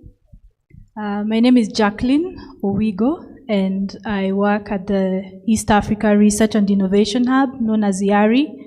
I work as a research and innovation advisor. So IARI is a UK government research and innovation hub. It's one of the hubs that is located in Nairobi. And our mandate is primarily in three areas. So firstly, we support in generating evidence that is used to inform decision making. So within FCDO programming, but also informs the wider development, priorities. And the second one is we also promote and amplify partnerships within the science, innovation, and technology space. So partnerships that really help us to advance development challenges. And lastly, we also do a lot of initiatives, particularly on research and innovation system strengthening, which actually cuts across some of the recommendations that Maya shared with us today. And also just to add, so I lead on the evidence generation bit in the team, and I also consider myself an African scholar.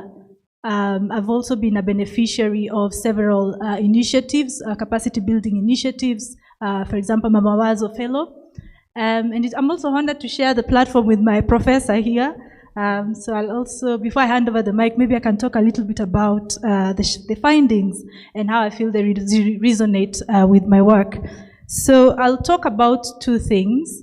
And what comes out strongly from the findings that Maya shared with us today is that capacity strengthening initiatives, for them to be successful, they need to happen within, I see three different aspects or layers, if I may call them. So I see it at the individual level. So of course we have the mentoring, we have the training, we're equipping researchers with the skills to be able to apply for grants, write better journal articles. But equally, there's also the institutional bit, where in as much as, we might have researchers who are willing, but we don't have the faculty to provide them with the mentorship that they need, because again, they are pulled up with the different side hustles. We did see over 60% of some of the income is coming in, and so they are grappling with these other, competing priorities. And then lastly is the national level. So the national systems, we have equipped researchers, but do they have the funds to enable them to do their research? And so these three interconnected aspects in my view, are what I think we need to be really able to make an impact, particularly in building an inclusive research ecosystem. And at FCDO, we are running a number of initiatives to really try and address these structural gaps. So in addition to, we might have short-term projects providing mentorship, but they need to come in with so for example, we have an initiative where we are working with the science granting councils across Africa, about 17, and this is a multilateral initiative working with other different donors to try and build their capacities to be able to support the research ecosystem. We are also working with partners who provide the training, the mentorship within universities, institutions in Africa, and more importantly is the working through the national systems as well, so the research and innovation ecosystem strengthening. So through our initiative program, which we call RISA, so it's a research and innovation strengthening program, we are working with different universities across Africa to really help in building the research infrastructure, helping around, innovation, and so on and so forth. So that's one aspect. And the second one that I wanted to talk about is, in everything that we do, we are also led by, the principles of ensuring equal partnership in our work. But more importantly, and an issue that I care deeply about, is how do we work with our partners? So it's one thing that we expect our partners to also help us in promoting and advancing gender equality and social inclusion in all our activities that we do. And from the findings that you have shared, we are actually able to see some of the barriers. And I mean, if you dig deeply, and we know, for example, a third of the researchers in Africa are women. So we are not there even, halfway. And some of the barriers, as you've said, women are grappling with unpaid care. It could be taking care of the children of the family at the same time, most of the PhD are also self-funded. So these are challenges that we face, but it's also not about women. Women are part of the broader equation, but there are also other things that we work with our partners to advance. For instance, integrating disability inclusion in whatever we do. So are we working with persons with disability, not just as research or rather, beneficiaries or researchers, but also incorporating them within the research process as well. So issues even of local language, how do we make the findings more accessible? And also more importantly is the geographical inclusion. I think there's a finding there that says that policymakers tend to speak mostly to the elite researchers. And so we need to make an intentional effort of including researchers from marginalized backgrounds. So basically an opportunity to hear from diverse voices. And that is also what we normally do with our programming. So getting partners to really be intentional about incorporating Jesse in their activities. So I'll stop there and I'll hand over to Prof. Thank you. Thank you. Is it the beauty or the disadvantage of speaking last? Because what Jane has said, I kept saying, that's what I heard. Okay, but my name is Amos Jogona, and in the context of this work, it speaks to me because I'm at the leadership of the Network of Impact Evaluation Researchers in Africa that is in the middle, meaning that we mediate evidence from the generation on one side, because we are generating evidence from one end and ensuring that it is utilized on the other. So the organization is actually at the middle. The second reason why this work resonates with me is that I also work at the university, UST International University Africa here in Nairobi. And my critical role is what we call transformational teaching, learning, and research, which connects with the mandate of the evidence mediation, because it's about getting faculty and students to immerse themselves in complex challenges and work out solutions, support communities and government to work out solutions which then lead to improvement of those communities. So my two responsibilities really connect with one another and complement one another. Sometimes I'm in the middle saying which one is which, but most importantly is that it's about the use of knowledge to solve complex challenges. Why do these findings resonate with me? Two reasons. One, we have seen increased need by policymakers coming over to say, what do you have? You are doing this research. As mediators, we are into demand-driven research initiatives. So we've seen policymakers coming to say, what exactly are you doing? How can you inform? We are now revising our creatives bill. How can you inform our bill? How is the research that you are doing, how can it inform some of the activities that we are having? That's one. The second one, and which falls very dearly to me in leadership, is about human resource, and more specifically, faculty. And you know why it resonates with me? And maybe just by a show of hands, who in the audience is a member of faculty of an African institution? You can see. You can just see and quickly estimate the percentage. Why? Ask them. Time off. I couldn't get time off. Why? Resources. I could not afford to travel. I go to conferences and I find a faculty member telling me, you know, you are lucky you had funding to come to this conference. My university only paid $200 registration. I had to use my salary to come here and try, because I really need professional development. So these findings really speak to me in a very personal way, because I work directly with faculty, I work directly with researchers. Over to you, Maya. Thank you all so much for sharing. And you got into my next question, which was which finding was most resonant to you. So I'm going to pass over that one, but I'm going to start maybe with Amos and work our way back. As you mentioned yourself, you wear many hats, both as the leader of NIERA and also a dean at your university. I'm wondering if you could speak from your perspective as the dean and discuss your own experience or your institution's experience with some of the institutional constraints that we found as part of CEDAR. Thank you. I'll answer that question in two ways. First, with regard to institutional restrictions, though as an institution, and being in the middle of one of those charged with the responsibility of ensuring that our institution is freed from some of these activities. But in our institutions, you find that there is limitation in resources.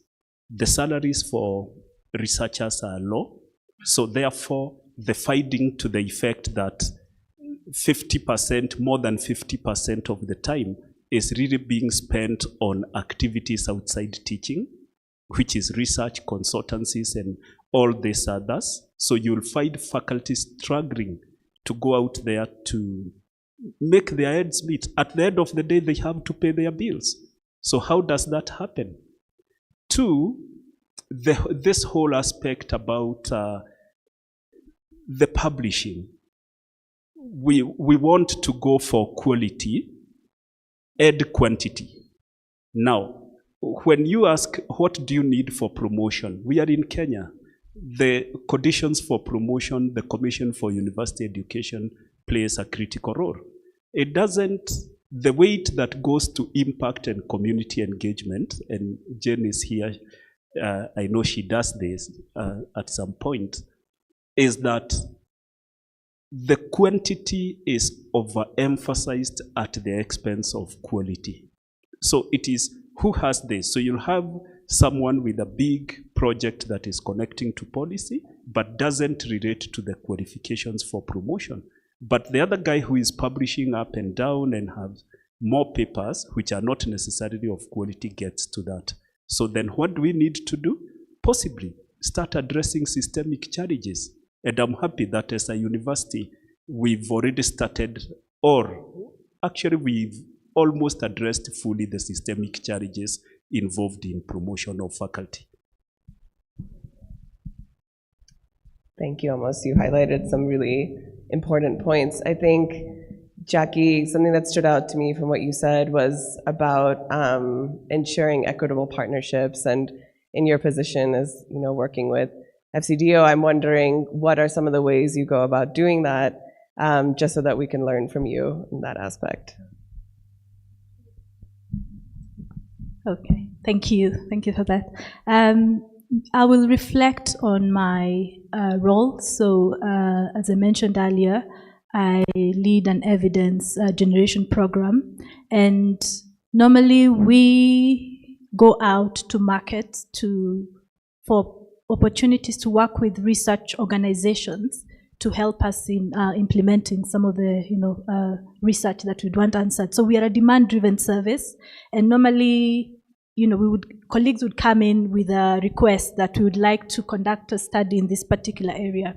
And often there are times when we go to market and we find that maybe we end up with, let me call them international organizations. But sometimes what we do when we are evaluating the proposals that come in, one of the things that when we are coming up with our terms of reference, we make an intentional effort to say, for example, if you do not have the expertise to work in a certain area, can you consider forming a consortium, for example, with local organizations?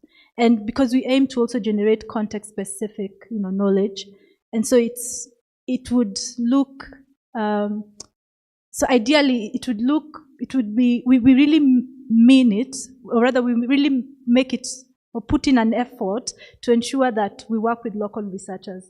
So it could be through consortiums, But the other challenge is sometimes maybe the local researchers do not know that we have these opportunities. And so we really try to make an effort to convene. So holding we call them market engagements, to really talk about what we are doing, our priorities, and even capacity building sessions, which we've really found useful. For example, how can you write a grant? How can you incorporate or rather demonstrate things that people who are familiar with the DFID terminology, so value for money, things like that, incorporating all these bits. So we conduct sensitizations, research capacity strengthening sessions as well. And then, of course, the GESI aspect as well that I mentioned.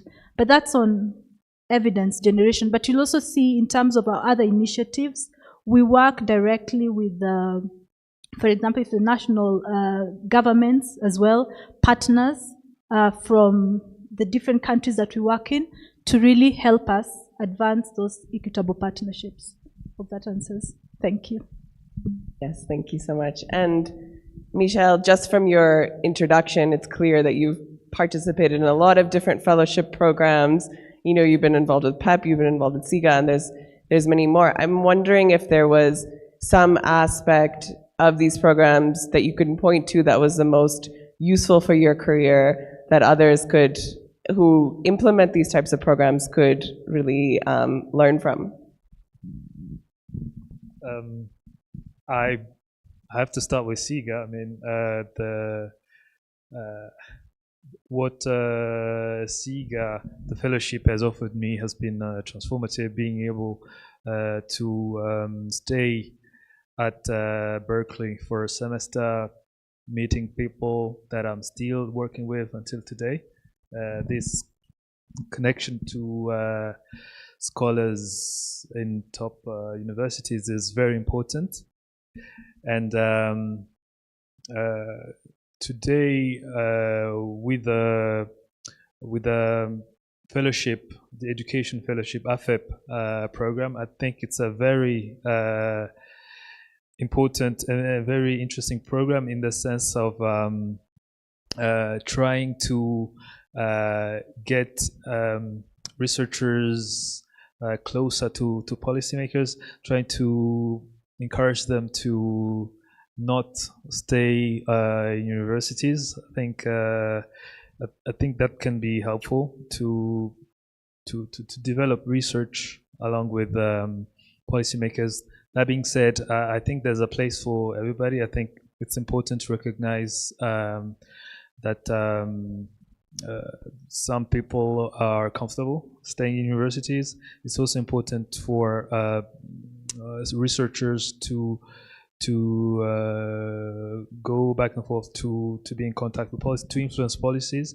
I think one good thing with the current program, the education, the AFEP program, is that there is a sense of encouraging us to, in the end, actually also be policymakers in education and drive the change ourselves. I think that requires a lot of talent, but I think some people have got that talent to be at the same time academics and also drive the change themselves. And I think that's like the bigger goal. If there's people, if there's an institution that can do that, I think that will be very transformative.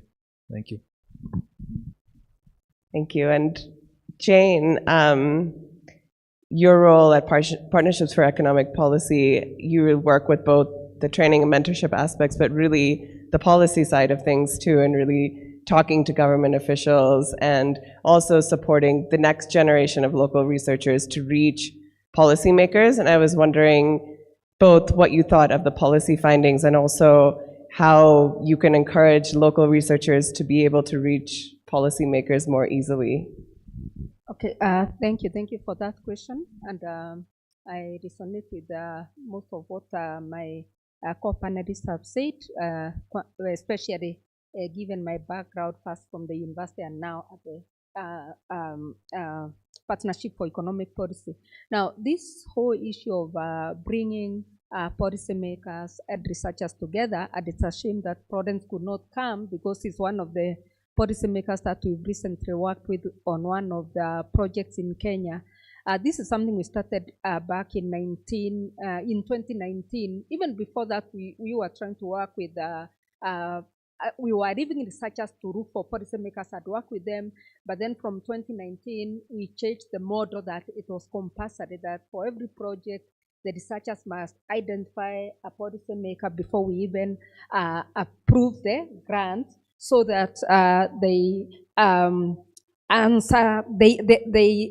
co-design the research, ensuring that the research question, because as a scientist, you always know what you want to focus on. If it's an education problem, like my brother here is talking about, you know what you want, you know maybe the approach, the data that you want, but the question is that of relevance to Burundi? That's why he needs to start from the onset with a policymaker in the education department in ministry in Burundi, so that they co-design. He's thinking about the research, and the policymaker is thinking about the policy questions. Initially, I would say that we had a lot of resistance from researchers. They are like, okay, as Professor Amos has said, the researcher wants to publish and be promoted. But then here you are telling them that they need to engage with policymakers. So initially there was that kind of resistance, but when we made it compulsory, and would require that you need a letter from the ministry confirming that they are signing a policymaker to work with you. Eventually we've got buy-in, but really what has happened is that the outcome is incredible.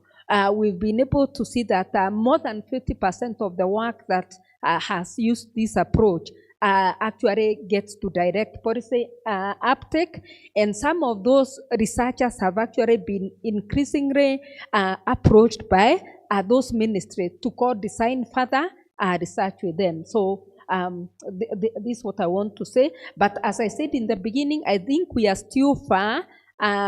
The ministry, sometimes people are busy. That's why we couldn't get Florence now. The ministry, sometimes they also don't have all the time, but the interest is growing, especially like in Kenya, where we have the devolved government, and this idea of wanting to benchmark. I think it's increasingly calling for that kind of, the policymakers are increasingly embracing the evidence-informed policymaking processes.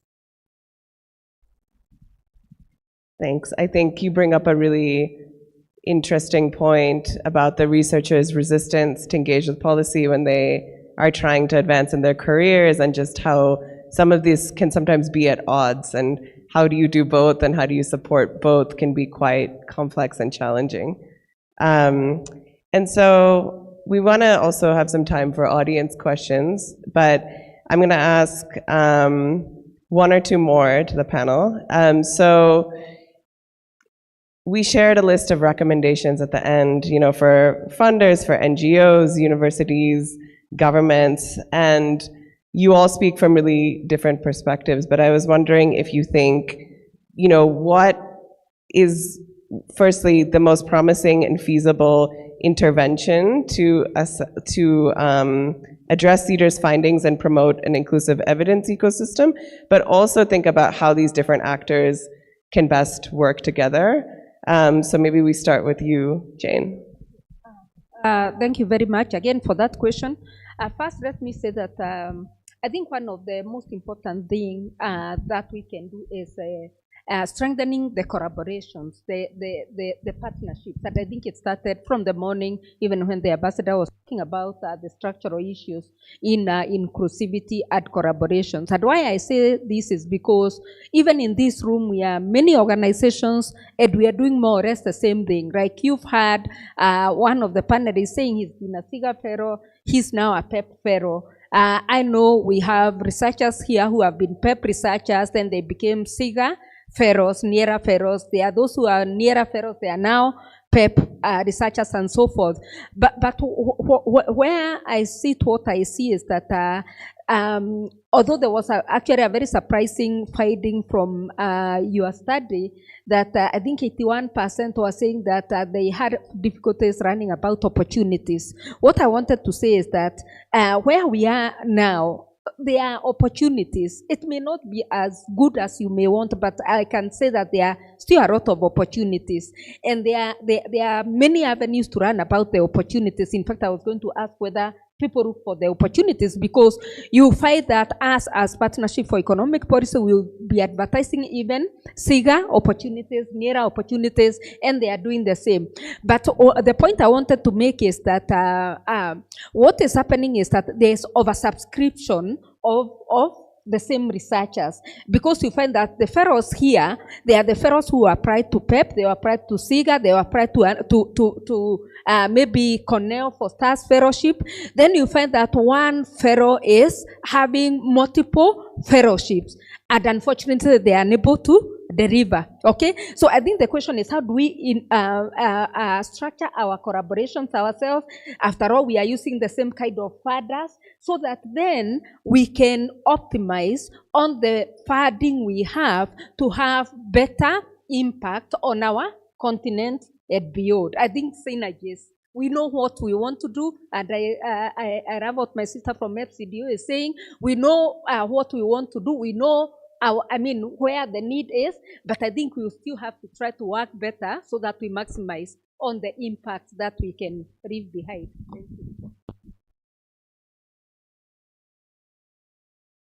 Thank you. I would add to what Jane said that I think it's we can do more in terms of guiding students that are still at undergrad on how to prepare yourself early on, which courses to take to maximize your chances of getting PEP funding or SIGA fellowship,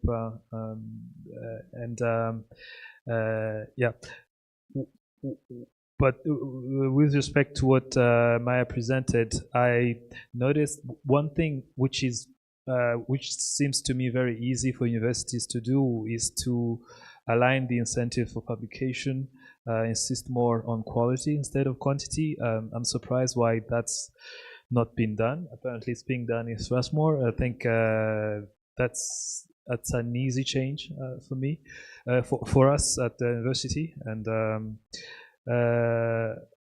finally, I think it's important for to advocate more for funding for higher education.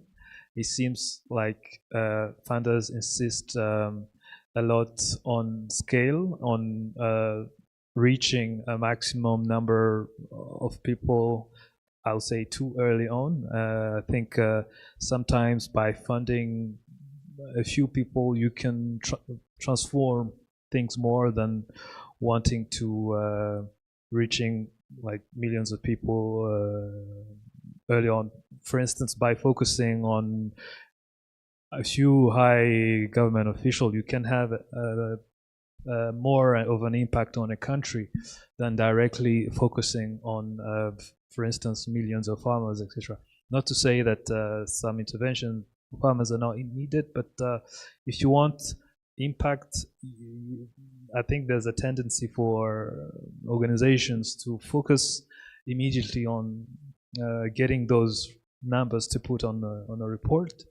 I don't think that's and that's why I feel like higher education is kind of left out, because in Burundi, for instance, we only have 70,000 students, and recently I applied to a grant and was rejected for that reason, because they said the potential to reach many Burundians is very low because you're focusing on, and to them it made more sense to focus on primary education because there are millions of kids.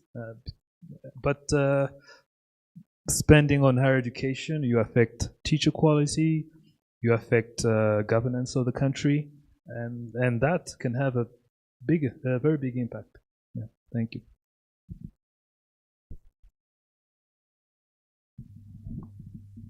Thank you. I think the findings and the recommendations, I see them as a wake-up call, really, for a concerted effort from all of us on how we can really come in and drive an inclusive research ecosystem.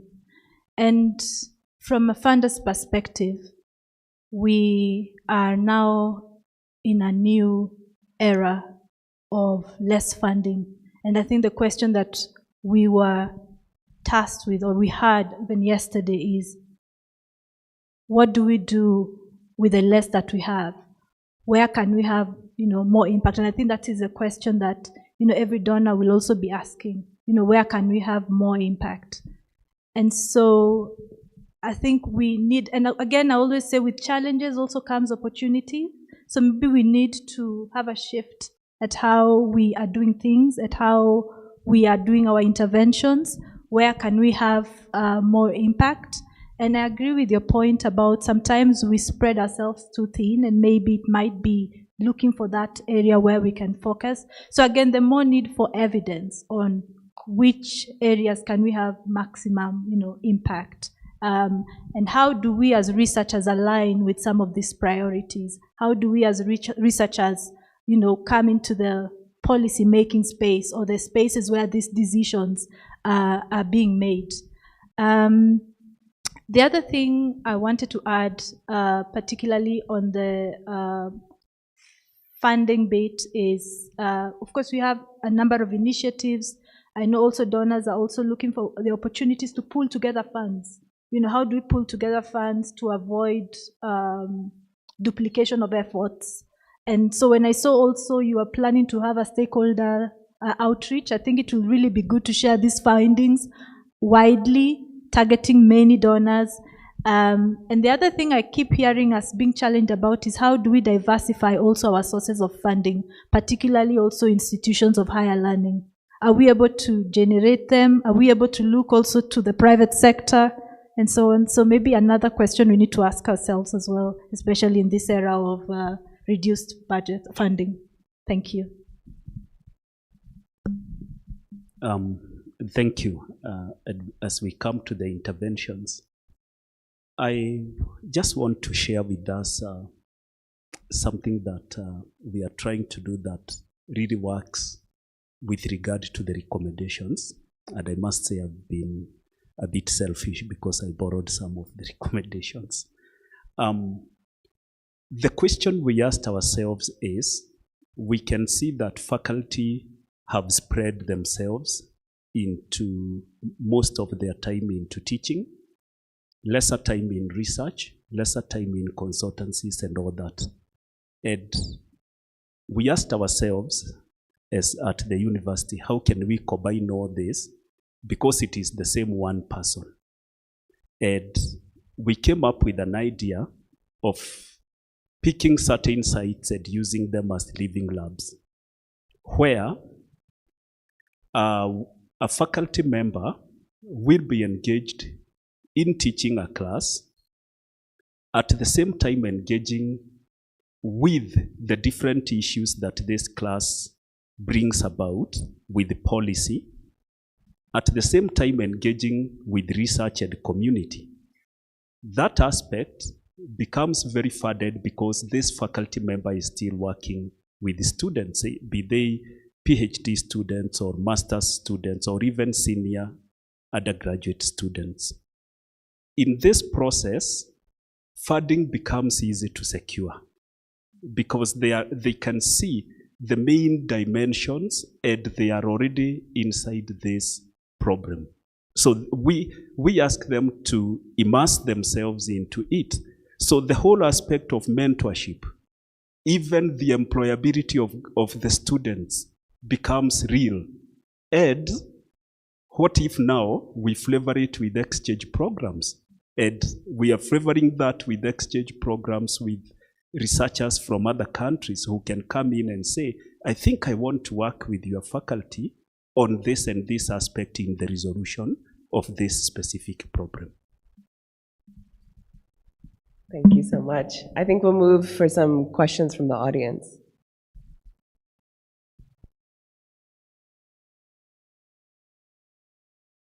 The panel answer.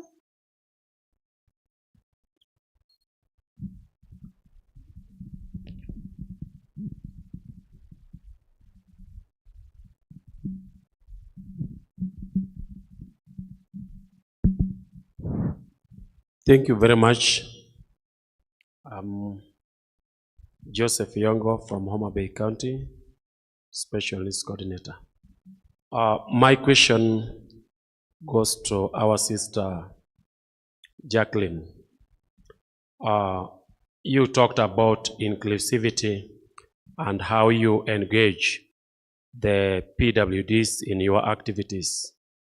How factual is this, and is there any empirical data to show how you engage with these people? Because we all know that PWDs are less empowered economically, and most of them are left behind. And do you also consider different types of disabilities when it comes to your engagement? Because PWD is just a broad term, but then we have the PI, the HI, the VI, and the rest. But you will realize that in some other activities, a given group are being left behind. How inclusive are you, and how factual is this, so that we can cascade the same information to our institutions to ensure that all these people are well taken care of? Thank you.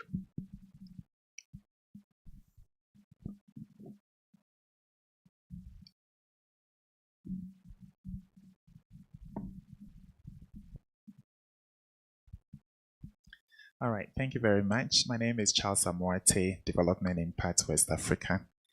Well, I'm also a professor with the university at GIMPA, and I really identify with the issues you have raised on the challenges with research on the continent and how we motivate staff to be part of, to really engage in impactful research. I think the major challenge is really about who sets the research agenda. We have sometimes very interesting issues you want to investigate, but as you are aware, our universities are not funding research from their own resources because of broad economic challenges. So it's the one that is funding the research that is setting the agenda in terms of what they consider a priority. And our colleague from Burundi, for example, think we want to do something on tertiary education, but the funder says, I'm interested in primary education. What do you do? And so there's a lot of misalignment, and I think that can be very frustrating for African-based researchers. Some have studied various areas of specialization, but funding isn't available in those areas because the funders are not probably interested in this area. So until we take ownership of research on the continent by our own government and the universities themselves, I think there's also misalignment in terms of prioritizing research. And sometimes we focus a lot on infrastructure, technology.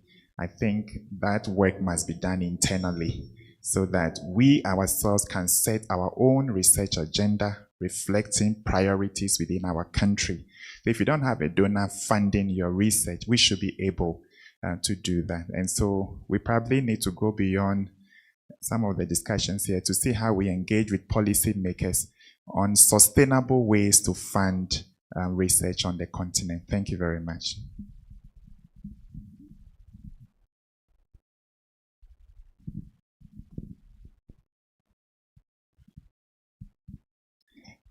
Hello, my name is Caleb Andresen. I'm a Research and Impact Officer at the London School of Economics International Growth Center. My question is around, I guess with the survey that you all did you get a sense of what it would take to change the promotional criteria? What incentives that we talked about that African scholars face? If it is policy influence, who and how do you go about changing what it would take to shift to more of a quality over quantity journal publication? We can take these three. I can start with that one, is that, and maybe almost you could speak to that one as well of what it actually takes, and I appreciate that question. did have some qualitative findings on this. And I think it was quite nebulous. A lot of it was like pressuring the administration and kind of a lot of advocacy with the administration to change these types of norms, but a clear pathway for this didn't really emerge. And so I think that's something we're trying to do with a lot of our stakeholder consultations going forward when we share the results of just really clearly mapping out the pathway for that. So maybe almost if you want to speak to that as well, and then there was the question for Jackie about people with disabilities, and then I think whoever wants to address Charles's question about funding dynamics as well.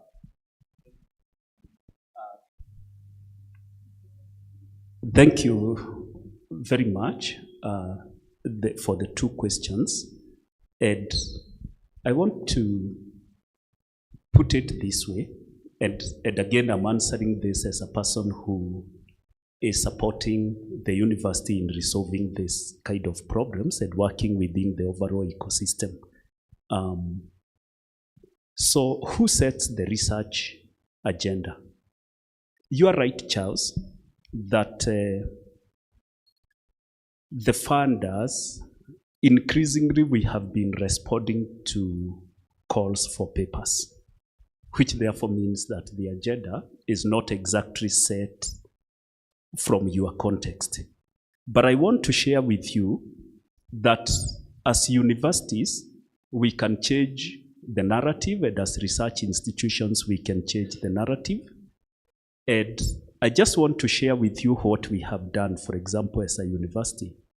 And in the last 2 years, we have supported research that translates to action. So when faculty will do research for their own, what do we call it? Their own, they feel good. I feel good, I'm a scientist, I do AI, I do technology, and I've developed a wonderful app. We come back and say, hey, hold on, mindset change. Who is this helping? So we start bringing conversations into the boardroom with who is changing with this. And what we are now increasingly seeing is faculty even validating ideas, coming back to say, by the way, whose problem am I solving? And therefore, can I get the funding to do this in a demand-driven way? In fact, one of the things that we are supporting in this process is the supporting faculty within their own disciplines to do issue framing, so that when they are able to do the issue framing, they are then able to come back and seek who uses this to do, who uses this research, which policy makers will I be working with, and who exactly will then fund this specific research. But you are right, Charles, the university cannot run away from providing seed money for faculty to go to conferences, for faculty to go and present those ideas and do the right things.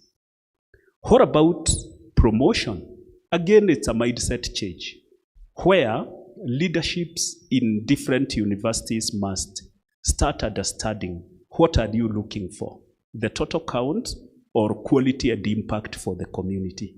One of the reasons why our universities rank very low, for example, in the Times Higher Education ranking, is because of the impact factor. And I'm happy that we are in conversation with different universities and ours taking lead with regard to determining impact, and then now even going to daring to go to Times Higher Education and saying, I have data, can you please rank me? And can I have other universities that I can look up to? So it's a mindset change. And also, in this process, because we believe in change and transformation, one of the other things we have done is actually to set up a leadership program for academic leaders, where at our university we've said, at the Center for Executive Education, specifically a program that changes and transforms the minds of academic leaders to understand that they are leading for impact and transformation. Thank you. We can have that conversation later. Okay, thank you. Thank you, Joseph, for your question. So you had asked about whether there's empirical data to show how we engage with persons living with disability. So that's a very dear topic to me personally. And I will draw from my experience, having led gender equality and social inclusion analysis that was used to inform decision making within the British government, but it was also shared with other donors. And so how we went about this, throughout the process, so we looked at the different, diverse groups, and yes, you're right, that we have different, different categories, if I may use that word, when you're looking at persons living with disability. And so when we engaged organizations of persons with disability, I actually learned that they are very, we needed to engage with people who are visually impaired, for example, those who have mobility challenges, and a whole, we had different categories of stakeholders that we reached out to really help us inform the study. And so in terms of how this data was used, we were actually able to convene them in a validation workshop just to also use them as a sounding board and see and hear from them. And they actually gave us really good feedback, which really helped enrich the final report. So internally, all our initiatives that are implemented within the FCDO programs normally integrate disability inclusion, gender inclusion, all those aspects are integrated. Externally, we were able to share our research findings with donors. So we've had a number of programs that have been designed specifically aimed at supporting persons with disability, but also working with the National Council for Persons with Disability as well. But I'm happy to share more and exchange ideas with you after the conference. Thank you. Thank you. And we have just about 1 or 2 minutes if you both want to add something to these questions. Okay, thank you very much. I'll add very quickly. Maybe first on the who sets the research agenda, just to add on to what Prof said. I think, of course, we must realize that, yes, our governments do not fund research. Our universities, Professor Amos is from a private university, so that's different. I think speaking from the public universities, it's even worse. So what I would say is that, of course, one way of bridging this is we have a FADA. The FADA, of course, have their own strategic plan that they must achieve. So they all come to you or you go to them, they want you to do research in a specific area. But as Prof said, we must then ensure there's an intersection between demand and supply. Okay, so if this particular FADA is interested in education, one way to ensure that you are still part of the setting of the agenda is our co-creation process. We do not want to leave the researcher to run along with the research, but then let them work with the policy maker, because the policy maker then will actually identify the particular policy need on the ground, so that even though the researchers seem to have come from the supply side, from the top, then what is it that we need on the ground so that we are focusing on policy relevant research. And then finally, on this question on changing the mindset shift.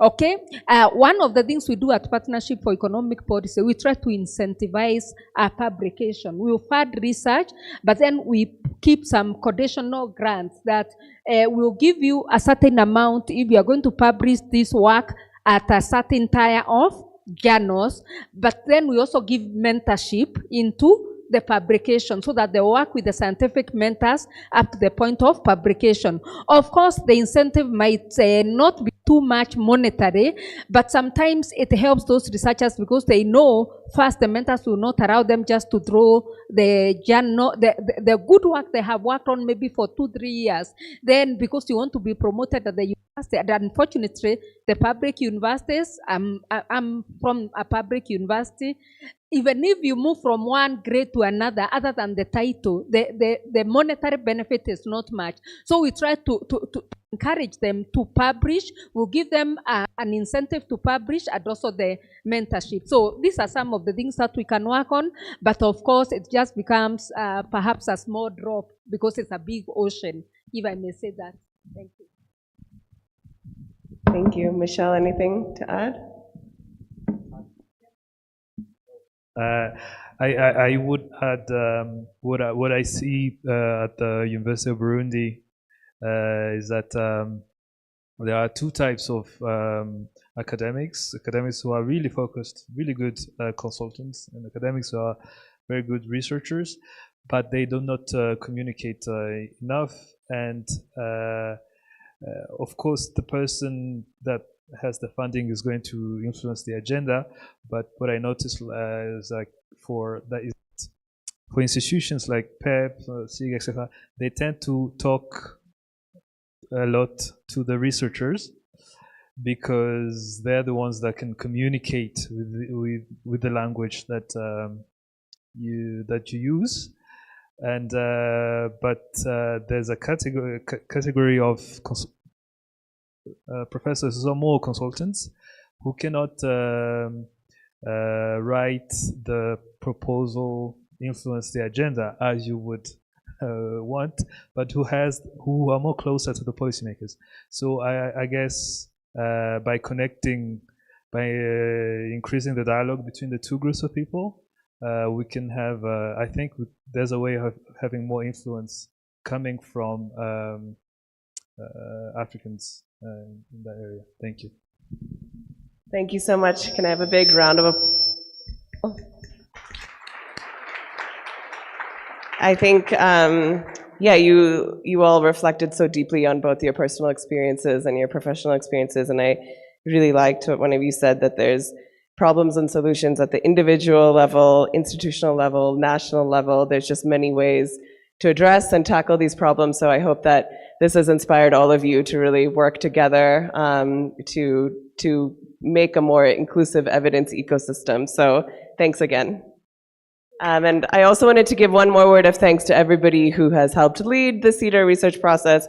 So that includes my close colleague, Amy Shippo, Muthoni, Annette, Almos. It's been Jennifer. It's been such a big collective effort. Many of you are in the room, so thank you all so much.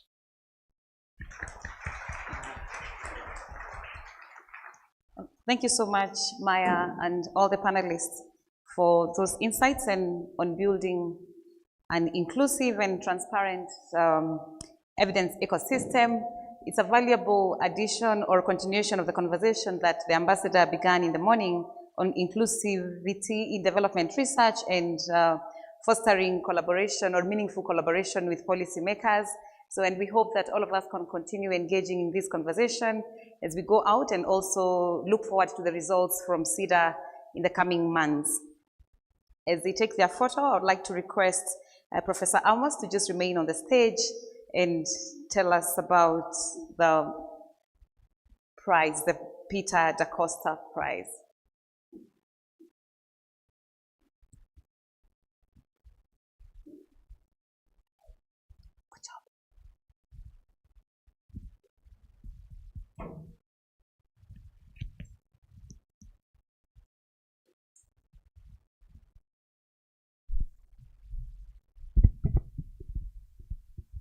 Good afternoon again. Hey, good afternoon. We are still there.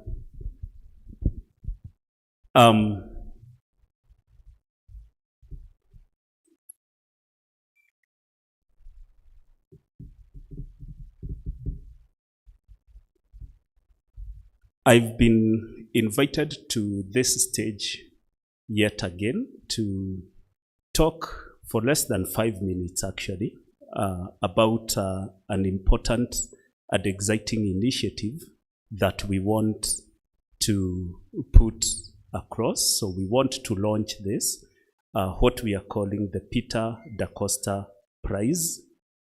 And we are pleased to announce the inauguration of the Peter da Costa Prize, which will be awarded to one outstanding African policy maker. Those of us who knew Peter knew him as a champion of policy, as a champion of African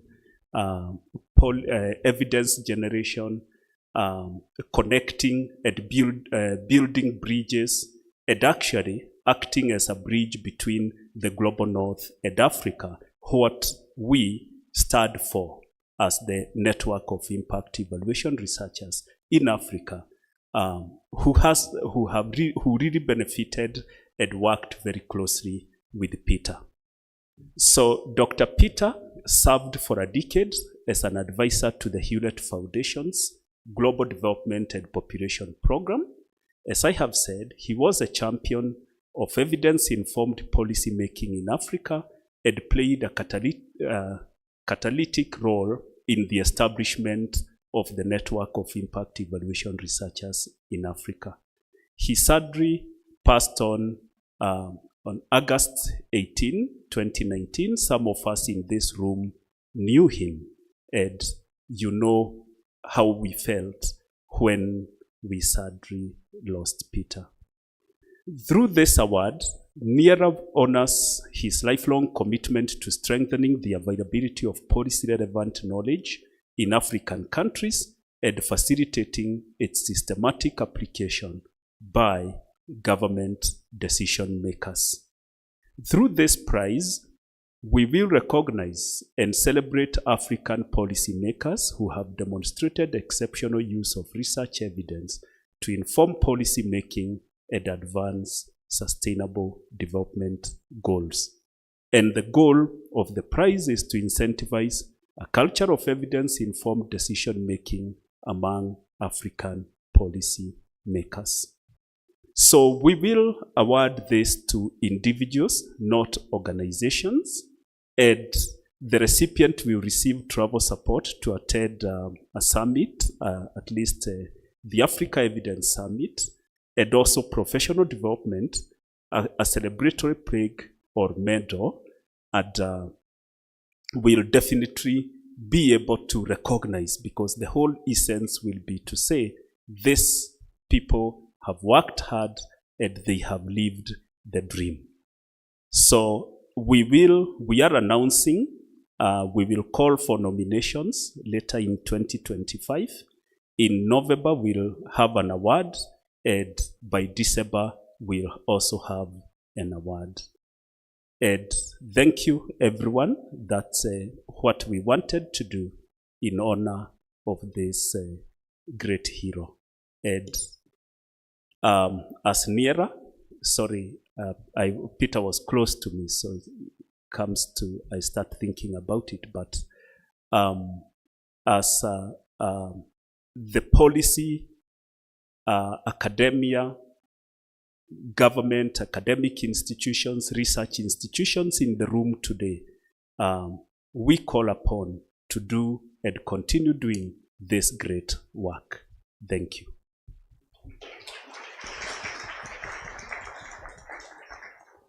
Thank you so much, Professor Amos. So there have been people who have been asking how to connect with NERA, and this is clearly one of the ways. So you may kindly look forward to that announcement or the call later this year. So we'll now take our tea break, coffee break, and we'll be back in about 20 minutes. That's about 4:20 or 4:25. We'll have two parallel sessions. So for this room, we'll be talking about an AI evaluation framework for the development sector, and for Almasi Ballroom on 4th floor, the discussion there will be on evidence on the impacts of cash transfers in conflict-affected areas. Kindly take your break and your coffee. Thank you.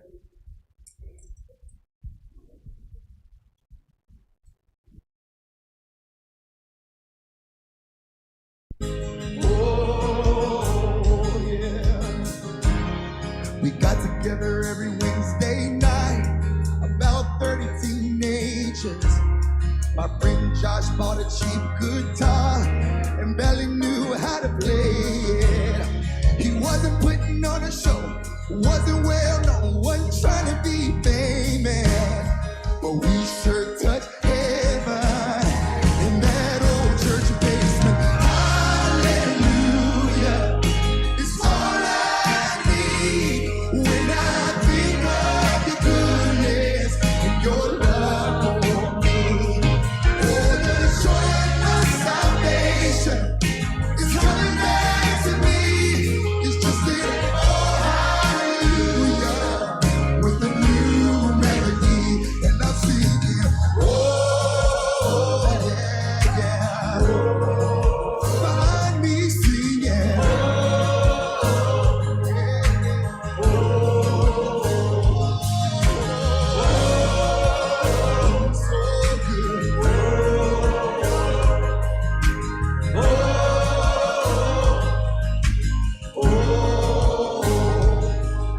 Great is thy faithfulness, Lord, unto me.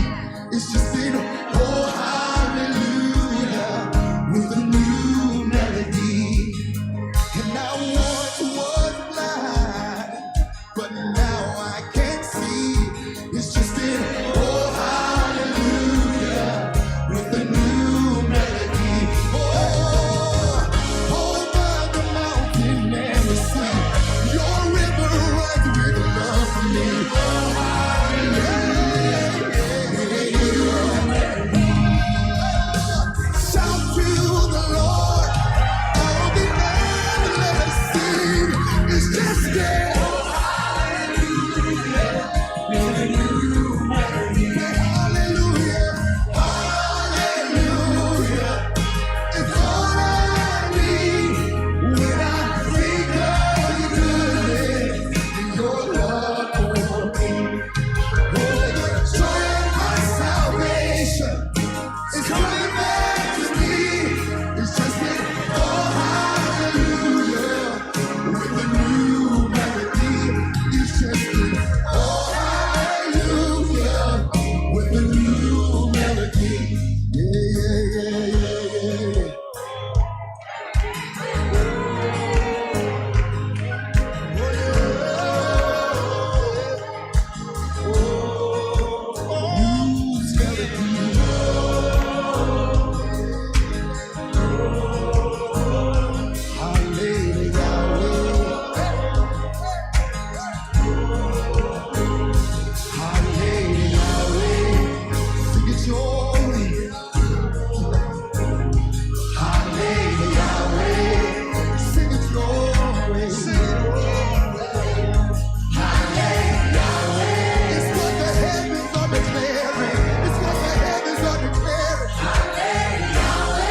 So we will respond. We will respond. Say hallelujah. Worthy, worthy, worthy. Worthy, worthy, worthy. Hallelujah. No greater name. No greater name. Say hallelujah. Sing it your way. Sing it your way. Sing it your way. Sing it your way. Sing it your way. Something happens when we pray. Something happens when we pray. Something happens when we pray. So we give it all, we give it all. Worthy is the Lamb to receive the glory. Dominion,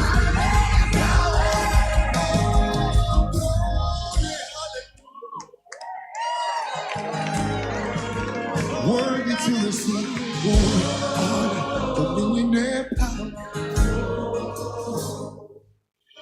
And hallelujah is all I need when I think of your goodness and your love for me. Oh, the joy of my salvation, it's coming back to me. It's just an oh hallelujah with a new melody. It's the same hallelujah Let the elders sing, and it's the holy hallelujah. Now let me.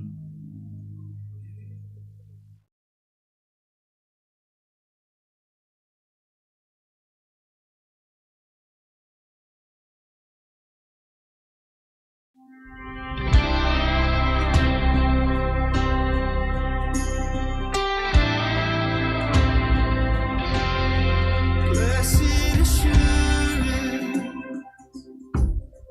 Jesus is mine. He's been my fourth man in the fire, time after time. Born of His Spirit and washed in His blood. And what He did for me on Calvary is more than enough.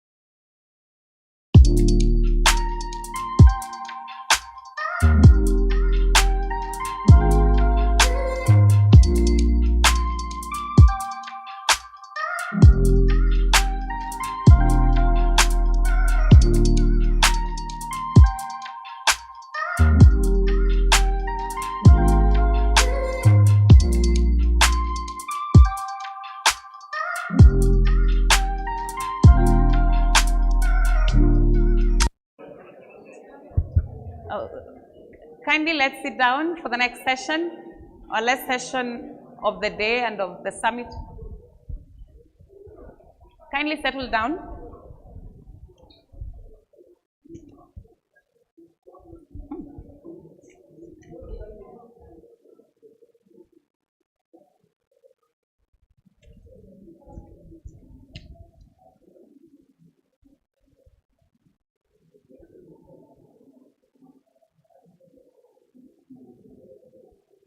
So welcome back to our final session of the summit.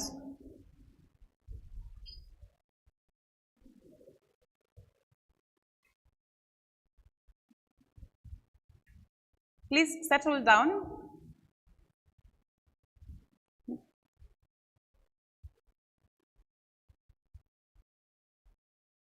Thank you. Welcome back to our final session of the summit. We'll now explore an AI evaluation framework for the development sector. This session will be led by Agency Funds, Robert On, Chief Technology Officer, and James Walsh, Senior Behavioral Scientist. Robert will present a structured framework for evaluating AI tools in the development sector aimed at bridging gaps between diverse stakeholders. James will then moderate a conversation with Robert and Emmanuel Oluoch from Jacaranda Health, and Pova Malvia, Head of Engineering at Nura Health, and Namia Mahajan, the co-founder of Rocket Learning. We're looking forward to hearing from all of them. Kindly help me welcome them to the stage.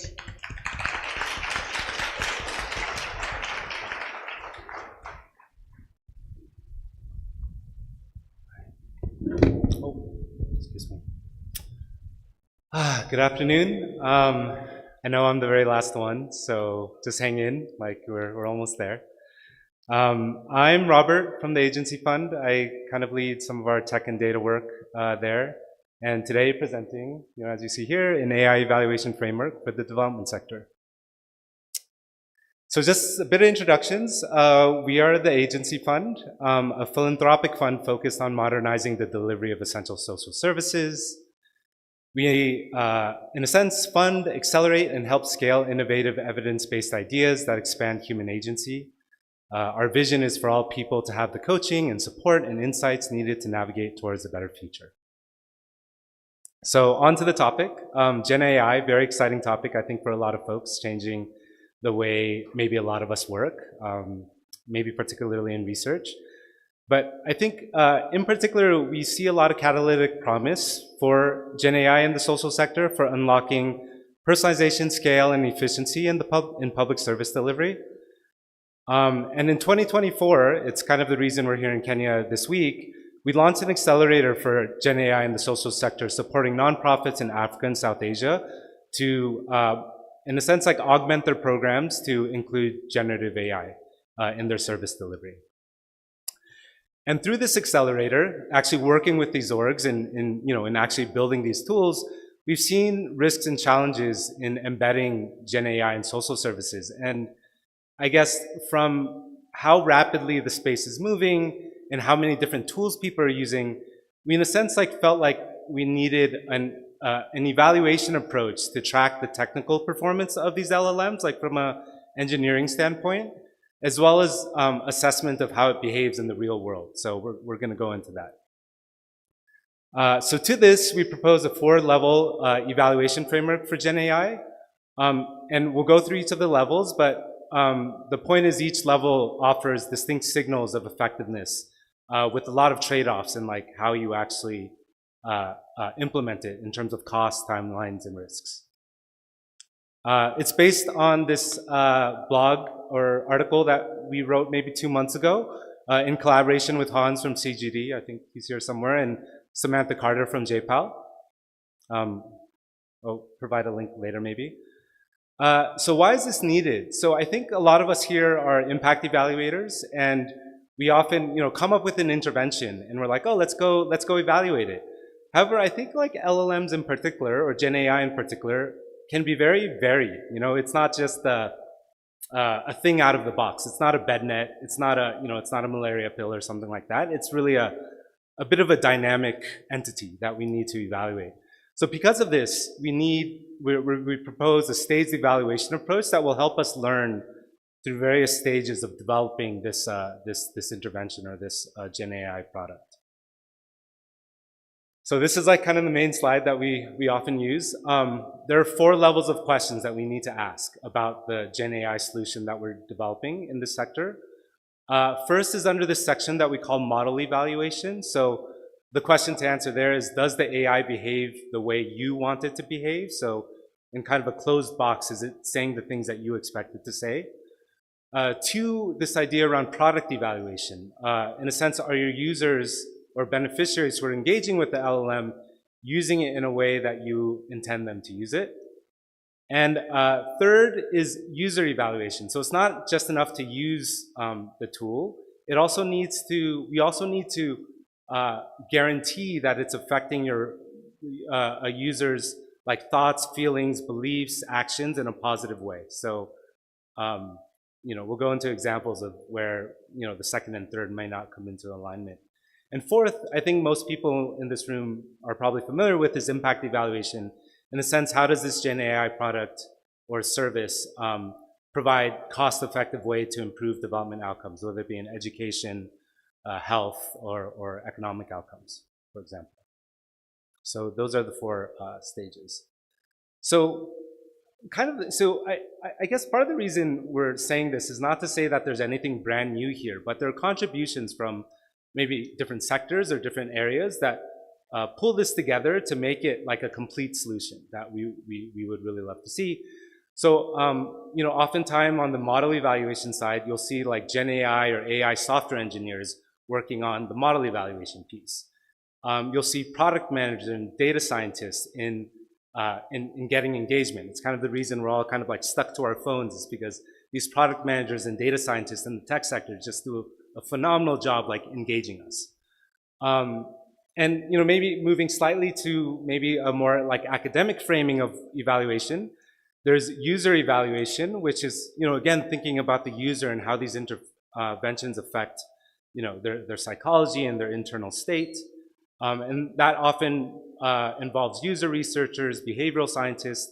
You know, and the private sector has these as well too, but, you know, academic, you know, that's where it kind of starts to bleed over. And I think impact evaluation, you know, more traditionally in economics, in academia, often done by economists and policymakers. So again, kind of the audience that we're talking to today. So yeah, so these are the four main stages. I'll jump into each of them in greater detail in the rest of this presentation.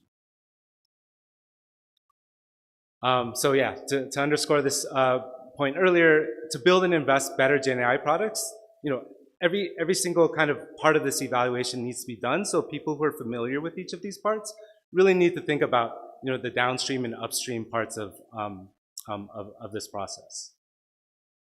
So level one, model evaluation. This is does the AI behave the way you want to?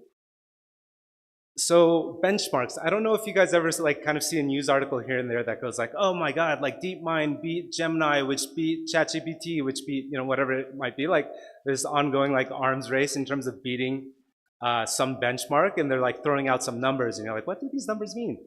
But so there are a set of benchmarks out there that in a sense assess the general capabilities of these models. But we should all like bring into question, like, what are these benchmarks? Like, are they solving math problems? Are they providing people emotional support? What are they doing like in this process? And in most cases, these benchmarks are like far away from our practical lived reality. They're like, oh, can it solve this math problem? Can it, you know, summarize this thing well, you know, in a general sense. But, you know, when we work with various social impact organizations, obviously their needs are much more precise than that. It's not like, can you solve a math problem or can you code a thing or whatnot. So, you know, while these benchmarks are useful in a broader sense, there are a set of social sector benchmarks that we really need to kind of assess the quality of these models. So kind of going into evaluation methods, and you know, when we talk about evaluation, again, like in the RCT sense, oftentimes you think, oh, that's going to take some time, and you know, maybe a field team needs to be involved. I think the way computer scientists and software engineers think about benchmarking is like typing in a command on their computer and pressing enter. And in that world, you have basically a test data set, like a set of like maybe questions and answers, if you can think about it that way, that you expect the model to be able to perform on. And because these Gen AI products are non-deterministic in nature, they can do, you know, a bunch of different things. You need some way of being able to control what it's able to do, you know, and that's what these evaluation methods provide. Maybe I'll start with human as a judge. So just imagine that for every question you give it, an answer comes out and the human like labels it and says like, this is a good one, or this is a bad one, or this one's toxic, or this one's really informative, or this one's very emotionally, you know, like resonant or whatnot. That's what the human as a judge piece would look like. Then we have automatic benchmarking. So this is a set of like basically like algorithms and heuristics to make sure that whatever that is outputted by the model ends up looking like what you expect it to look like. And there are many of these metrics. And this is the part that makes it so that you can like type in a thing and press enter and be like, oh, my model performed at 89% or something like that, quality, whatever number or metric that gets pushed out. And finally, and this is kind of a little bit more innovative, there are these ideas around model as a judge. So this is when you ask an LLM to judge the response provided by the LLM. And that might feel a little bit circular to some, but it is kind of this way of providing what almost feels like a human, judge, like kind of label on that thing, on that query. And in many cases, you can take the labels from your human as a judge to better train your model as a judge to make it a better judger, because oftentimes these data sets are what limit us from knowing how good or bad a model is. So the quality of these benchmarks. So these are, I'm not going to go into some of these details. If people want to reach out later, like about the details of some of these metrics, I'm happy to talk about them. But just to say, there are many of these automatic benchmark metrics out there. They all kind of do different things. They all work on different types of kind of inputs and outputs. And like I mentioned, through the work with our organizations, we've also within our community of nonprofit orgs developed a set of customized metrics that really fit the use case of the social sector. So just really quickly to talk about an example. So within the agency fund, we actually built a Gen AI chatbot ourselves to, in a sense, like test what we're proposing here. And it's a social emotional learning chatbot that's meant to assist teachers to introduce SEL type activities to students. And in a sense, like in this world, we wanted to, in a sense, judge it on these 4 metrics, one around knowledge, one around practices, personalization, and stress tests around like what happens if you like ask something really weird or out of bounds to this chatbot, and how will it respond. And some of the questions you see as examples down here on what these different types of questions that go into this evaluation data set might look like. Yeah.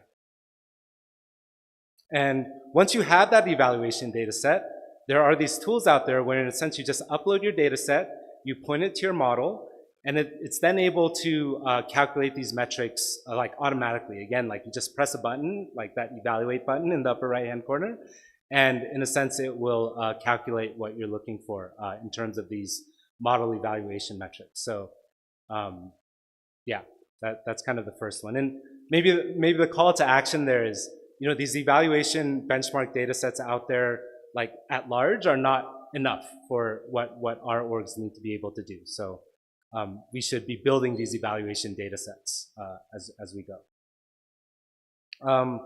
Level 2 is around product evaluation. So this, again, is the question of, is the product being used as intended?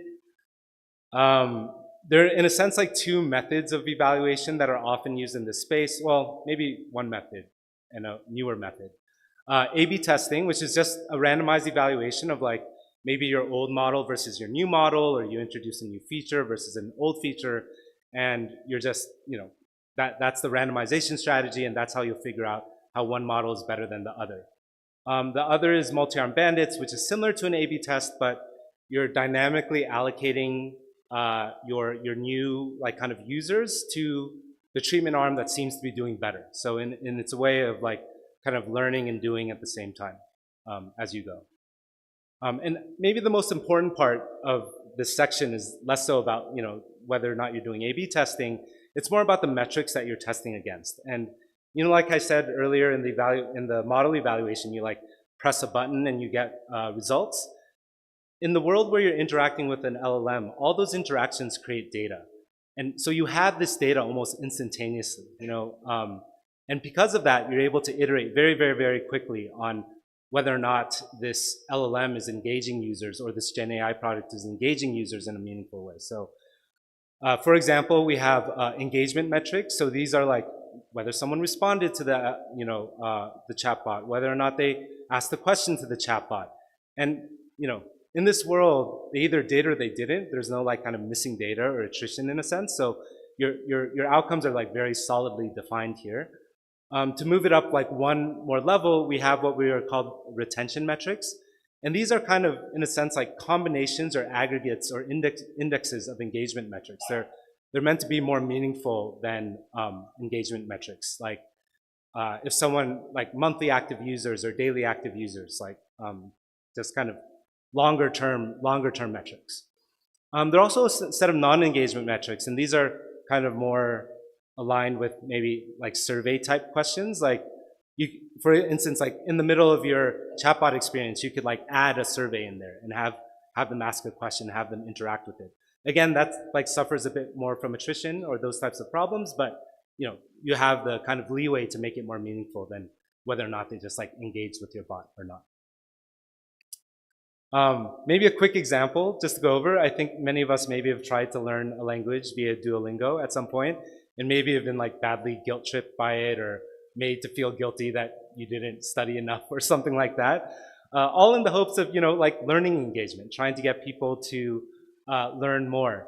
And, you know, a lot of words on this slide, but maybe some of them is like, you can't learn if you churn. Basically, if you fall off of the learning route, you're definitely not going to have an impact, right? So that's kind of one version of the story. But the other is like, how do you actually make sure that engagement is meaningful?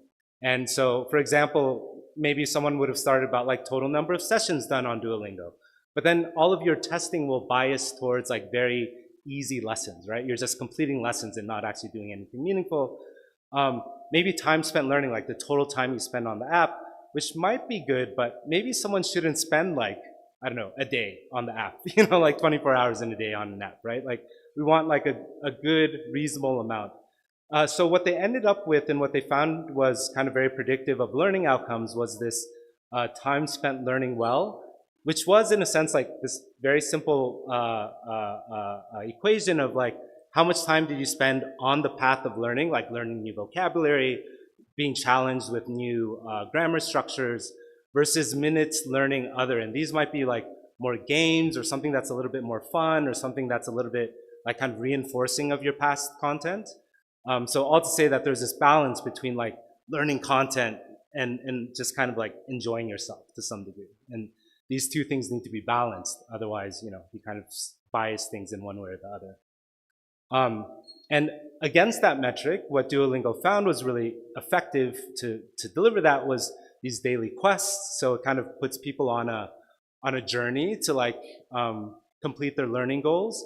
Monthly challenges and leaderboards, so some level of competition was effective. But again, these are, when you have your metrics solidly defined, you can rapidly iterate on these ideas and make them a reality and have your evidence like a month later or a few months later, quite quickly. So, you know, this is again like a question to ask all of us in, you know, in a digital age where we're all kind of glued to our phones. You know, when we're thinking about these social impact interventions and the, you know, engaging experiences that we can provide people, what is a metric of healthy user engagement for AI? Like when you're thinking about your interventions or the products that you might be building now or in the future. So level 3 is around user evaluation. So does this product positively influence like a user's thoughts and feelings and actions and beliefs? So in this world, you know, as you can imagine, like thoughts, feelings, and actions aren't necessarily observable all the time. So what we have are called latent constructs. And these are things that cannot be directly observed or measured, but need to be kind of like proxied or thought of in a more thoughtful way. And these can be of different types, like cognitive, whether or not someone's gaining new knowledge or correcting like previous beliefs that are inaccurate. Affective, you know, kind of your emotional state after you're done using the product. Behavioral, like do you make changes in your life? Do you do different things as a result from interacting with this solution? And you know, I guess I'd say that this area is probably earliest in its development in terms of like standardized metrics. But one can imagine like, you know, you're going back and forth with the chatbot and you're getting a lot of interactions, like the vocabulary people use or the length of responses or whatnot can kind of give us clues about these latent constructs and provide us some hints as to what that might be. You could also kind of do more like short self-reported survey measures, again, like within the platform, or analyze the text of your conversation and kind of produce some metrics there. There are also off-platform measures, of course. You could like go to someone's house and ask them actually how that experience was, and that's like kind of more traditional in context, in survey context that we're familiar with. And maybe just a quick example here of like why it might be important to do this. There's this paper published just last year, I believe, where they found that students exposed to generative AI ended up using it as a crutch, in which case when it was removed, they were kind of left a little bit helpless. And that's kind of probably not the world we want to be in. And to that, there's this idea of agentic learning from self-regulated learning theory that really, asks the experience or the Gen AI product to walk through a series of steps with the user to ensure that this learning and this positive kind of reinforcement in someone's mind is happening. So defining a task, setting goals and plans around that task, engaging in tactics to complete those tasks, and having them reflect on their journey. So being able to like introduce these constructs, for example, in the experience will ensure that this isn't just like a hyper engagement experience that isn't kind of giving people the agency they need to continue learning and on their own. Maybe I'll skip this slide for now. So finally, I think this is actually probably very familiar to this crowd, but having an independent impact evaluation of development outcomes. And this is the question: is the AI product a cost-effective way to improve development outcomes? So this is, we kind of worked our way up to here to say that there's so many like levels of cheaper and faster and easy, like kind of easier evaluations you can do that are necessary for you to kind of get to the next like step to some degree. Because without those boxes checked, maybe you don't want to spend like the resources at this stage. So the evaluation tools maybe that many of us are familiar with here are randomized controlled trials. We often use measurement tools in terms of surveys or standardized tests, observation tools, or administrative records to facilitate this. And this is like the final step of like, given your Gen AI solution or without your Gen AI solution, like how impactful or how does this really change people's lives in these education, health, or economic types of ways. So I think, maybe I'll talk about just this last example, that there was this RCT done in 2020, so pre-Gen AI, where they provided feedback on essays to students and found that, in a sense, like providing this experience of getting feedback from this AI platform led to more essays being written, higher quality feedback, more engaged teachers, and higher tests. So it's kind of this magical, like, wow, like with a little bit of like human type feedback that could come back at scale, like through these Gen AI products, you can really, really make a big difference, like along all these dimensions. I will say that this wasn't like a Gen AI solution. This was like some other pre-Gen AI solution. So we're really excited to see the types of impact evaluations that come out, like from this community and others. And hopefully this evaluation framework will give people a good process to kind of de-risk, the evaluation that they intend to execute on. So to that, I will pass it on to Jamie and our panel of real doers in this Gen AI space.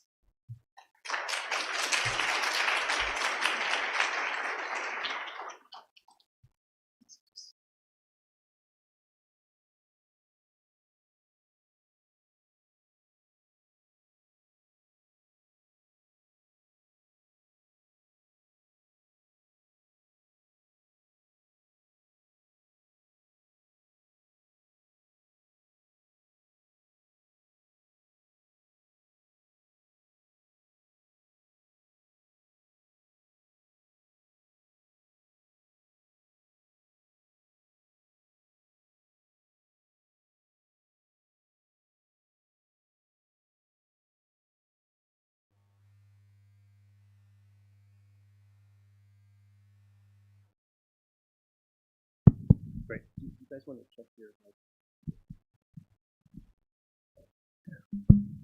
Great. Okay. Well, thank you. So, just following on Rob's talk, I think one of the, if you're to take a gestalt, the kind of the high level takeaway from what Rob was talking about, is that in many ways, the journey of evaluating an AI product is long. It's more explicitly long than maybe running simply a randomized trial and impact evaluation.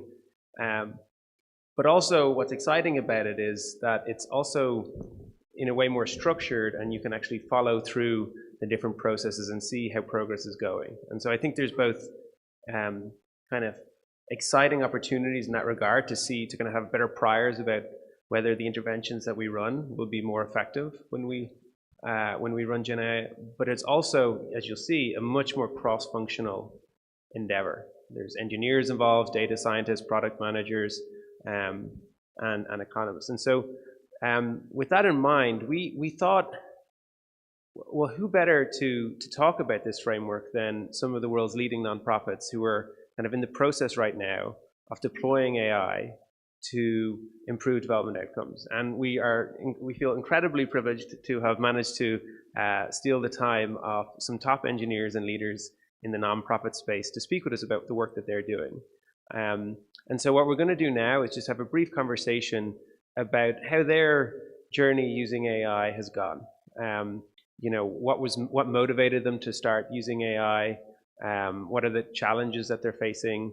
How have they evaluated their work? And I think this is very much like a new phase in the social sector. And so what's really exciting is I think we're all actually learning together as we do this. And so I'm not going to introduce, I'm actually going to ask each panel member to introduce themselves. We talked a little bit about this before, and we'll go on from there. So Purva, would you mind to say? Absolutely. Hi everyone, I'm Purva Malviya. I'm leading engineering at Noura Health. At Noura Health, we are trying to improve patient families' lives, you know, by basically making them or training them for being an effective caregiver. We are present in 4 countries, and so far we have reached 30 million patients and caregivers and impacted them in some way. So yeah, looking forward to the conversation today. Hi everyone. I'm Emmanuel Olang, Senior Machine Learning Engineer at Jacaranda Health. So at Jacaranda Health, we work with trying to integrate generative AI in building cheap and accessible solutions to improve maternal and newborn healthcare. And one of the things we've worked on is working on an LLM, and primarily we started working in Kenya, but we are also expanding to other parts of Africa, for instance, Ghana, and also plans to expand to other countries like Tanzania. Hi everyone, such a pleasure to be here with other organizations I admire so greatly. My name is Namya. I'm one of the founders of Rocket Learning. We work to support the early learning of more than 4 million kids under 6 to help them get a better start in life. We work in 10 states of India with about 270,000 government daycare workers. That's about 20% of India's daycare workers. So we're using AI to actually try to build a coach for daycare workers. Wonderful. So I'll start with you, Namia, if that's okay. So I should say that at the Agency Fund, we're extremely proud of our grantees, and these are some of the most impressive, I think, nonprofits really working in the world at the moment. And I remember, so one of the distinctive features of Rocket Learning is you guys started as a nonprofit, but really like a tech nonprofit. You've been digital from the very get-go. And so I'm curious about, as you started, so you obviously achieved incredible scale and effectiveness with just a digital first approach. At what point was it that you decided to think, well, you know what, AI could actually help you improve the unit impact, the deepen impact of your product? Yeah, so I think we were digital first because, you know, India had a massive proliferation of mobile phones and mobile internet, right? So all our Anganwadi workers had mobile phones. They were getting a stipend for mobile internet. And so for the first time, we had a way to reach our daycare workers, our community workers, where they are every day in their pocket, right? Otherwise, you would have to send somebody out there. You'd have to, train them, pay for their travel. It's impossible to make sure everybody is getting the highest quality content every day. But digital lets you get there, right? So every day, Anganwadi workers get 2 pieces of content. We call them, status quo survivors. So they were kind of nervous about digital technology. They weren't sure what they were doing. So for them, they needed this infusion of confidence and agency, right? And then they needed some support in digital literacy because they could do the teaching, but they needed that before they could even get to the teaching. There were people that were just achievers, but they were a bit uncertain, and surprisingly they were the biggest users of our product, right? So our content, they found it really useful, they found that they could do it, but again, if they had more confidence and self-belief, they would be able to get to that next level. And the last were ambitious seekers. So these were people who maybe already had a degree in teaching, right? So they were they thought they were beyond our product, and maybe they were, because what we were sending was unique needs where they wanted, more difficult, more contextual content. They wanted a way to show their supervisor what they were doing. So, we found that there were all these different needs, and, we weren't getting deep and personal enough through our digital tools, even though they were the best we could figure out at the time. So with AI and LLMs coming in, we have that opportunity to be not just a knowledge or skills or tool provider, but genuinely somebody that you can talk to and who can support you in self-belief and in self-efficacy. Fantastic. And can you tell us a little bit, I know in kind of some of the conversations we were having, Namia, you were thinking about one of these problems that comes up with the user funnel. Essentially getting people actually, it's all well and good to develop the AI product, but if nobody's used, what was your experience there?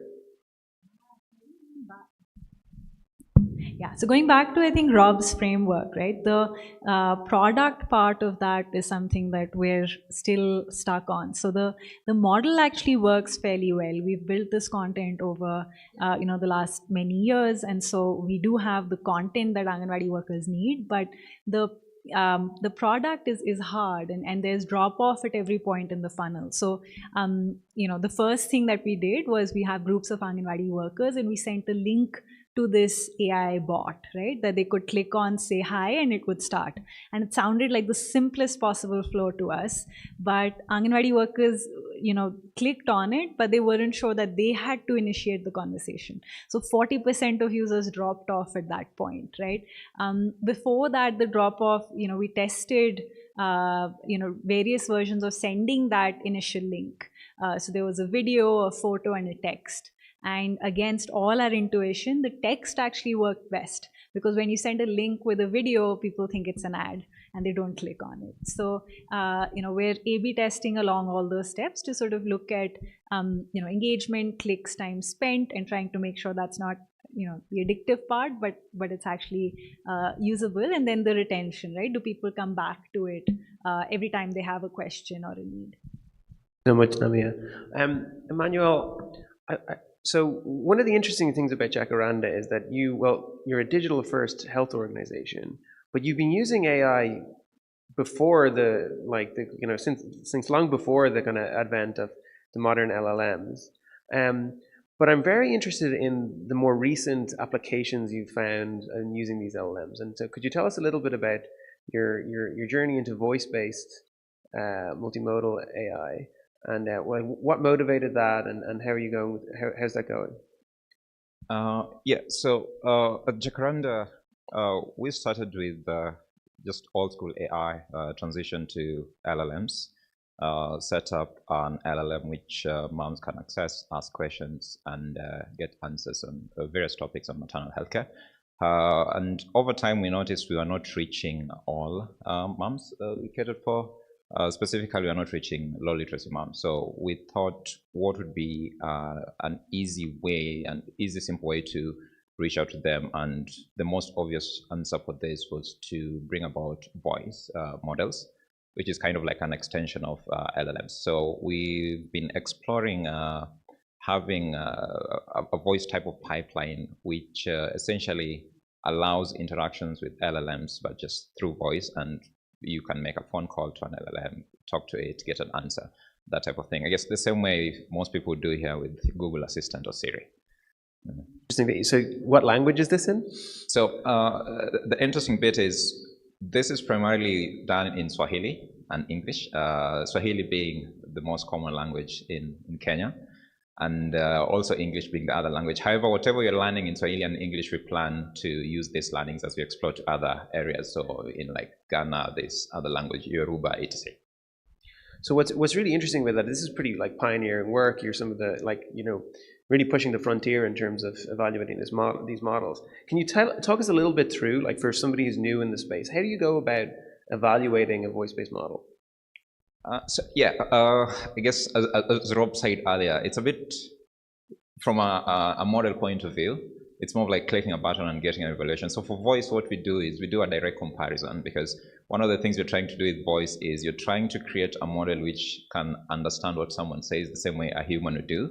And the direct comparison comes in the sense of something we call word error rate, which is quite an engineering metric. And basically what it does, it compares a word that the model has understood against a ground truth, which would be what a human would use as a reference. And what happens is, if it's a direct comparison, we would say 100% accuracy. So for this particular metric, normally what you want to look for is lower is better. So you don't want a higher word error rate, you want something low. So currently, at least for Jacaranda, we are targeting to be under 10%, but at the moment we're just about 14% word error rate, specifically for Swahili. Interesting. And we were talking a little bit earlier, and I'm curious, like maybe Purva, you also have thoughts on this, about just this idea of setting benchmarks. Rob was mentioning this earlier, like that OpenAI have, like, you're competing with all the other foundational models and various benchmarks. But actually, when we think about so like the context, actually the benchmark really matters differently. We were kind of discussing ourselves a little bit like a p-value. A benchmark is kind of fairly, in some senses, arbitrary socially constructed line. How have you guys thought about?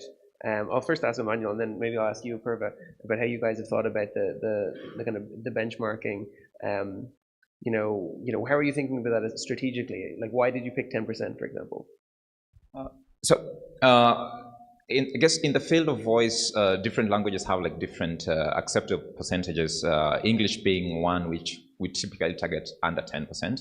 So for Swahili, we wanted something closer to English. The reason for this is a lot of people speak Swahili in Kenya, and it's much more accessible with Swahili. So 10%, under 10% is kind of acceptable. Right. Okay. So it's in some senses like it's the same. The way the benchmarks may seem like this kind of quite intimidating thresholds to try and meet, but they're actually, in many ways, being constructed in the same way that, you know, typical social scientific measures, like, you know, like like a power calculation is usually 0.8. You're going to usually have a Cronbach's alpha as well, 0.8. So these are kind of industry defined, but they're kind of pragmatic kind of rules. Is that right? Yeah. Exactly. So these are definitely, as you've said, kind of industry or context defined. So people working in this field, there's sort of like a standard you need to meet, because if you deviate way too far from this standard, then it means whatever you are issuing, when it gets to like the later phases of those evaluations, or like let's say when it gets to product, then you're going to have some sort of issue. So we kind of try as early as possible in the model phase to make sure we meet this. Wonderful, thank you. So, Purva, so Nora Health has been around for a little over 10 years now, and you've reached enormous scale. I think you said 30 million patients served. But it's only relatively recently that what has been quite an in-person program started moving to digital. And I'm curious about how have you guys thought about the ways in which AI could potentially help you deliver on your program more effectively? Absolutely. Let me actually give you a little bit of context on, you know, how Nora Health started.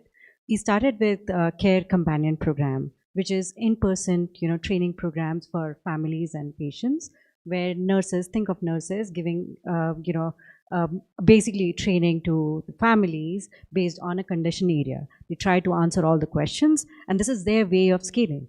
The healthcare, you know, industry workers, the count is so low the ratio of, the patients they are serving is enormous. So that is our way of tackling this problem.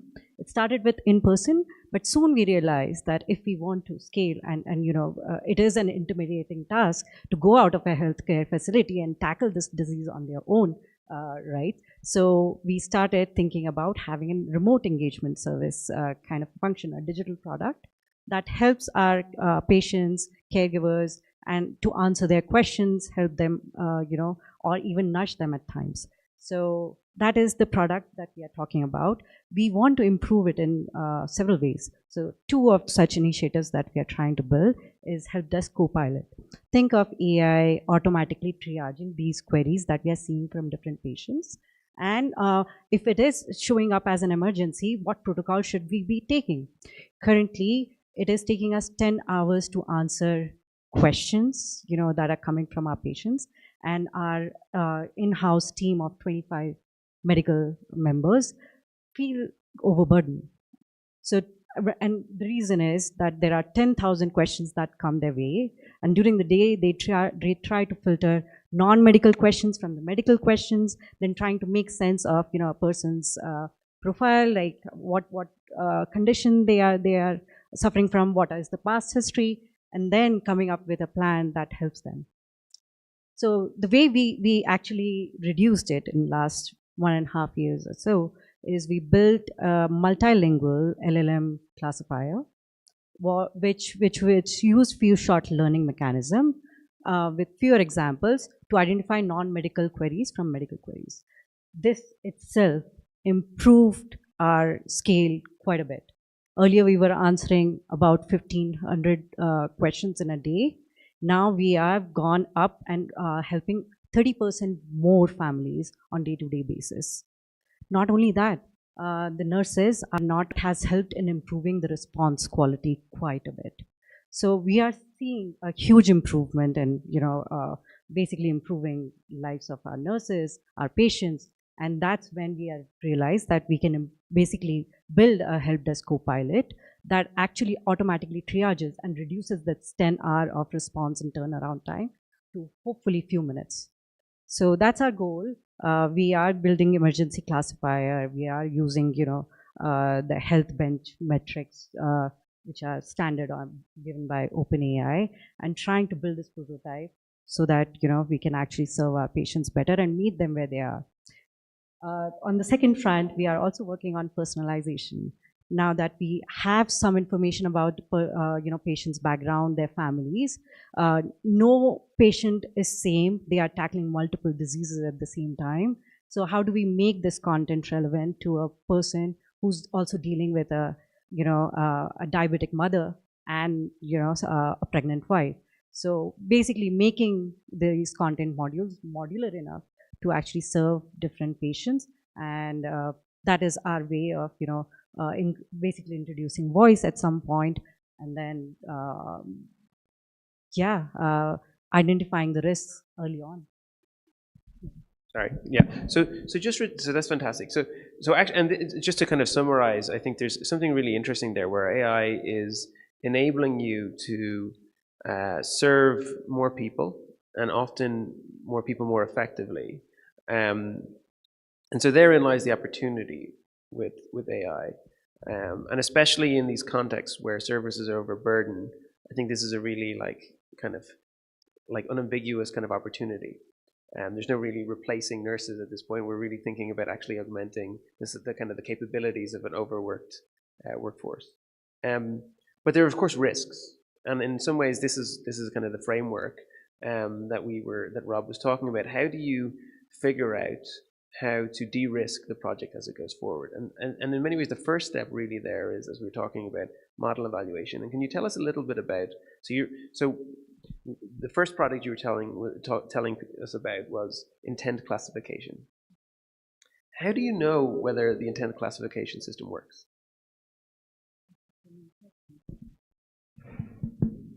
All right, so evaluation is a critical part, of all this that we are trying to do. Data is being used for decision making, and we want to continue using data for it. So for LLM classification, we looked at the accuracy. We also used human in the loop, review process to identify where we are missing.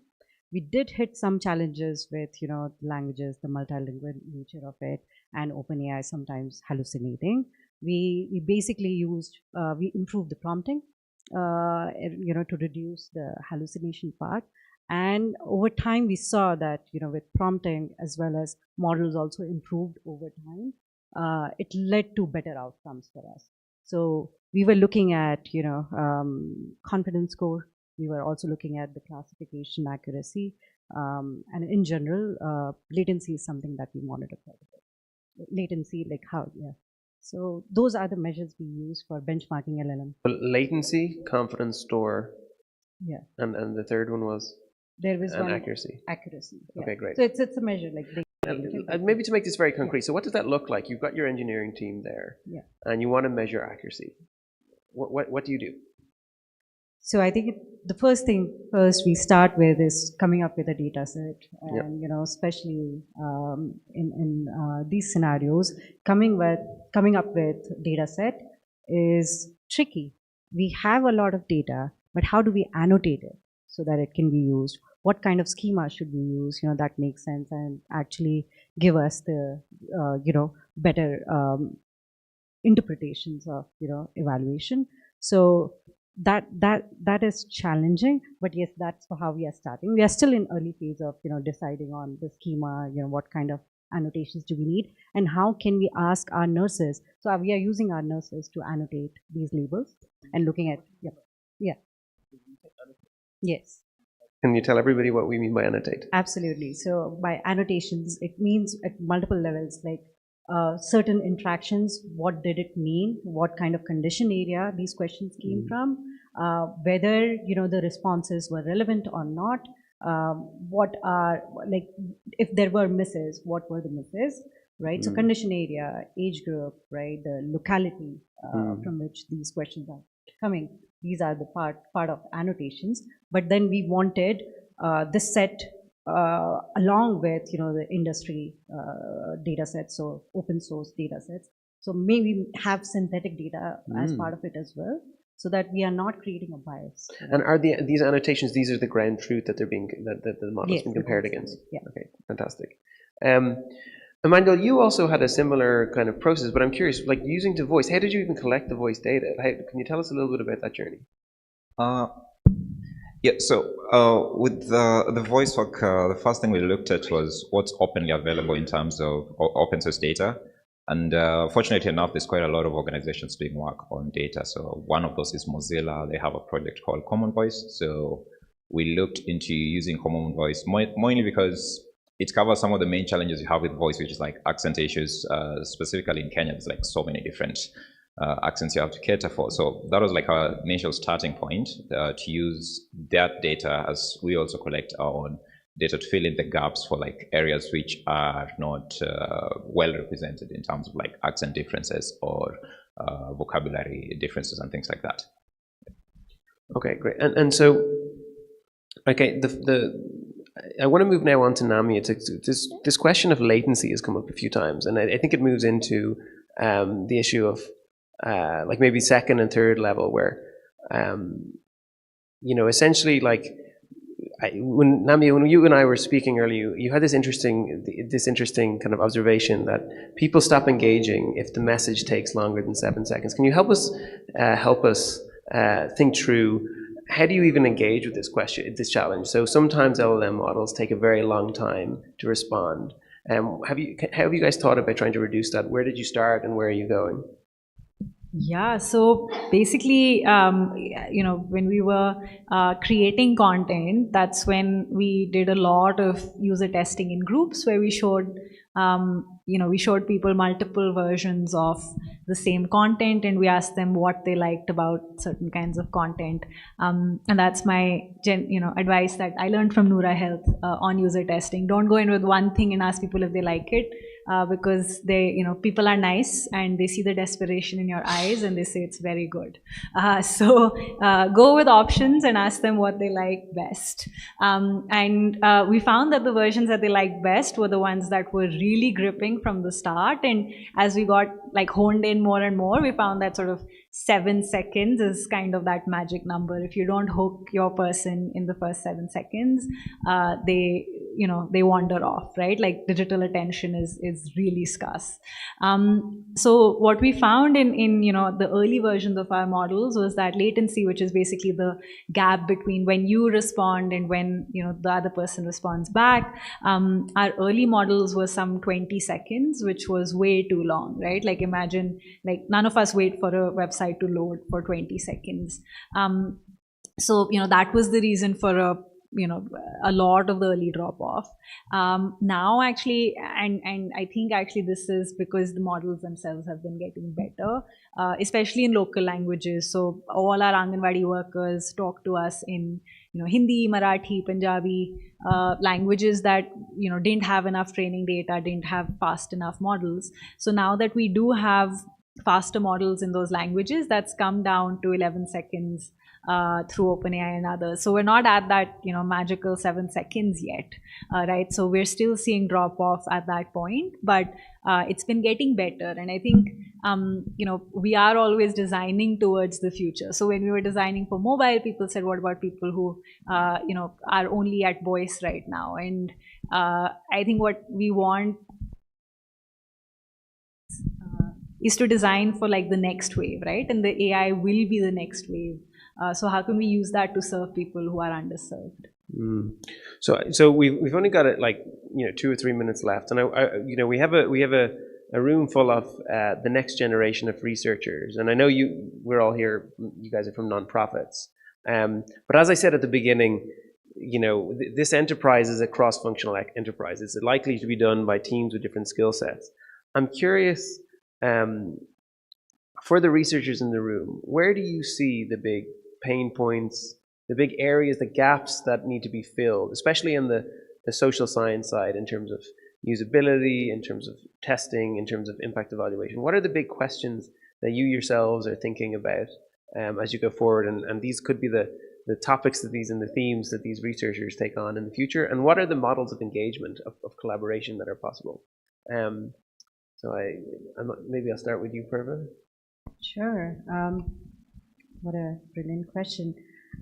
So I would suggest, basically starting with evaluation strategy early on, coming up with the expectations from impact and the user metrics. What kind of engagement are we looking for, and then starting from there. This is something basically deciding on these metrics will basically also decide on the structure of data set as well. And then how do we make sure that this data set that we are building will cover most of the use cases, or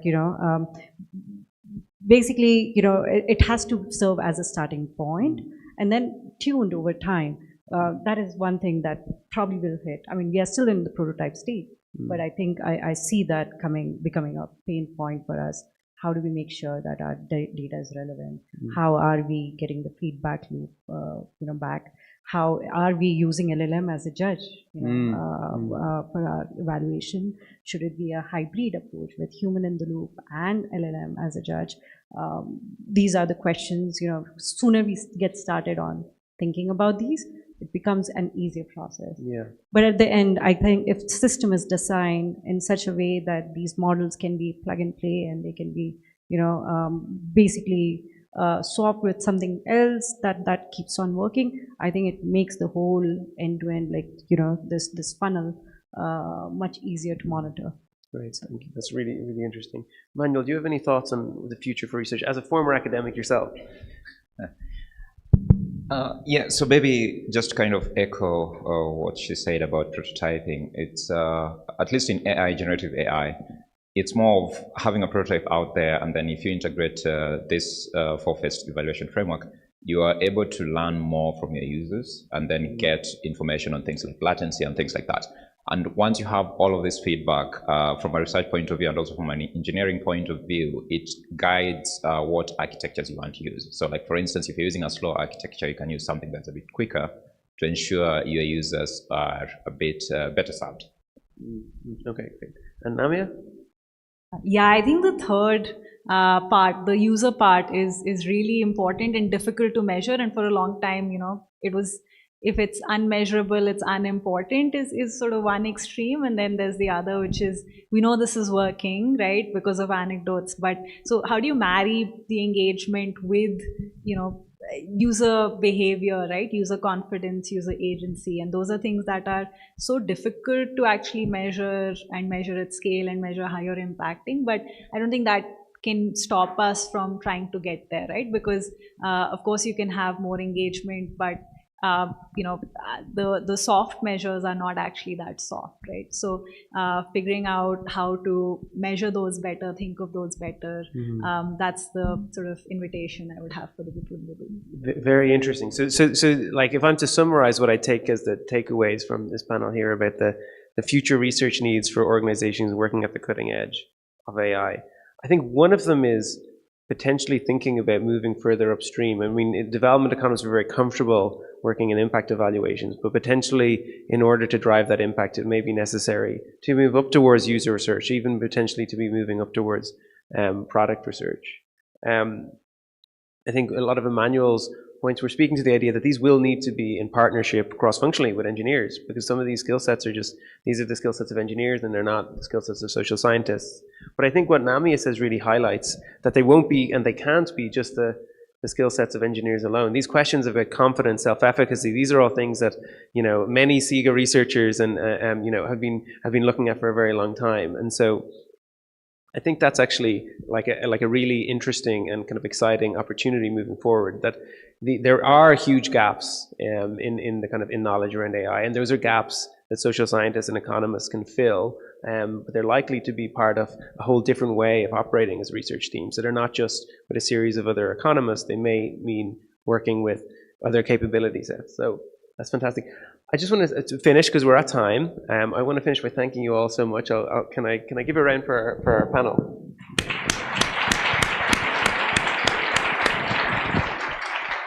And thank you all for, this has been 2 days. I really appreciate you. We really appreciate you listening through a technical talk on AI at the very end of a conference. It's wonderful to have such a great crowd here.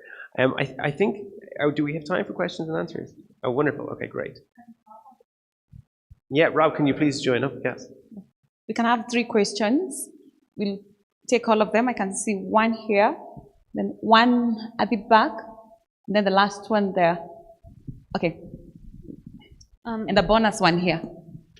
Hi, thanks. Anita Shankar. I'm from Johns Hopkins, and thanks very much. It's a very timely and important topic. One of the things I've really struggled with or grappled with is that we are early days in AI, but it's also enhancing and moving very, very quickly.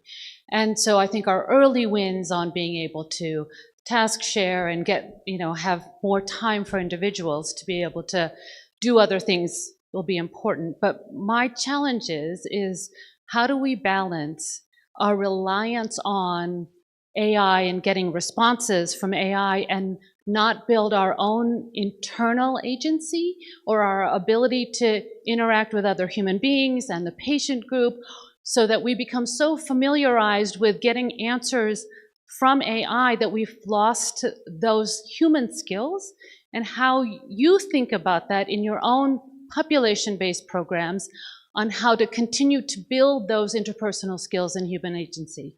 So, yeah, thanks. What a wonderful question. Hi everyone.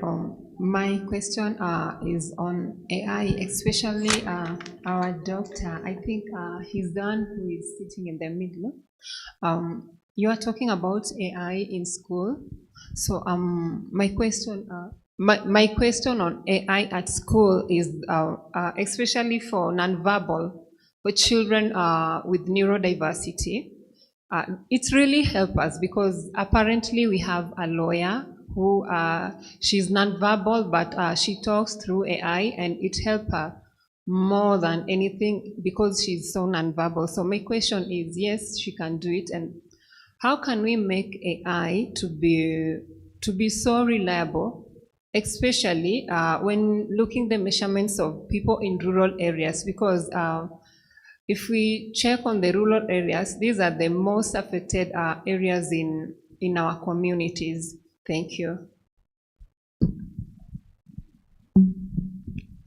Yeah, thank you. My name is Biola Oyebanjo, and thanks a lot to the speakers. As someone who has also built an AI chatbot myself, I think most of what you said resonates. But what I wanted to say resonates with the first speaker quite well. And I've read a couple of work from the agency fund, and I think one thing I find fascinating is the idea that people must own and control their lives. And the first speaker, the first person who asked the questions, spoke my mind. How do we ensure that, individuals participants who engage with this bot are still able to have a sense of control over, their own lives? They're able to make critical judgments. I'll give an example. So when I designed the AI bot for small businesses in Nigeria, the goal was to allow them to get responses from the bot that allows them information on their businesses. And what we've realized that most of them don't even want to use it, right? And we started coming up with ideas of how to get them to use it. And then I asked myself, if they don't want to use it, maybe it's not that useful, right? And so the more you try to come up with ideas, the more you're thinking maybe you're forcing them to take their lives out of what they really believe in. So there's this tension between helping people to, get products that help them, and the other part where you are also worried that they don't have ideas, especially they don't have the opportunity to build their own ideas. So how do we ensure that AI is able to, allow people the flexibility to be able to own their own choices? What we have in AI these days, especially because we know it's quite biased, is perhaps the knowledge that comes from a part of the world. Even when we try to contextualize it, so I designed the bot in such a way that it gives them contextual knowledge, but we still see responses that are quite biased. So how do we ensure that? The second part I think is quite missing from our conversation is the role of ethics, right? So I have access to a couple of data from, responses from the beneficiaries of our chatbots. These are personalized data. So how do you ensure that you keep this data in a private? Yeah, we can't hear you anymore. Is that you finished? I think so. I'm going to summarize what I heard the questions to be. I think so. We had one question around. So can I add just one? Yes, please do finish. Yes. It's here. My name is Chris. I'm with the Hewlett Foundation. I think just to double tap on the two questions around how all of these tools advance agency, also because it's the name, the agency fund. And then I guess the other question is around sort of the issues around data quality, which then introduce bias. And I'm just curious, I guess, from the three product developers on stage, if you can speak about your own product development journey, maybe one of you, like if there were moments in the process when ethical or governance concerns might have shaped a design decision one way or the other. Great. So I'm going to, a lot of great questions there. I'm going to try and summarize them and maybe farm them out to different members of the panel, if that's okay. So we had one question. The opening question, I think, is one that's on a lot of people's minds.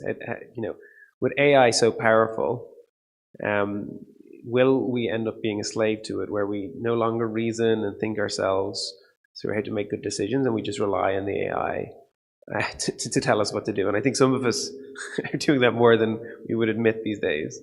A second question was very interesting around using AI to support neurodiverse people and nonverbal people. And whether there are potentially technological breakthroughs there that could be really paradigm shifting. And I think that's also an incredibly interesting question. There was questions around bias, around the bias in the data, and questions around privacy. So I think I'm going to start actually with some of these questions around bias and privacy, and I'm just curious about some of the, perhaps people on the engineering teams who are dealing with this potentially sensitive data, potentially biased data. How do you even go around conceptualizing that as a problem at a high level? I'm curious, maybe Rob or Emmanuel or Purva, do you have thoughts? Sure, maybe I'll mention something on the bias side of things. So there's quite a lot of, I guess, challenges when it comes to bias, because you're looking at, if you pick, for instance, representation bias, you're looking at representing quite a number of categories, specifically like in health. I mean, in Jacaranda, the categories we have for questions are over 100. And when you're training these models to ensure that they can respond to these questions, you want to make sure that there's proper representation across the board. And there's quite a lot of things you can do. I mean, from our point of view, one thing we try and focus on is, for the questions we get, we look at what's the most popular areas that we're getting questions on. And we try to ensure that at least in these areas we are confident enough. The model is doing well. And then there's also areas which we also just straightforward, just don't let our model respond to, because there's certain areas which we still want that human touch to ensure that there's a bit of trust in the entire pipeline. Interesting. Can you differentiate for us the difference between something that being inaccurate, like factually inaccurate, and something being biased? Are they the same thing, or are they conceptually different? They're kind of different to some extent.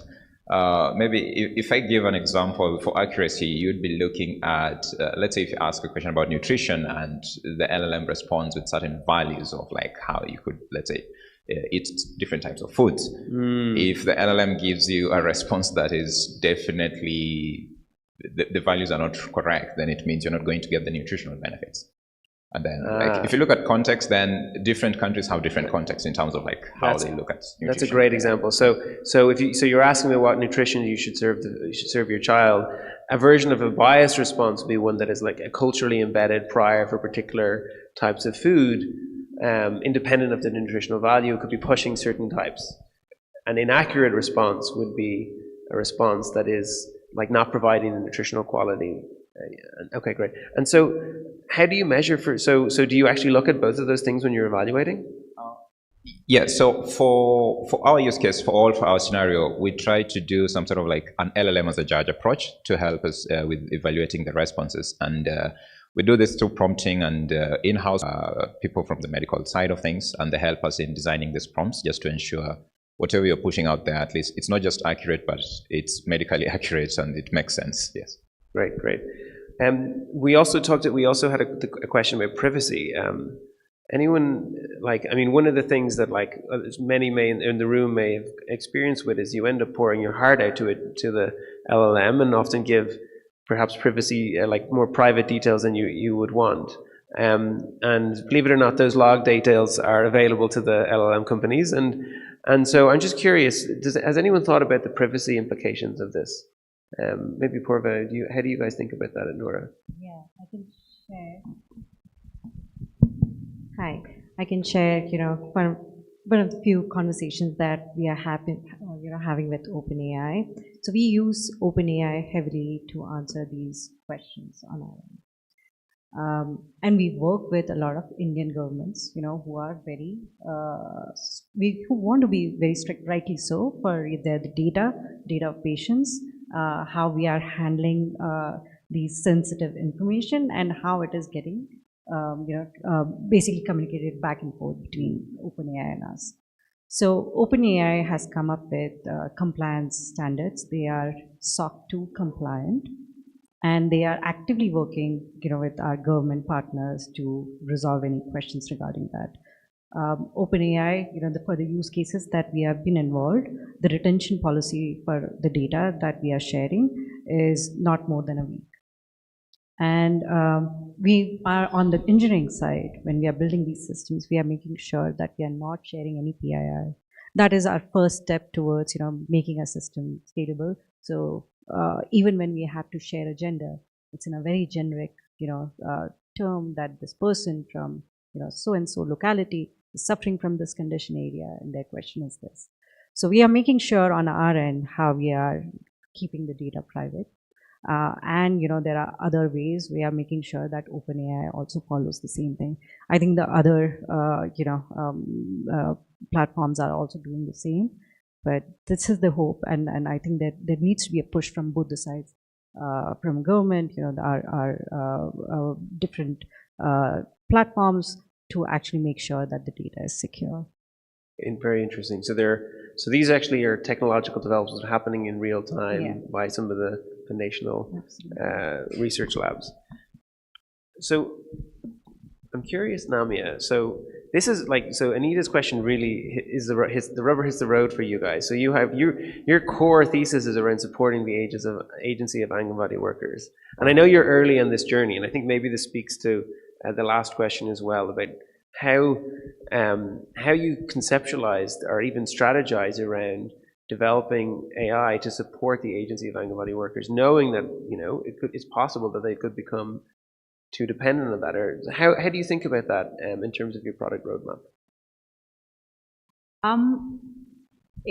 I mean, this is a big one, and this is a tough question, and none of us knows what's going to happen. I think, the tech forward answer is, when books came out, everybody said people would get lazy, and then Google came out, and everybody said people would get stupider, and then, AI is the next step. But with every advancement, the pace of adoption and the level of personalization gets deeper, and so there is a real danger here that, I will not minimize. I think what we're seeing though is that Anganwadi workers who are frontline workers, many of us work with frontline workers who are very overburdened and who don't actually have those support systems as much and as often as they need and deserve, right? So, India has 1.4 million daycare workers serving 80 million kids. This is the world's largest network of daycare workers.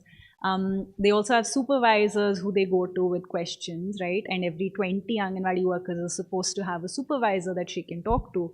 But, there are also tons of vacancies. So the actual average is something like 100 to 1. And so that supervisor also doesn't have the time to do any real coaching, right? When we think of a coach, it's shoes. And when we talk to frontline workers who don't have these people and who don't have them today, the question is really sort of what can we do today, right? And what we found is that reducing cognitive load, giving them somebody supportive, we're working on these WISE interventions, which is how to help them build stories of self-efficacy, remember times when they were effective at mobilizing their communities, teaching their kids, right? These are things that we can now do with AI that really Anganwadi workers do not have access to in their real lives. So, there is a danger, but I think there is also the fact that many of us built communities online, right? There are these positive benefits to technology that we need to believe in because it's coming no matter what. Right. I think one of the other things is that, in terms of underserved communities, we're also trying to build something that can talk to kids because kids learn by talking as well. And underserved kids in villages have really noisy backgrounds, right? And also baby talk, child talk is not the same as adult talk. So nobody's building models that can actually help talk to kids, right, in a way that actually kids can learn from. So those are some examples of technology, like building technology that actually serves people who are underserved in a way that wasn't possible before. Thank you. It's a really beautiful answer. So Rob, I think we basically run out of time, but we had one last question that I feel like I really want to answer. This question about the future of where AI can do and whether it can support neurodiverse and kind of nonverbal. I think that's a very specific question, and we only have a minute. I'm curious if you could just lay out, Rob, one of the reasons we're so proud of Rob at the Agency Fund is you've kind of worked in tech for like 25, 30 years at this point. where do you see the kind of opportunities? Do you think that AI will be able to kind of move into these really distinct areas, or do you think that's too ambitious? And what are your thoughts on how we could do that, if it's a possibility? Final words. Yeah, that's a ambitious question. I like those computers and stuff. Let me think. Yeah, so I think the way that these large models have developed is they, in a sense, can take in like raw input and raw interfaces from like your senses, whether it be language or vision or auditory. And because they take in that raw signal and they know what to do with it, they can, in a sense, create a model that understands it and can like reflect it back to you. So if you just think about just the different modes by which people communicate, you know, whether by sight or sound or, you know, various different modes, we can, in a sense, like create companions that, or kind of these models that help you interact along those modes. And this was kind of, you know, language models did it first when you just sucked in a bunch of text and it knew how to, you know, spin it back out at you.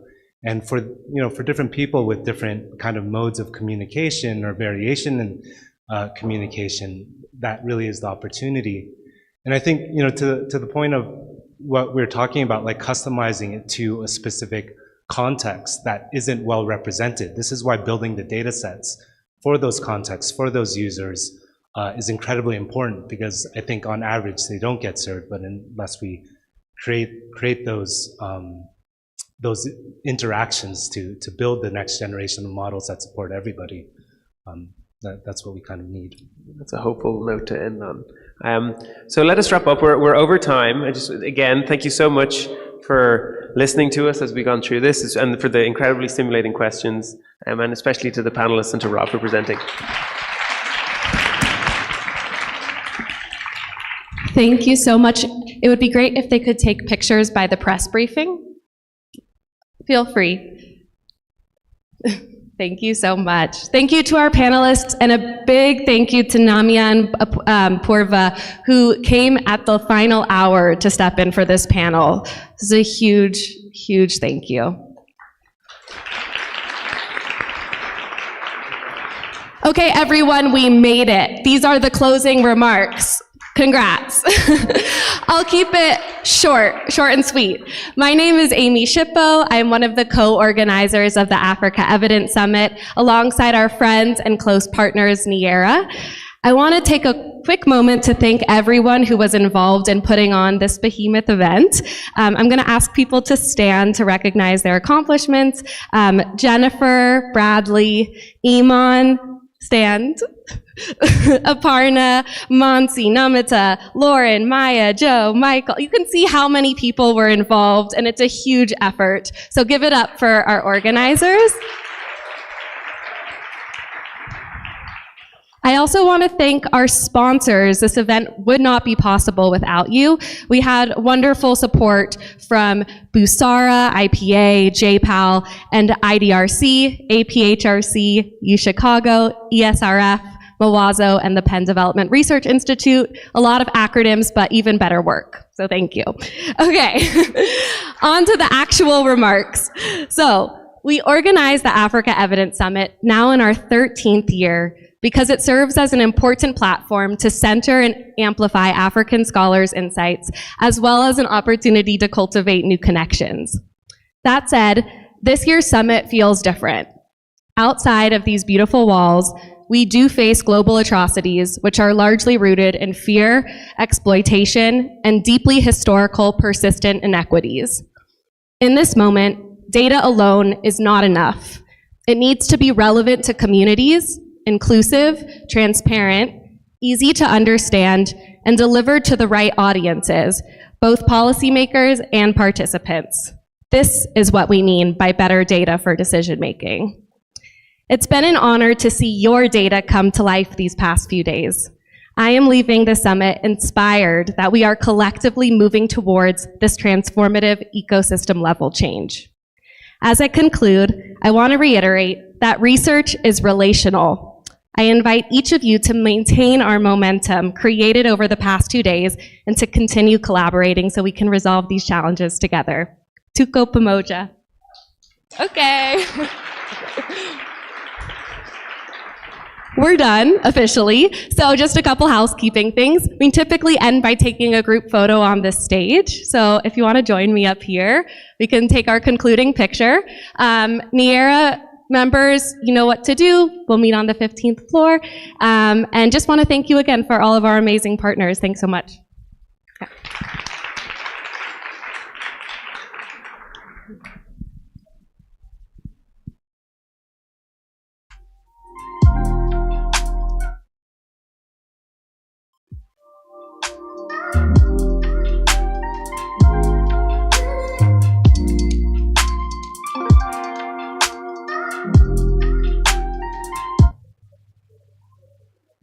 Microphone runners, please. Microphone runners, bring the microphones to the stage.